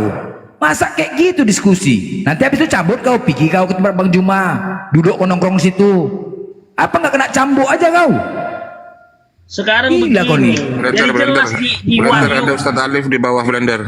Sampean ya. Aku nggak moderator loh. Aku nggak moderator. Oh. Hostnya host. Biasanya moderator. Enggak, host. Host. Aku nggak, ini nggak moderator aku. Ya, Lagi sholat ada kali, apa? lagi sholat hostnya. Ya, ada apa? Di bawah nggak ada moderator. Nggak moderator. Itu permasalahannya. Wah, udah. Nih, Ustadz Alif mau Assalamualaikum warahmatullahi wabarakatuh. Waalaikumsalam warahmatullahi wabarakatuh, Pak Ustaz. Mau Pak mau Endi apa lagi kau datang. kepas sebut-sebut Iya, nama orang? Pak Endi lagi datang. Mama Pak Endi di mana-mana ada aja Pak Endi. Bang Handi, dia moderator nggak bisa naikkan sendiri, cuman itu Pak. Kita tolong sama siapa? Pak Anjat. Nggak ada bisa. Ustadz Alif. Ustadz Alif moderator kan? Bukan, ini bukan aku bukan moderator. Oh, bukan Kalau yang Ustadz ini. Alif udah sama-sama naikkan. pakai dia moderator tapi nggak bisa naik gitu. Kepas ini nggak sadar-sadar dari Itulah dulu. sama kayak Nehe. Iya, dua orang ini Ustadz nih, berdua nih bebal kali. Asik menyalahin orang saja kerjanya. Sebenarnya dirimu yang bebal Blender, kamu itu salah tafsir dari Amsal itu, ngada-ngada terus dari ceritamu itu, kamu bebal. Masa kamu bercerita seperti begitu? Masa kamu melakukan seperti begitu? Sekarang apalah tafsiran kau tentang Amsal 7 itu apa coba? Tadi kan saya sudah mengungkapkan itu adalah sebuah teguran kepada anak-anak, ibarat ayah dan kepada anak. Teguran kepada anak-anak. Iya, supaya tidak melakukan, malah kamu melakukannya. Bagaimana sih Anda menafsir seperti begitu? Cumannya kau nih. Coba tadi tadi kan dirimu melakukan. Tadi dirimu melakukan berdasarkan ayat itu. Kamu mengajak wanita. Ya, sebenarnya konsep itu tidak harus dilakukan, tetapi teguran baca 25 sampai 27 baca. Jangan kamu ibaratnya jangan kamu melakukan hal itu. Itu mengajarin, Pak Nehe. Makanya saya mengatakan Pak Alif itu adalah dari ayat 1 sampai ke 6 itu adalah teguran. Nehe Nah, yang dibahas itu bukan itu Nehe dari tadi Nehe. di situ tadi. Enggak, bukan yang dibahas itu di ulangan Nehe. Ada perempuan yang kemudian suaminya itu saling bertengkar itu kan. Itu pun Perempuan kedua itu kemudian apa? Yang Pak itu Arif. coba dibaca ulang itu dibaca ulangan itu. Pak Arif, tadi poin ini pembahasan 1 di ini apa tentang tunangan. Terus Maria dijadikan istri. Kedua baru di sudah Amsal. kelar itu, Iya. kelar itu kan, kelar itu. Oke, baru di Amsal. Terus setelah ke Amsal baru si Blender loncat di ulangan. Pasal 25. Iya, diulang itu aku belum paham deh. Itu suaminya yang dipegang apa lawannya suaminya. Kali kita sudah bahas tadi Pak Ustadz. Enggak, coba dibaca. Saya kurang paham nih. Kurang paham. Masa kita ngulang-ulang lagi yang sudah berlalu? Maksud saya Iya nggak apa-apa lah, diulang dulu. Mumpung ada Ustaz Alif di sini. enggak, maksud saya Pak Arif, kalau itu tadi belum paham, seharusnya kan dari tadi Pak Arif mengatakan, oh coba dulu jelasin sekali lagi, saya belum paham. Kan gitu. Terus tiba-tiba sekarang baru kasih tahu. Masalahnya dari tadi nih, kalau benar-benar itu saling bakar-bakaran, makanya jadi dari tadi. Iya, maksud saya Pak Arif, itu kan awalnya itu dari tunangan tadi. Terus si Blender itu loncat di Amsal, baru loncat ke ulangan. Nah, jadi itu cuma di ulangan diperdalam. Saya kurang paham itu masalahnya. Istrinya ini kayaknya masih asing gitu. Itu istrinya itu memegang punya suaminya apa pegang punya lawannya? Iya, itu kan perikopnya kan teguran. Larangan terhadap biadab kan begitu. Iya, dibaca ya. Iya, kan kita sudah baca lagi tadi Pak Arif. Baca lagi. Iya, maksud saya kan kita sudah siap. Kok belum paham? Maksud saya Pak Arif, tenggelam suaranya, tenggelam. Pak Arif, kalaupun itu tidak paham, kenapa baru sekarang bilangnya? Kenapa nggak dari tadi? Kan tadi kan sudah dijelaskan. dari ayat itu? Kok tiba-tiba baru sekarang Apabila dikasih tahu? ada 2 orang laki-laki sedang berkelahi, kemudian perempuan tersebut datang dan menangkap kemaluan laki-laki tersebut. Itu kan? Itu kan? Hei. Coba, kau Kepas, apalah tafsiran ayat itu Kepas? Coba aku tanya kau Kepas. Apabila ada 2 orang laki-laki sedang berkelahi, kemudian datang perempuan tersebut mengambil, merampas kemaluan apa? Menangkap kemaluan laki-laki tersebut. Coba, ngapain itu? Coba, kalian tafsirkan dulu itu. Apa manfaat ayat itu? Jurus menjinakkan itu. Orang kalau berantem justru memisahkan apa? Tarik tangannya, tarik badannya, memisahkan, masuk ke tengah, peluk badannya. Ini kok burungnya ditarik, apalah manfaatnya coba? Ini Belender, poinnya di situ kan di ayat 11 itu. Apabila, artinya itu jikalau ada peristiwa itu, jikalau ada kan, misalnya kalau ada pun, namun kalau dia memegang ataupun menangkap kemaluan lawan suaminya, maka haruslah kau potong tangan perempuan itu. Itu tercatat dia, bentar dulu, jangan dulu kau potong. Itu tercatat di ayat 12, artinya bahwa hukum lex talionis pada peristiwa itu berlaku. Aku kalau misalnya kayak gitu kok potong, sayang lah. Kok dipotong pula, Iya. malah dipegang erat-erat, pegang kuat-kuat, jangan dilepas. Justru gitu kok dipotong, ngarang aja tuh. Bukan. Nah, itu kan bagi Anda. Maksud saya, lucu. Iya, itu kan analogi pribadi Anda kan. Maksud saya, maksud dan tujuan dari ayat tersebut itu supaya kalau ada kedapatan melakukan seperti begitu, berarti wajib hukum lex talionis berlaku terhadap dia. Nah, terus lex talionis itu apa? Dia hukum Musa yang berlaku di situ, harus wajib tangannya Masalahnya dipotong. gini Pak Nehi, kenapa ketika bertengkar itu kok tidak tangannya aja yang dipegang, kok malah punggungnya? Itu maksudnya. Iya, maksud kita tidak tahu kan amarah seseorang kan Pak Ustadz. Maksud saya kalau amarah ada narik burung, apalah itu coba?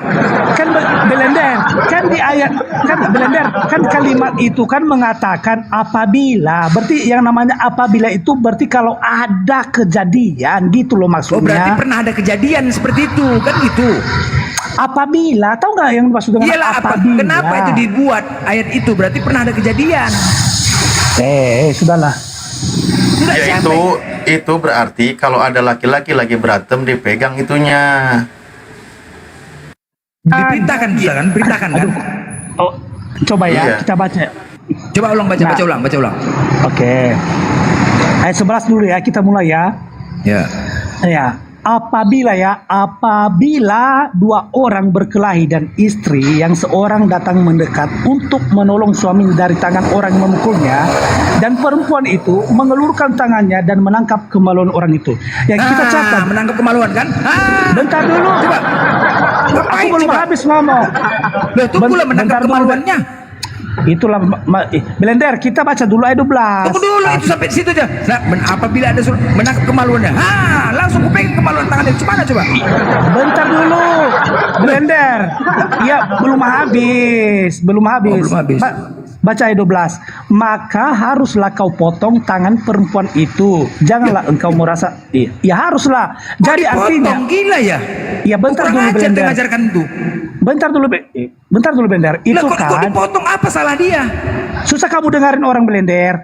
Enggak, kok makin dipotong tangannya? Apa salah dia rupanya? Iya, makanya saya mengatakan Belender kan di ayat itu kan mengawali apabila, artinya kalau ada kedapatan yang melakukan itu, artinya hukum Musa terhadap perempuan itu berlaku. Jadi hukum yang berlaku terhadap itu, itulah hukum yang berlaku kepada dia di ayat 12 itu.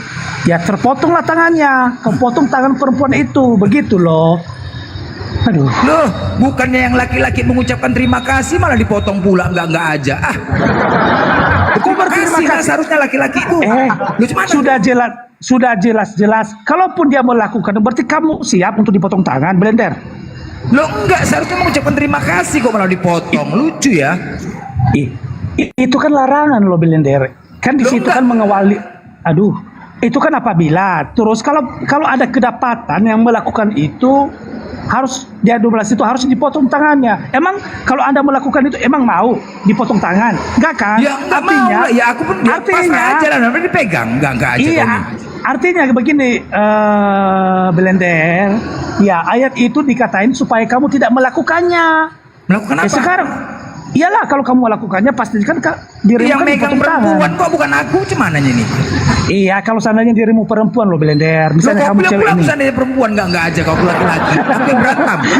Loh, misalkan aku yang berantem, ya kan gini, aku berantem, kau tepak. Tiba-tiba aku sama kau berantem, datanglah istri kau, dipegangnya lah kemaluan kau. Udah pasti kau nggak fokus lagi dengan berantem, udah pasti.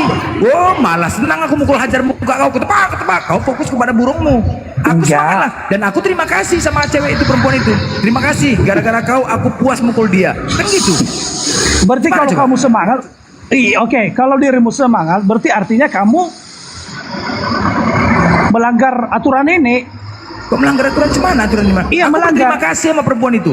Oke, kamu berterima kasih ini. Artinya kamu semangat kan? Kamu Semangat mukul kau. Makin banyak Iya. kesempatan ke mukul kau. Sekarang kan poinnya di sini terhadap si wanita ini. Poinnya kan Ya ini sekarang wanita yang kau salahkan gitu. Coba kira-kira punya kau dipegang. Kau salahkan nggak perempuannya? Kau salahkan? Ya, tadi kan di ayat itu apabila. Iya, seandainya ini kita berantem. Terus istri kau Oke. datang, dipegangnya kemaluan kau. Kau salahkan nggak? Bukan perempuan tuh. Bukan seperti itu. Misalnya kan saya punya istri. Terus kita berantem ini. Lalu karena istri saya membela saya, pastinya kan dia memukul Anda juga. Terus dia pukul kamu itu Loh, bukan mana memukul. sempat dia megang kemaluan kok mukul? Gimana caranya? Dia kan dulu. menangkap kemaluanmu. Iya, kau dengar dulu aku ngomong. Nah, jadi istri saya itu dia memukul kamu tapi menangkap burungmu gitu. Nah, artinya Kok burung aku ditangkapnya, bukan burungmu? Iya, Makin hajab kalau lah, enggak aja. Dia parah istrimu. Aduh, parah lah, enggak aja. Iya, Belender, kamu dengar dulu saya ngomong. Maksudnya di situ artinya itu kalau dia melakukan seperti begitu, itu kan kenajisan untuk dilakukan seorang wanita terhadap laki-laki. Berarti hukum yang berlaku pada masa itu tangannya dipotong. Nah, kalaupun dia melakukannya ya Pak Belender, kalau dia melakukan berarti hukum yang berlaku kepada dia adalah hukum Musa pada masa itu. Oke, kita contoh. Misalnya kita berantem, datanglah istrimu, ya kan, memisahkan kau, ditangkapnya kemaluanmu. Kira-kira kau terima nggak istrimu dipotong tanganmu? Bukan aku. Loh, jadi burung kemaluanku dipegangnya? Iya, ibaratnya kan kalau dia. Mana nih kok? Nah, ibaratnya gini Belender. Kan Jadi Belender, hal-hal kejadian begitu dulu banyak terjadi, makanya ada aturan supaya dilarang melakukan hal begitu. Gitu loh. Loh, itu kan perintah itu apabila ada berantem. Cobalah. Jadi istrinya itu menangkap punya siapa? Kemaluan suaminya atau kemaluan mana lawannya? membedakan mana Iya. perintah mana larangan. Kamu aja belum bisa membedakan mana perintah Iya, dan apa larangan. manfaat air itu? Kenapa itu dibuat? Berarti kan ada manfaatnya. Iya, itu supaya tidak terulang lagi itu hal yang larangan. Bukan perintah dilakukan loh Belender. Itu bukan perintah dilakukan tetapi larangan. Iya, Itu apa korelasi larangan. ayat itu? Kenapa itu diadakan ayat itu gitu loh? Tujuannya untuk apa? Iya, supaya tidak dilakukan. Itu kan larangan. Supaya tidak dilakukan. Rupanya Gini, pernah dia gini melakukan ya. seperti itu dulu gitu. Makanya dibuat gitu. Begini Belender, kan di ayat 12 itu dia mengatakan kalau tadi kan mengawali apabila hal itu terjadi. Nah, berarti haruslah kau potong tangan perempuan itu. Kalau ada kedapatan, artinya di ayat 12 itu haruslah kau potong tangannya, bahwa kepada terhadap perempuan tersebut wajib hukum lex talionis, hukum Musa terhadap dia berlaku. Coba gini, ini coba Pak Nehe, kalau Nehe lagi berantem sama Bang Blender, sama-sama bininya ada, bini Bang Blender pegang burungnya Pak Nehe, bininya Pak Nehe pegang burungnya Bang Blender, gimana itu? Ya udah. Kumarahilah. Nah, gini Pak Ale, kan di situ kan larangan. Jadi kalau ada melakukan seperti begitu, berarti wajib Saya tangan belum punya wajib bini, itu Blender, dipotong. Blender. Untung saya belum punya bini, Blender. Belum ada temannya sama saya. Bingung hukumnya ini, bingung ini. Kemana ini arahnya ini? Nah gini, Palif. Ya kalaupun ada kedapatan di situ, kan di situ kan larangan. Berarti kalau ada satu sama lain melakukan itu, berarti wajib dong keduanya itu dipotong tangan. Kan begitu. Masa istriku dipotong nggak terima lah, aku nggak aja orang dia baik kok masih dipotong Iya tangannya. makanya itu kan hukum dulu loh, Belender. Itu kan hukum itu berlaku. Hukum Musa berlaku pada masa itu. Ya udah kalau gitu berarti bininya Bang Blender pegang punya Bang Blender, bininya Pane pegang punya Pane. Ah itu gimana? Ya berarti inilah dua-duanya harus dipotong lah, kan dia 12 orang. Orang punya lakinya masing-masing kok. Masing-masing kok dipotong. Salah sih, apa sih menikah, Blender? Pak Alif, itu bukan berarti yang dipotong itu kemaluan, bukan. Jadi tangan perempuan itu yang Lo nggak menangkap mau burung. laku tangan biniku dipotong, gila. Orang punya lakiku dipegangin sendiri kok, lucu. Apa salahnya? Iya sekarang ini kan kamu tidak kalau di depan tidak orang, berterima. di depan Tapi orang kalau juga dulu sama, kalau Blender. Lucu. Nggak boleh. Di depan orang nggak terima laku, masa punya dia punya lakinya sendiri, wajar lah kok dipotong tangannya, nggak terima laku. Betul, Blender. Itu kan zaman sekarang, tapi Ya kalau zaman dulu misalnya, itu oke, sekarang gini, wajib ketika harus tangan bini kamu mau nggak kau potong? Marah itu nggak, kan Pak? Iya, maksud saya gini loh, Belender. Itu kan hukum dulu yang berlaku pada masa itu. Loh, ini dibaca sampai kiamat itu akan ada loh ayat itu. Betul, sekarang kan kita bukan di tradisi Yahudi, Belender. Loh, mana kita tahu sebenarnya anak-anak yang baca. Itu tadi ku bilang, anak SMP kelas 1 perempuan orang Kristen pernah kejadian gara-gara baca itu Ulangan 25:11. Nggak ada. Berarti kalau ada kejadian seperti, iya betul. Oke, begini Belender. Kalaupun ada kedapatan seperti begitu, artinya tidak ada mendapatkan iluminasi ataupun penerapan yang baik terhadap anak tersebut, sehingga dia memberikan klarifikasi untuk melakukan. Seharusnya itu kan dilarang. Kok Lo dilakukan? nggak tahu lah, itu kan kitab di rumah, dia membuka, dia membaca, kan begitu. Iya. Kita dibuka Ulangan langsung terbacanya gitu, langsung terpikirnya, oh iya anak sekolah kan sering berantem. Ya itu loh, dia kan nanya-nanya orang tua. Oh iya ya, ini firman Tuhan. Nggak mungkin lah. Nggak mungkin. Tidak mungkin. Belender. Karena kalaupun ini orang tua tidak memberikan edukasi yang baik, pastinya mungkin dari lingkungan dia, dari sekolah. Pastinya kan dia memberikan ini pengajaran ataupun ngambil sisi yang lainnya lagi penerapan yang baik.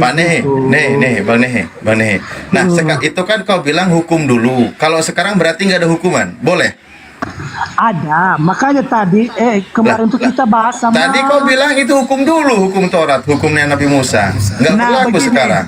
Nah, jadi hukum Taurat itu sudah ada hukum Taurat yang baru, artinya hukum kasih. Sekarang yang berlaku. Nah, sekarang hukum kasih. Kalau pegang burung kasih sekalian sama telurnya.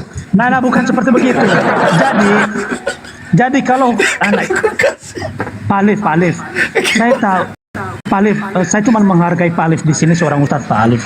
Jadi gini Pak Alif. Makanya aku bingung. Kau bilang tadi katanya itu hukum dulu, sekarang udah nggak berlaku. Sekarang kau bilang malah hukum kasih, malah makin pening lah resikonya, Bang Nehe. Nah, jadi kalau hukum kasih itu begini ya Pak ya. Hukum kasih itu, kasihilah Tuhan Allahmu dengan segenap hatimu, itu hukum pertama. Terus kedua, kasihilah sesama manusia. Jadi ketika kita mengasihi sesama manusia, tidak mungkin kita melakukan seperti yang terjadi yang kita ceritakan tadi, Pak. Artinya bahwa kalau kita benar-benar mengasihi sesama manusia, tidak mungkin kita menyakiti. Loh, ini peristiwa kan tadi apabila ini jikalau peristiwa ini terjadi, kan pertengkaran itu tetap ada, Pak Nehe. Orang yang berantem itu ada. Nah, kalau ada orang Kristen lagi berantem, terus datang salah satu perempuannya pegang burungnya. Nah, resikonya apa? Hukumannya apa? Bentar dulu.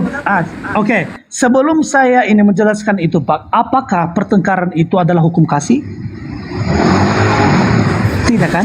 Kita ngomongin fakta dan realita, Pak Nehe. Makanya saya bilang, Pak, kalau kita benar-benar mengasihi sesama manusia, pastinya tidak ada lagi tindak pidana ataupun melakukan. Nah, kalau ada sekarang yang berantem dan faktanya memang banyak orang berantem, itu solusinya gimana? Sesuai dengan ayat ini kasusnya. Oke. Kalau melakukan seperti begitu, artinya dia tidak memiliki kasih. Ya iya, hukumannya apa sekarang kalau udah dipegang burungnya itu?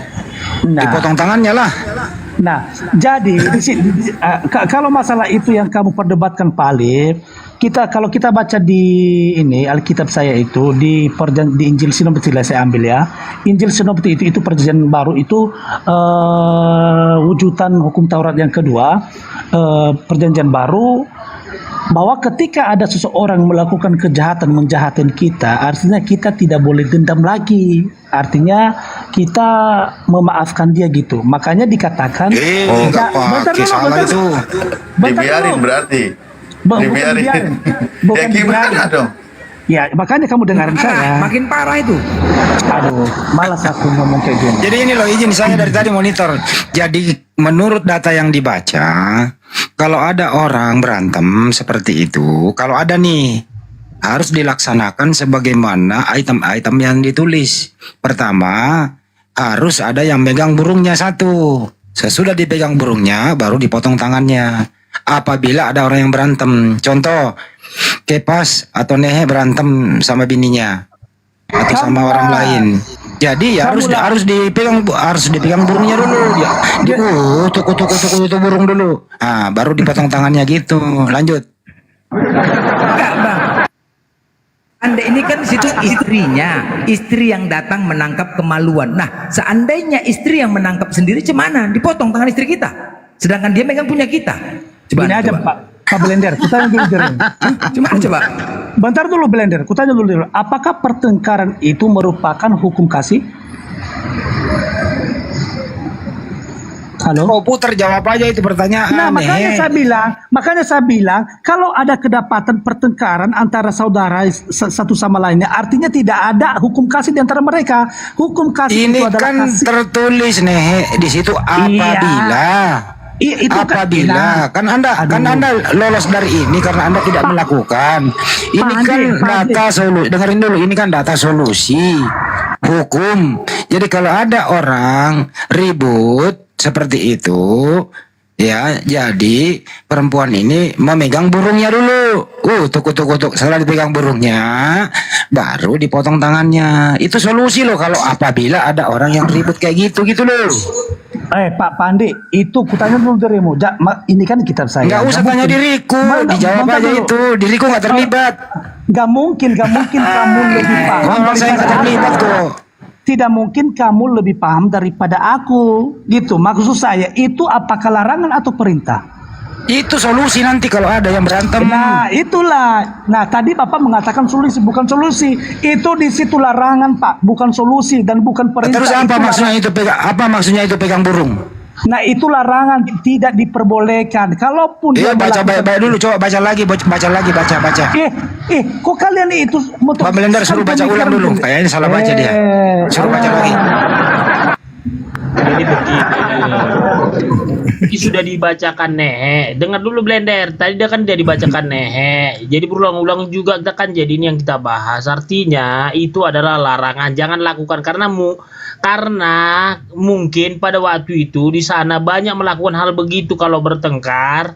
Melakukan hal begitu jadi suatu larangan supaya tidak terjadi lagi. Namun itu berlaku untuk sekarang. Apa yang dikatakan Ustadz Alif tadi?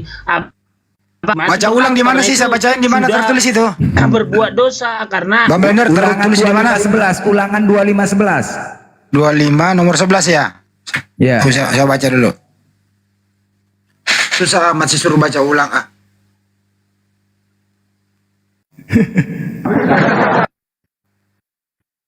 Apabila apabila artinya apabila kalau ada. Nah, apabila itu kalau ada dua orang berkelahi dan istri yang seorang datang mendekat untuk menolong suaminya dari tangan orang yang memukulnya, dan perempuan itu mengulurkan tangannya menangkap kemaluan orang itu. Jadi kalau Nehe berantem sama Kepas, Pak, dengerin dulu, saya dulu bicara, dengerin dulu. Baca habisin ayat. Ntar dulu saya dulu yang ngomong, habis ini baru Anda gantian. Makanya jangan dipotong dulu atuh, sebentar. Maksud saya baca. Kenapa sih Anda mau motong? Dengerin dulu, saya ulang lagi nih, saya baca nih. Baca semuanya baru jelasin, Pak. Jangan jelasin dulu. Iya. Oke. Saya ulang dari 11 ya, 25:11. Apabila dua orang berkelahi dan istri yang seorang datang mendekat untuk menolong suaminya dari tangan orang yang memukulnya, dan perempuan itu mengulurkan tangannya dan menangkap kemaluan orang itu, maka haruslah kau potong tangan perempuan itu, janganlah engkau merasa sayang kepadanya. Jadi gini ya, jadi kalau Nehe berantem sama Kepas, istrinya Kepas atau istrinya Nehe datang, istri Anda itu memegang kemaluannya Kepas. Nah, kalau dia melakukan itu, tangan istrinya itu dipotong. Artinya perempuan pendamai ini, cara mendamaikannya adalah memegang burung salah satu yang berantem gitu Salah lah, loh. bilang lah, salah lah caranya. Salah lagi. Salah lagi. Yang salah Mana? apanya, Kepas? Kalau Itu Kepas, sudah istri- jelas itu Kepas, bukan Jelas. tangannya yang dipegang kan, Enggak, burungnya gini, kan. istri kau Kepas datang, ini untuk memisahkan, ya. Otomatis yang ditarik itu punyamu Kepas. Di sama si Nehe, gitu loh. Iya, Aku- Saya ulang lagi ya. Kepas nih, Kepas berantem sama saya misalnya nih ya, Kepas ya. Datang istrinya Kepas. Nggak ada istri Istrinya, saya. dengerin dulu, saya belum selesai. Kita nih berantem nih, apabila kita berantem nih misalnya nih, daduk. Datang istrinya Kepas memisahkannya. Cara memisahkannya adalah dia memegang burung saya. Kemudian setelah dia memegang burung saya, istrimu nih datang nih. Setelah dia memegang burung saya, tuk. Langsung diambil tindakan, dipotonglah tangan istrimu. Itu Kepas, susah amat sih diterjemahkan. Oke. Iya, makanya kan Nah, iya dia iyain udah iya. Udah Bang Blender, dia sudah jawab iya katanya. itu yang terjadi, karena itu terjadi makanya itu bentuk larangan, bukan perintah. Iya, tapi tapi kalau ada orang yang berantem, itu yang harus dilakukan. Bukan, makanya si Blender salah menafsirkan. Si Blender kan nggak ngerti-ngerti. Tapi saya tadi udah membaca kau bilang iya. Iya itu Ya, iya kan? Iya. Ustaz Alif dia udah iyain. Dia udah iyain Ustaz Alif, sudahlah. Ya, nah itu tadi dikatakan bahwa itu kan hukum dulu. Sekarang masih berlaku atau tidak? Nah itu pertanyaannya. Sekarang masih berlaku nggak atau tidak nih, Kepas? Ih, masih berlaku lah, itu kan masih berlaku. Masih berlaku. Ya udah, salah kau nih. Tadi kau bilang tidak berlaku lagi karena itu hukumnya Torah Musa. Itu kan bentuk larangan. Apabila ada melakukan begitu, itu kan nggak pantas. Itu kan melakukan dosa, kan gitu. Berarti sekarang juga nanti kalau ada yang pegang burungnya suruh dipotong tangannya. Bukan kan, nggak juga lah. Lah katanya masih berlaku kau bilang tadi barusan. Iya berlaku kalau kesalahannya dosanya kepada Tuhan, tapi kan kembali kepada orang. Orang lagi berantem kok. Makanya itu misalnya potong tangan itu kan itu. Nggak, lagian kenapa sih ini perempuan ini kok malah rai orang bertengkar, kenapa burungnya yang dipegang? Itu loh masalahnya. Apa salahnya burung itu? Ini contoh nih, Kepas berantem sama saya. Dulu ya, betul saya lo. Bentar dulu Bang Mehe. Jadi Kepas berantem sama saya. Tentu istrinya Kepas marah dong. Datang Kepas. Iya, melerai dengan cara istrinya Kepas megang burungku. Loh, apa salahnya burungku yang dipegang? Gitu loh maksudnya Pas. Gitu loh. Makanya Pas kalau lu berantem sama gua, Pas dengerin dulu. Pas kalau lu berantem sama gua, Pas kalau lu berantem sama gua, jangan sampai istri lu tahu. Saya nggak mau lu dipegang burungku sama istrimu. Oke. Iya, makanya itu kan hal dosa, makanya nggak boleh. Tapi itu tertulis Pas solusinya. Ya itu dilarang, agar hal begitu. Nah kalau misalnya ini nih Pas, lu berantem sama gue, datang istri lu, bagaimana cara istri lu memisahkan kita berdua? Lapor polisi lah. Ya bukan megang burung dulu. Enggak lah, lapor polisi. Ustaz, megang burung dulu, masa langsung lapor? Di situ nggak ada polisi kok. Iya kan bisa ditelepon. Sekarang kan keburu bonyok kau Kepas. Nunggu polisi. Itu loh masalahnya, kok ada orang berantem burungnya yang dipegang. Nggak ada cara Blender, lain kau apa? masih hidup nggak? Lu mute-mu. Kenapa pas? Kau jikir atau tidur sih, Blender? Blender aja yang mau diserang ini orang. Enggak, si Blender nggak nalar. Masalahnya ini kita gini, dia kalau dia bernarasi nggak ada yang keluar dari mulut yang benar. Tapi betul tadi pas kau mantan napi katanya, kata Blender, betul nggak? Ya memang, ya saya baru keluar penjara ini aja baru bulan 10 saya baru bisa ke medan jara. Ya katanya kasus itu, kasus maaf ya, kasus ngocok. Enggak lah kalau itu namanya si Blender kan suka fitnah. Loh, terus kasus apa? Enggak ada karena mengkritik pemerintah. Oh itu, bukan kasus ngocok, bukan ya? Kalau namanya si Blender. Oh ya Oke, udah. topi yang lain lah, topi yang lain.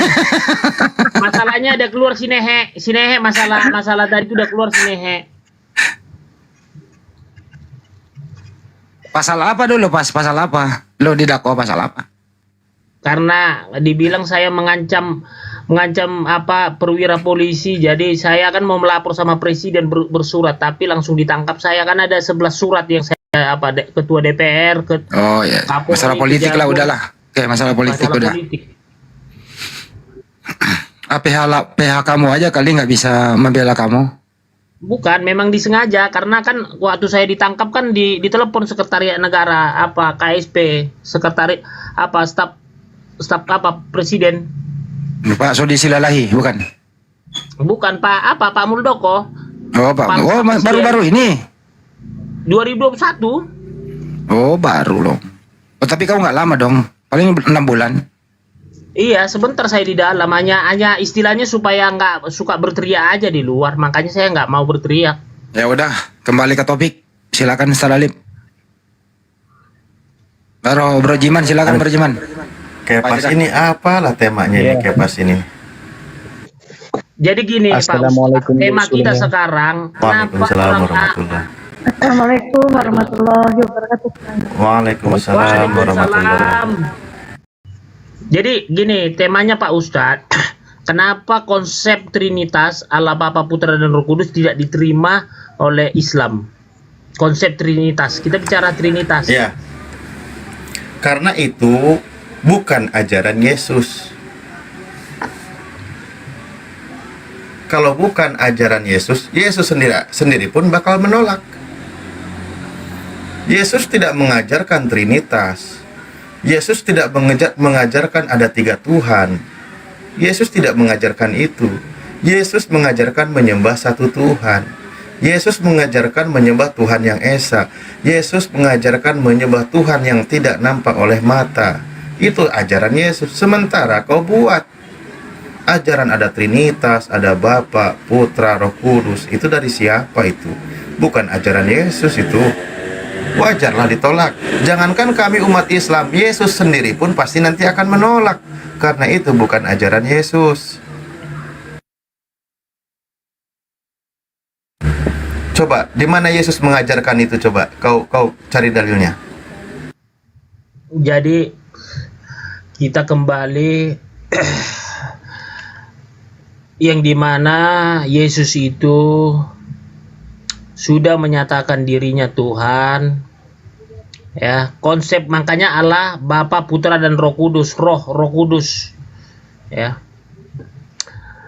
Namun memang benar itu adalah Rasul Paulus mengatakan karena disatukan, makanya satu kesatuan yang tidak terpisahkan, makanya itu Yesus itu Tuhan. Kenapa kita mengatakan Yesus itu Tuhan? Begini aja Kepas, pelan-pelan. Apakah Tuhannya Yesus dengan Tuhannya Nabi Musa itu sama? Apa? Gimana? Apakah Tuhannya Yesus dengan Tuhannya Nabi Musa itu sama? Tuhannya Musa itu kan Yesus, Elohim, Yahweh. Alamak, malah jadi kau jadikan Yesus Tuhannya. Apakah Tuhan di perjanjian baru dengan di perjanjian lama itu sama? Nah, ini lebih umum lagi. Malah kau jadikan Yesus Tuhannya Nabi Di Musa. perjanjian lama Elohim Yahweh, kalau di perjanjian baru dia kan rekarnasi Elohim itu menjadi Yesus. Parah kali kau ini fitnah. Ini yang berkali-kali saya sampaikan gini Kepas. Ini ya, ini saya buka data nih, buka data. Ini ada di kitab Yesaya, coba. Sebenarnya banyak dalilnya, banyak dalil mau di 2 Samuel 7, di Ulangan, di Yesaya, di mana, di Mazmur, di mana. Itu banyak dalil bahwa Tuhan itu memang Esa. Coba ya, ini saya baca nih. Beginilah firman Tuhan penebusmu yang membentuk engkau sejak dari kandungan. Akulah Tuhan yang menjadikan segala sesuatu, yang seorang diri membentangkan langit, yang menghamparkan bumi. Siapakah yang mendampingi aku? Ada berapa Tuhan di sini? Satu. Nah, sampai ada pertanyaan kalimat penegas dari Tuhan, siapakah yang mendampingi aku? Ada nggak yang mendampingi Tuhan yang satu ini?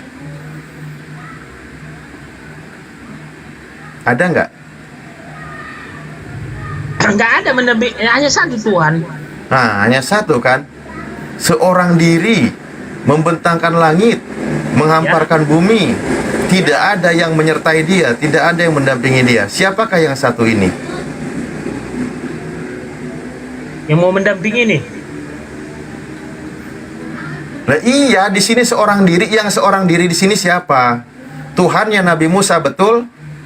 Benar. Tuhannya Nabi Yesaya, betul? Betul, oke. Nah, kalaulah seorang diri yang tidak ada mendampinginya, kenapa tiba-tiba di perjanjian baru jadi 3?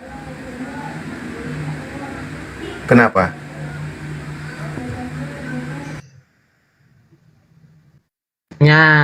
Disinilah konsep ketuhanan kami. Ya, kenapa? Nah, berarti berbedanya konsep ketuhanan itu bukan hanya dengan Islam. Dengan kitab perjanjian lama pun, imannya Kristen itu sudah berbeda. Sudah nggak nyambung. Kan orang Yahudi kan nggak terima Yesus itu Tuhan. Ya nggak terima, orang udah dikasih tahu Tuhannya itu hanya satu. Yang seorang diri, ngapain tiba-tiba di perjanjian baru kau tambah satu lagi? Malah tambah 2. Ya nggak mau lah. Jadi Tuhan itu punya kuasa. Dia bisa membangkitkan orang mati, berjalan di atas air. Iya, itu seorang diri. Dia berkuasa itu seorang diri. Saya baca sekali lagi. Beginilah firman Tuhan penebusmu yang membentuk engkau dalam kandungan, sejak dari kandungan. Akulah Tuhan yang menjadikan segala sesuatu, yang seorang diri membentangkan langit dan menghamparkan bumi. Membentangkan langit, menghamparkan bumi aja seorang diri, apalagi menciptakan manusia yang ada di dalam kandungan. Makanya di sini dikatakan yang membentuk engkau di dalam kandungan. Nah, Yesus pernah dikandung nggak? Pernah. Berarti yang membentuk Yesus di dalam kandungan siapa di sini? Dia sendiri. Alamak. Di sini Tuhannya Nabi Musa, Tuhannya para nabi yang menjelaskan yang membentuk manusia di dalam kandungan. Kok malah dia membentuk sendiri? Kayak mana lah kau ini?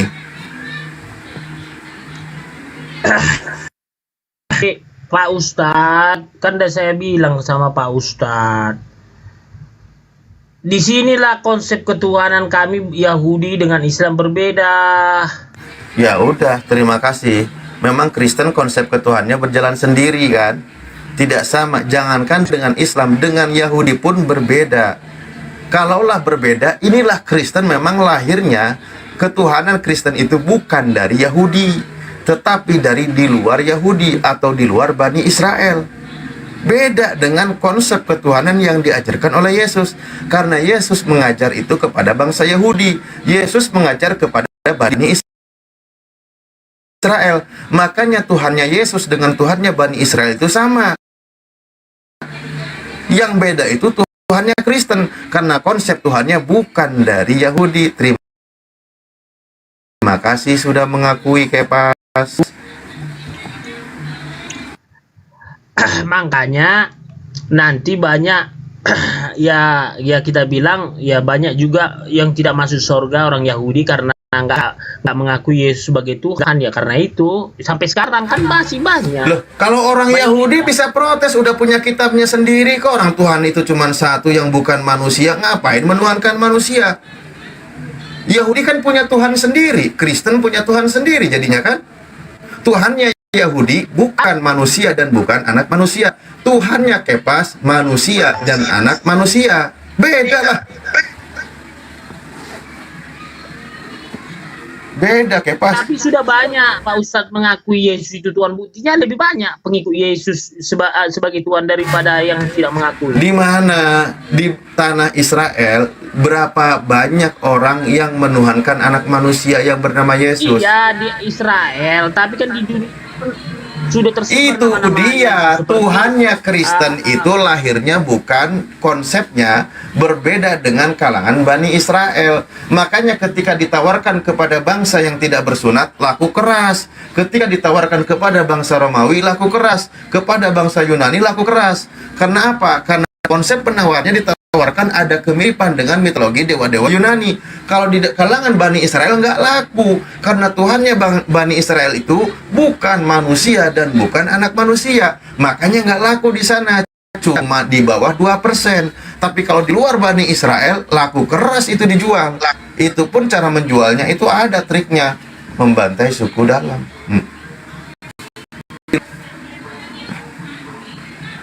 Iya kan Kepas? Bener nggak? Kalau Kristen kan hukum kasih, karena hukum kasih juga banyak kasih orang lagi. mengikutinya.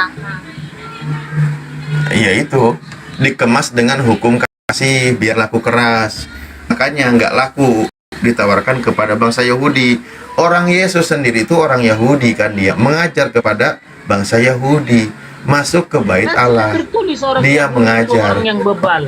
orang yang bebal kan tertulis. Bangsa yang apa kan udah tertulis. Nah terus kenapa kitabnya kau ambil? Bukan, kita nggak bisa menghilangkan jejak-jejak para nabi. Tidak kau hilangkan. Nah, ketika Yesus mengajar kepada orang Yahudi, bahkan dia membuka kitab perjanjian lama, ada nggak dia mengajarkan kalau dia itu Tuhan kepada bangsa Yahudi? Dibilang Yesus, aku tidak menghilangkan hukum Taurat, kedatangan. Ya sudah, berarti kalau begitu Yesus tidak mengajarkan kepada orang Yahudi kalau dia itu Tuhan. Yesus tidak mengajarkan itu, karena di dalam hukum Taurat dan kitab para nabi, Tuhan itu bukan manusia dan bukan anak manusia. Tuhan itu hanya Esa. Di Ulangan, di Samuel, di Yesaya, di Mazmur. Kemarin kan udah saya bilang, Tuhan itu hanya satu di dunia ini yang menciptakan dunia jagat raya, ya itulah Yesus yang menciptakan dunia jagat raya ini.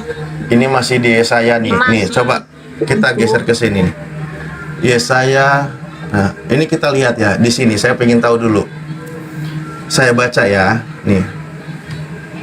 Ini ada yang akan menyaingi Tuhan. Dia bilang begini ya. Engkau yang tadinya berkata dalam hatimu, aku hendak naik ke langit, aku hendak mendirikan tahtaku mengisi bintang-bintang Theos, bintang-bintang Elohim, dan aku hendak duduk di atas bukit pertemuan, jauh di sebelah utara.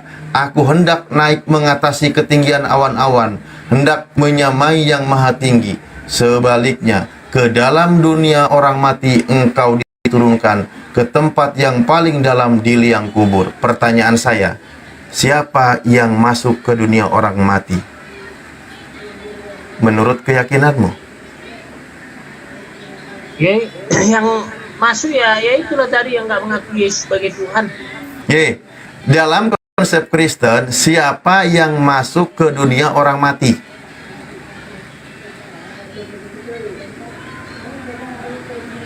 Ini membicarakan apa sih Pak Ustadz? Enggak, ini enggak membicarakan apa-apa. Saya tanya dulu sama Anda percaya atau tidak?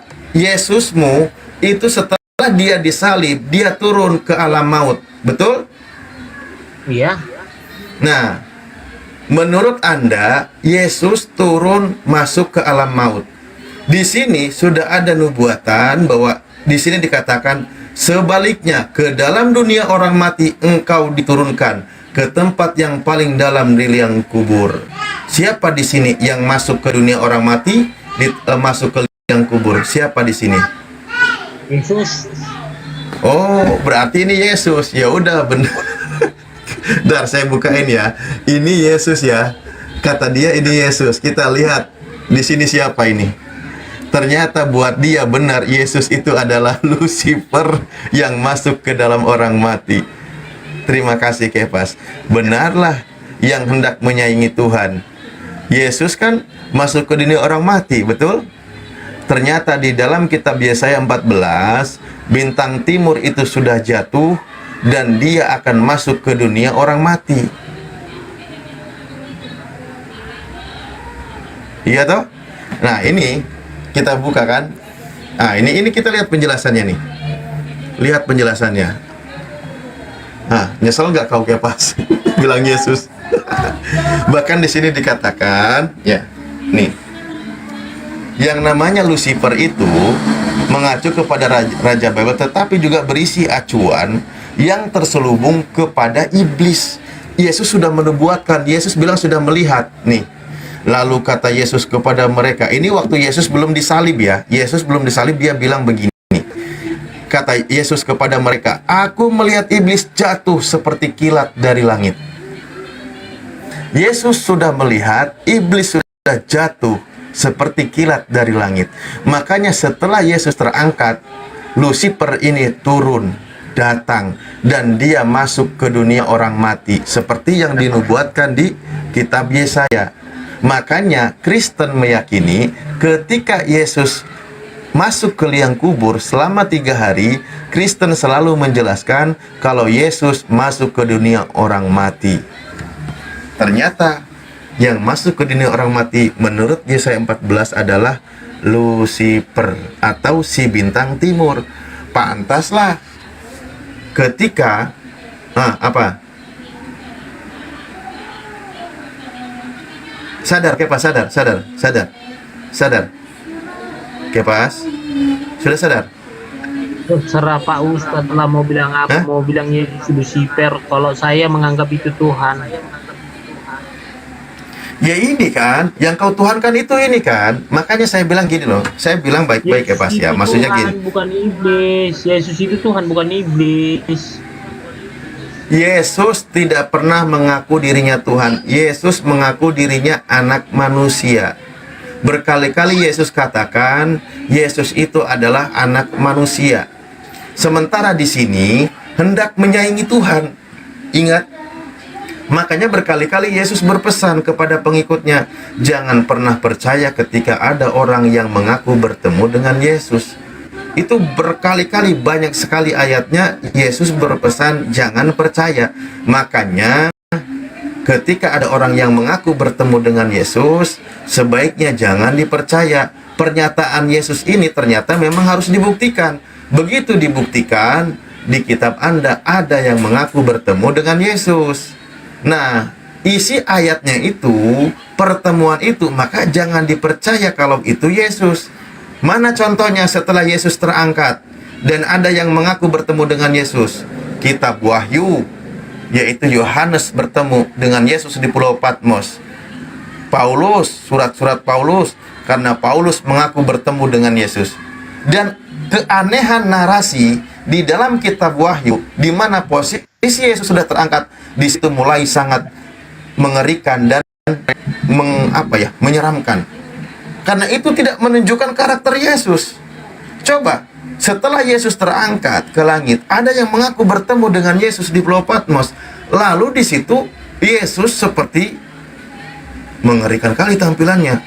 Lidahnya aja seperti pedang, matanya merah, rambutnya putih.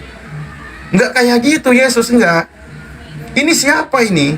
Yang matanya merah, rambutnya putih, terus kakinya seperti pakai roda itu, suaranya seperti desau air, lidahnya menjulur keluar pedang. Lalu dia mengaku sebagai Yesus, si bintang timur. Oh, ini ternyata yang diwanti-wanti bahwa yang mengaku bintang timur dan bintang timur sudah jatuh. Bahkan Yesus katakan bintang timur sudah jatuh. Maka Yesus berpesan berkali-kali kepada muridnya, waspadalah terhadap penyesat alias Lucifer alias iblis alias si bintang timur. Berarti tadi yang mengaku sebagai Yesus adalah bintang timur. Aku kan sudah dimaterai Yesus masuk surga, dari materai. Nah, materai yang harga berapa kau? Dengan darahnya lah, kan tercurahkan. Wah, ini lagi ajaran darah-darahan. Ini ajaran Lucifer lagi ini. Kenapa kau dimateraikan pakai darah? Modal dong, yang ceban di tiang salib. Dia kan mati di tiang salib setelah ditombak rusuknya oleh tentara Romawi. Ya ini kembali lagi ya, jangan diacak-acak lagi narasinya. Di sini jelas yang masuk ke alam maut adalah Lucifer, oke?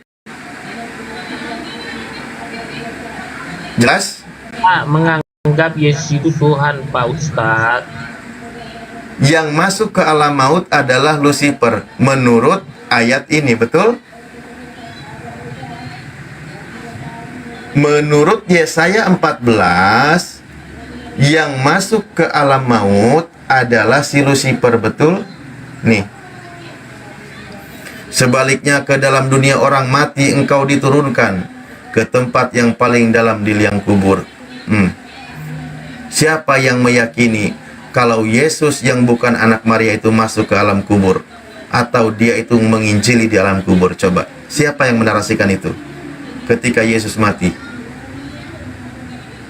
Makanya dikatakan jangan percaya.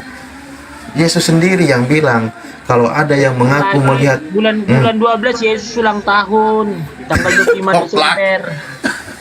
Ya udahlah, kau inilah, terserah kau lah. Ini nih resiko mengimani Lucifer kayak gini. Malah Tuhannya mau ulang tahun lagi. Belum lagi kau pikirkan. Ya, silakan Bang Jimen ya. Silakan Bang Jimen bentar sedikit. Makanya kau ini aneh. Kau ini aneh dari kemarin diskusinya mikirin masa depan Tuhan, mikirin kematian Tuhan.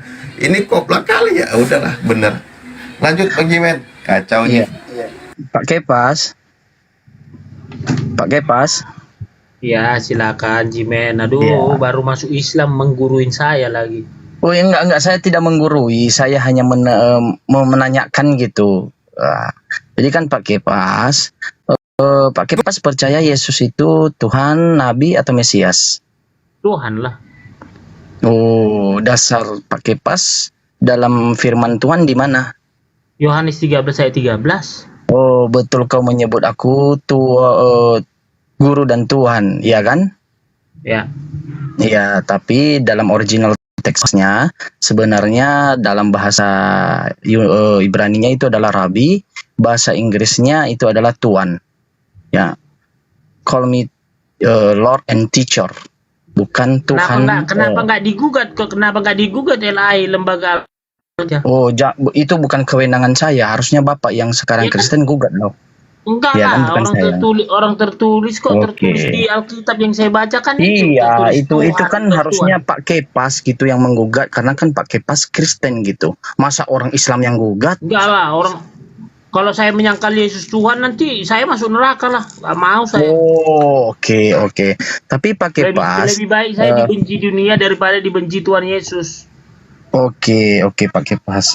Pak Kepas, Bapak tahu, Pak Kepas tahu nggak di Ulangan 18 ayat 15, seorang nabi dari tengah-tengahmu, dari antara saudara-saudaramu, sama seperti aku, akan dibangkitkan bagimu oleh Tuhan Allahmu, dialah yang harus kamu dengarkan. Ini kan menurut Alkitab ya Pak Kepas ya, karena kalau kami kasih menurut pernyataan versi kami, mungkin Pak Kepas tidak akan percaya. Tapi karena ini menurut Alkitab, mari kita lihat siapakah di Yesus itu. Bentar ya Pak Kepas ya. Ini dia. Bisa dibesarkan Bang? Mohon izin Bang. Bisa dibesarkan? Biar kita tahu nih. Mohon izin Pak. Ini menurut Alkitab ya Pak Kepas ya, bukan menurut. Karena kalau pakai menurut kami, pemahaman kami, mungkin Pak Kepas marah gitu. Host bisa dibesarin host? Izin. Halo. Wah, nggak ada kali yang monitor ini. Nggak bisa kita membesarkan, hanya hostnya yang bisa. Hanya host yang bisa. Iya. Hostnya nggak ada ya, hostnya mungkin tidur. Oke, ini dia. Oke. Ulangan 18, seorang nabi dari tengah-tengah muda antara, kita pakai Alkitab ya, pakai pas ya. Siapakah seorang nabi itu yang disampaikan oleh Allah kepada nubuatnya kepada Musa, dan Musa menyampaikan kepada Bani Israel? Ternyata nasnya itu, yaitu nabi terakhir Musa adalah Ulangan 18, adalah Yesus Kristus Sang Mesias. Nah, ternyata itulah seorang nabi, bukan Tuhan atau Allah yang merubah menjadi nabi atau Yesus gitu. Terlihat juga ketika Yesus pergi ke Galilea di ayat 20, di ayat 25. Di sini disebutkan, ini dia. Jawab perempuan itu kepadanya, aku tahu bahwa Mesias akan datang, yang disebut juga Kristus. Apabila ia datang, ia akan memberikan segala sesuatu kepada kami. Kata Yesus kepadanya, akulah dia yang sedang berkata-kata dengan engkau. Jadi fix ya pakai pas ya, bahwa Yesus itu bukan Tuhan, dia adalah seorang nabi atau seorang Mesias. Dan Yesus tidak menyangkalnya, justru menyatakan bahwa dia adalah seorang Mesias. Akulah dia, aku adalah Kristus. Nah, ketika seorang perempuan Samaria bertemu dengan Yesus di dekat sumur peninggalan Yakub, ya Pak Kepas. Lalu penebusan dosa, Bapak bilang tadi karena saya sudah dijamin. Itu penebusan dosa. Sementara penebusan dosa Allah berkata dan Yesus juga berkata di Ulangan 24 ayat 16, Hezekiel 18 ayat 20. Kita berbicara Alkitab ya, kita pakai pandangan Alkitab. Karena kalau pandangan yang kami berikan kepada Pak Kepas, mungkin Pak Kepas tidak akan menerima. Tapi ini Alkitab sendiri. Dan Yesus berkata dan Allah berkata, bagaimana Pak Kepas menyatakan seperti itu ada penebusan dosa, sementara Allah, sementara juga Yesus menyatakan tidak ada penebusan dosa. Di mana ada Ulangan 24 ayat 16, Hezekiel ayat 18 ayat 20. Bagaimana Pak Kepas menanggapi itu? Ya. Jadi sebenarnya Pak Kepas itu mengikuti Yesus atau Allah Bapa, atau mengikuti Paulus yang menyatakan dengan matinya dia di tiang salib, batallah hukum Taurat. Dengan matinya di tiang salib dia telah menebus dosa. Sementara hukum Taurat itu abadi sampai langit dan bumi, di mana di Ulangan 1 titik iota yang ada di dalam hukum Taurat tidak bisa kau tiadakan sampai langit dan bumi ini hancur. Lebih mudah langit dan bumi ini hancur daripada hilangnya satu iota yang paling terkecil di hukum Taurat. Bagaimana Bapak Kepas menyampaikan bahwa itu adalah penebusan dosa? Ya, di Ulangan tidak ada penebusan dosa. Ya, itu perjanjian lama gitu. Ya, dosa anak tidak ditanggung oleh bapak, dosa bapak tidak boleh ditanggung oleh anak. Dosa dipertanggungjawabkan oleh perbuatannya sendiri. Bagaimana Pak Kepas menyatakan bahwa itu adalah penebusan dosa? Saya lebih curiga kalau Bapak ini dibohongi oleh doktrinnya di perjanjian baru bahwa kematian Yesus digunakan itu adalah penebusan dosa. Lalu Bapak percaya, lalu menyatakan santai, oh saya tidak perlu menjalankan hukum Taurat. Ya, saya santai-santai sudah ada yang nebus. Kalau seperti itu salah satu hukum Taurat Pak Kepas adalah jangan membunuh. Sekarang Pak Kepas saya bunuh tidak apa-apa. Pak Kepas sekarang silakan membunuh. Tidak masalah. Salah satu penebus di hukum Taurat adalah jangan menginginkan istri orang lain. Silakan Pak Kepas menginginkan istri orang lain biar dihantam habis Pak Kepas. Jadi tidak ada pembatalan hukum Taurat. Justru siapa yang membatalkan hukum Taurat tersebut adalah surat-suratnya Paulus. Bapak Kepas tahu apa itu surat-surat? Surat-surat itu adalah tulisan pribadi dia, bukan wahyu Tuhan, bukan wahyu firman-Nya Yesus. Ya. Justru penebusan dosa itu mentuhankan Yesus setelah Yesus telah tiada. Setelah Yesus itu dan murid-muridnya telah tiada. Kenapa ketika pada zaman Yesus masih hidup, kenapa tidak dia dituhankan? Kenapa dia tidak ada penebusan dosa? Kalau enggak Yesus menampar pipi kalian itu, menghantam kalian pakai tongkatnya. Jadi Pak Kepas, itulah sebabnya di perkataan Yesus dan semua ajaran Yesus tidak pernah mengatakan sembahlah aku, tetapi banyak dia mengatakan sembahlah Allah kita dan ikutilah aku. Itu perbedaannya kodratnya dengan bapaknya, dengan dirinya yang mengutus dia. Bahkan dia menambahkan segala kehendakku itu bukan berasal dariku, tapi melainkan kehendakku itu berasal dari bapakku. Ajaran Kristen satu, hukum kasih, dua. Iya, saya tidak membantah hukum kasih itu adalah hubungan antara manusia dengan manusia, itu disebut adalah hubungan horizontal. Semua agama mengajari itu pakai pas. Yang diajari oleh Yesus juga ada namanya hubungan vertikal, hubungan antara manusia dengan Tuhan, yaitu kau harus bertuhan yang esa. Musa bertauhid bahwa harus bertuhan yang esa. Itu hubungan vertikal. Selalu Kristen karena saya tahu mana ajaran yang benar. Karena apa? Ajaran Kristen hukum kasih satu, nggak bisa 2 kali nikah bolak-balik kayak binatang. Mohon maaf ya. Wih, banyak di zaman Nabi di kekristenan banyak yang udah menikah banyak lebih dari satu. Itu perjanjian lama. Abraham pun 2 istrinya. Iya. Dan asal kau tahu tidak ada satu titik iota yang bisa kau tiadakan sampai langit dan bumi ini hancur di perjanjian lama. Iya, itu makanya kan beda di lalu kau tiadakan itu, itu pakai pas. Nggak boleh menceraikan istri apapun alasannya. Iya, itulah praktek kamu sekarang. Kamu aplikasikan dalam hidup kau tidak menceraikan istrimu, tapi kau berhubungan badan dengan wanita-wanita lain. Wanitamu, istrimu di rumah adalah tersiksa juga dengan pekerjaanmu itu karena kau tidak memberikan kejelasan tentang status dirinya. Ya, lebih baik diceraikan. Biarkan dia menyambung hidup. Saya kan belum nikah.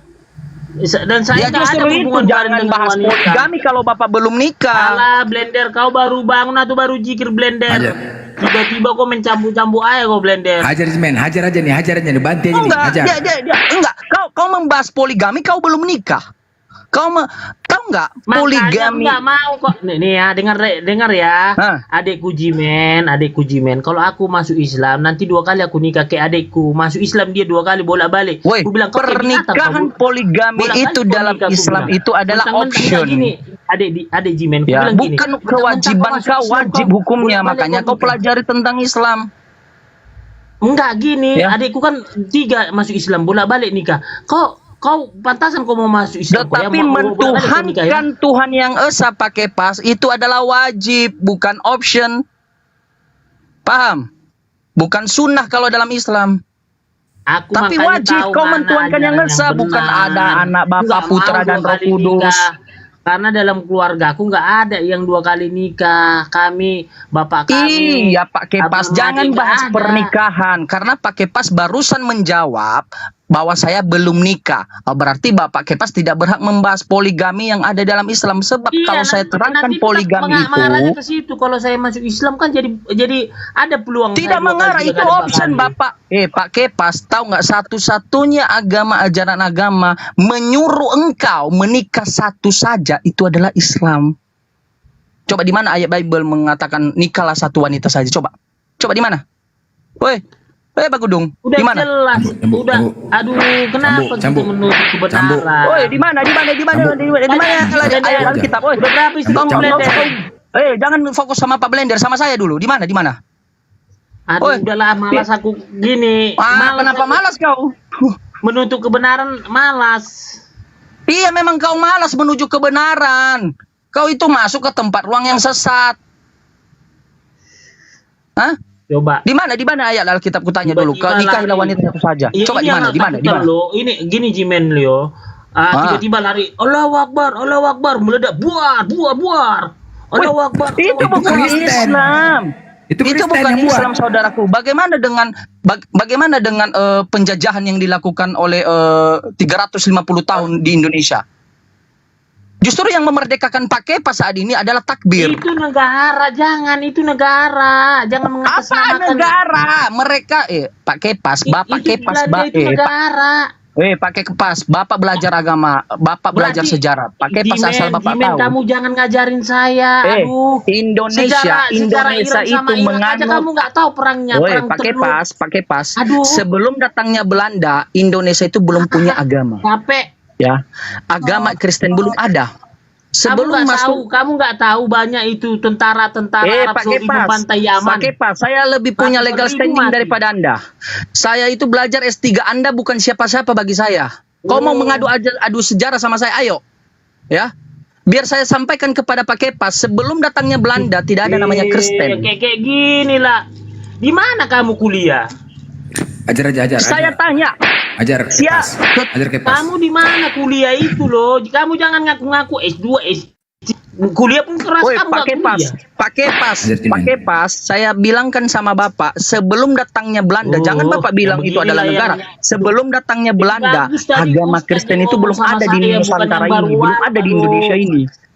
Justru penyebaran Kristen itu yang dibawa oleh penjajah. Aja lah ngomong. Ajar Kepas nih. Ajar Jimen. Ajar terus. Kenapa kau tidak menerima fakta kepada saya? Ini saya kasihkan data, saya tunjukkan on cam lagi. Kamu nggak jelas, ngerti nggak? Lebih bagus saya bisa blender karena dia sejak kecil udah Islam. Hajar Jimen. Hajar terus. Oi, Pak Kepas, saya kasih data kebenaran. Anda membahas tentang Allahu Akbar bom meledak, itu bukan Islam, saudaraku. Ya? Lebih bagus Ustadz pembantaian di Selandia, di masjid di Selandia Baru itu masuk ke dalam masjid. Kalau kita membahas ke sana, itu agama siapa coba? Ajar, kenakan ginjal lo kamu masuk Islam. Makanya Pak Kepas jangan asal bunyi, asal ngomong asbun, ya. Pak Kepas, segala sesuatu orang yang mentaati Al-Quran dan hadis, dia tidak akan membunuh. Bahkan dalam Al-Quran, satu orang kau bunuh itu sama halnya kau membunuh seluruh dunia. Jimen, ada 2 liter di rumah kamu bensin. Ajar Jimen, hajar lagi. Alah, bacot kali kau, makanya kau tuh orang tersesat. Tahu kata Yesus, engkau memuji namaku di gereja. Oh Tuhan Yesus, engkau memuliakan aku, engkau bernubuat dengan namaku. Aku tidak mengenal engkau, hanyalah engkau daripadaku. Karena mulutmu menyemuliakan dan memuji aku, tapi kau tidak melaksanakan apa yang kusampaikan kepadamu. Apalagi isi blender ini. Kau pakai pas tidak tahu apa-apa tentang Alkitab. Kau tidak tahu apa-apa tentang Alkitab. Oh, lari dia. Oh, lari. Kabur. Oh, kurang ajar. Dia ngarang pula, dia bilang penebusan dosa. Mancung dia, Alkitab tidak pernah mengajari seperti itu. Ya, kurang ajar dia. Oh, enggak. Makanya orang-orang seperti ini sebenarnya oten-oten ini dihantam dulu dengan pakai perkataan argumentasi keras. Saya setuju seperti itu. Kita adakan pendekatan pelan-pelan, kita berikan data, dia tidak menerima. Kita pakai pun data dan nasnya yang dalam Alkitab, dia pun tidak menerima. Jadi dia pakai pandangan apa? Buku Tatang Sutarman. Memang gak ada otak dia ini. Majalah Bobo. Jadi inilah pelajaran juga sama kita, bahwa kalau memang benar-benar kau adalah mengaku Kristen, ya, untuk yang dibawa orang-orang oten, ikutilah segala perkataan Yesus dan Allah. Janganlah kau ikuti di luar sana, di luar daripada itu. Justru kau nanti mengikuti argumentasi daripada diri seseorang yang bukan dari Allah, yang bukan dari Yesus. Nah, dalam keislaman kami itu, saudara-saudaraku yang berbeda agama dengan saya, itu adalah orang-orang yang kafir, orang-orang yang menutup kebenaran. Allah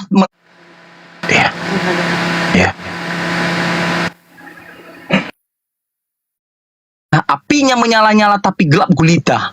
Ya, sama dengan perkataan Yesus bahwa orang yang tidak mengikuti segala perkataanku dan perintahku, tempatnya adalah menduduki kerajaan yang paling rendah di atas sana. Paling rendah.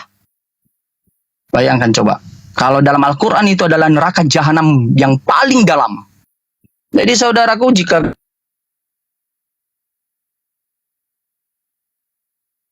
mulutmu dan ucapanmu memuji nama dia di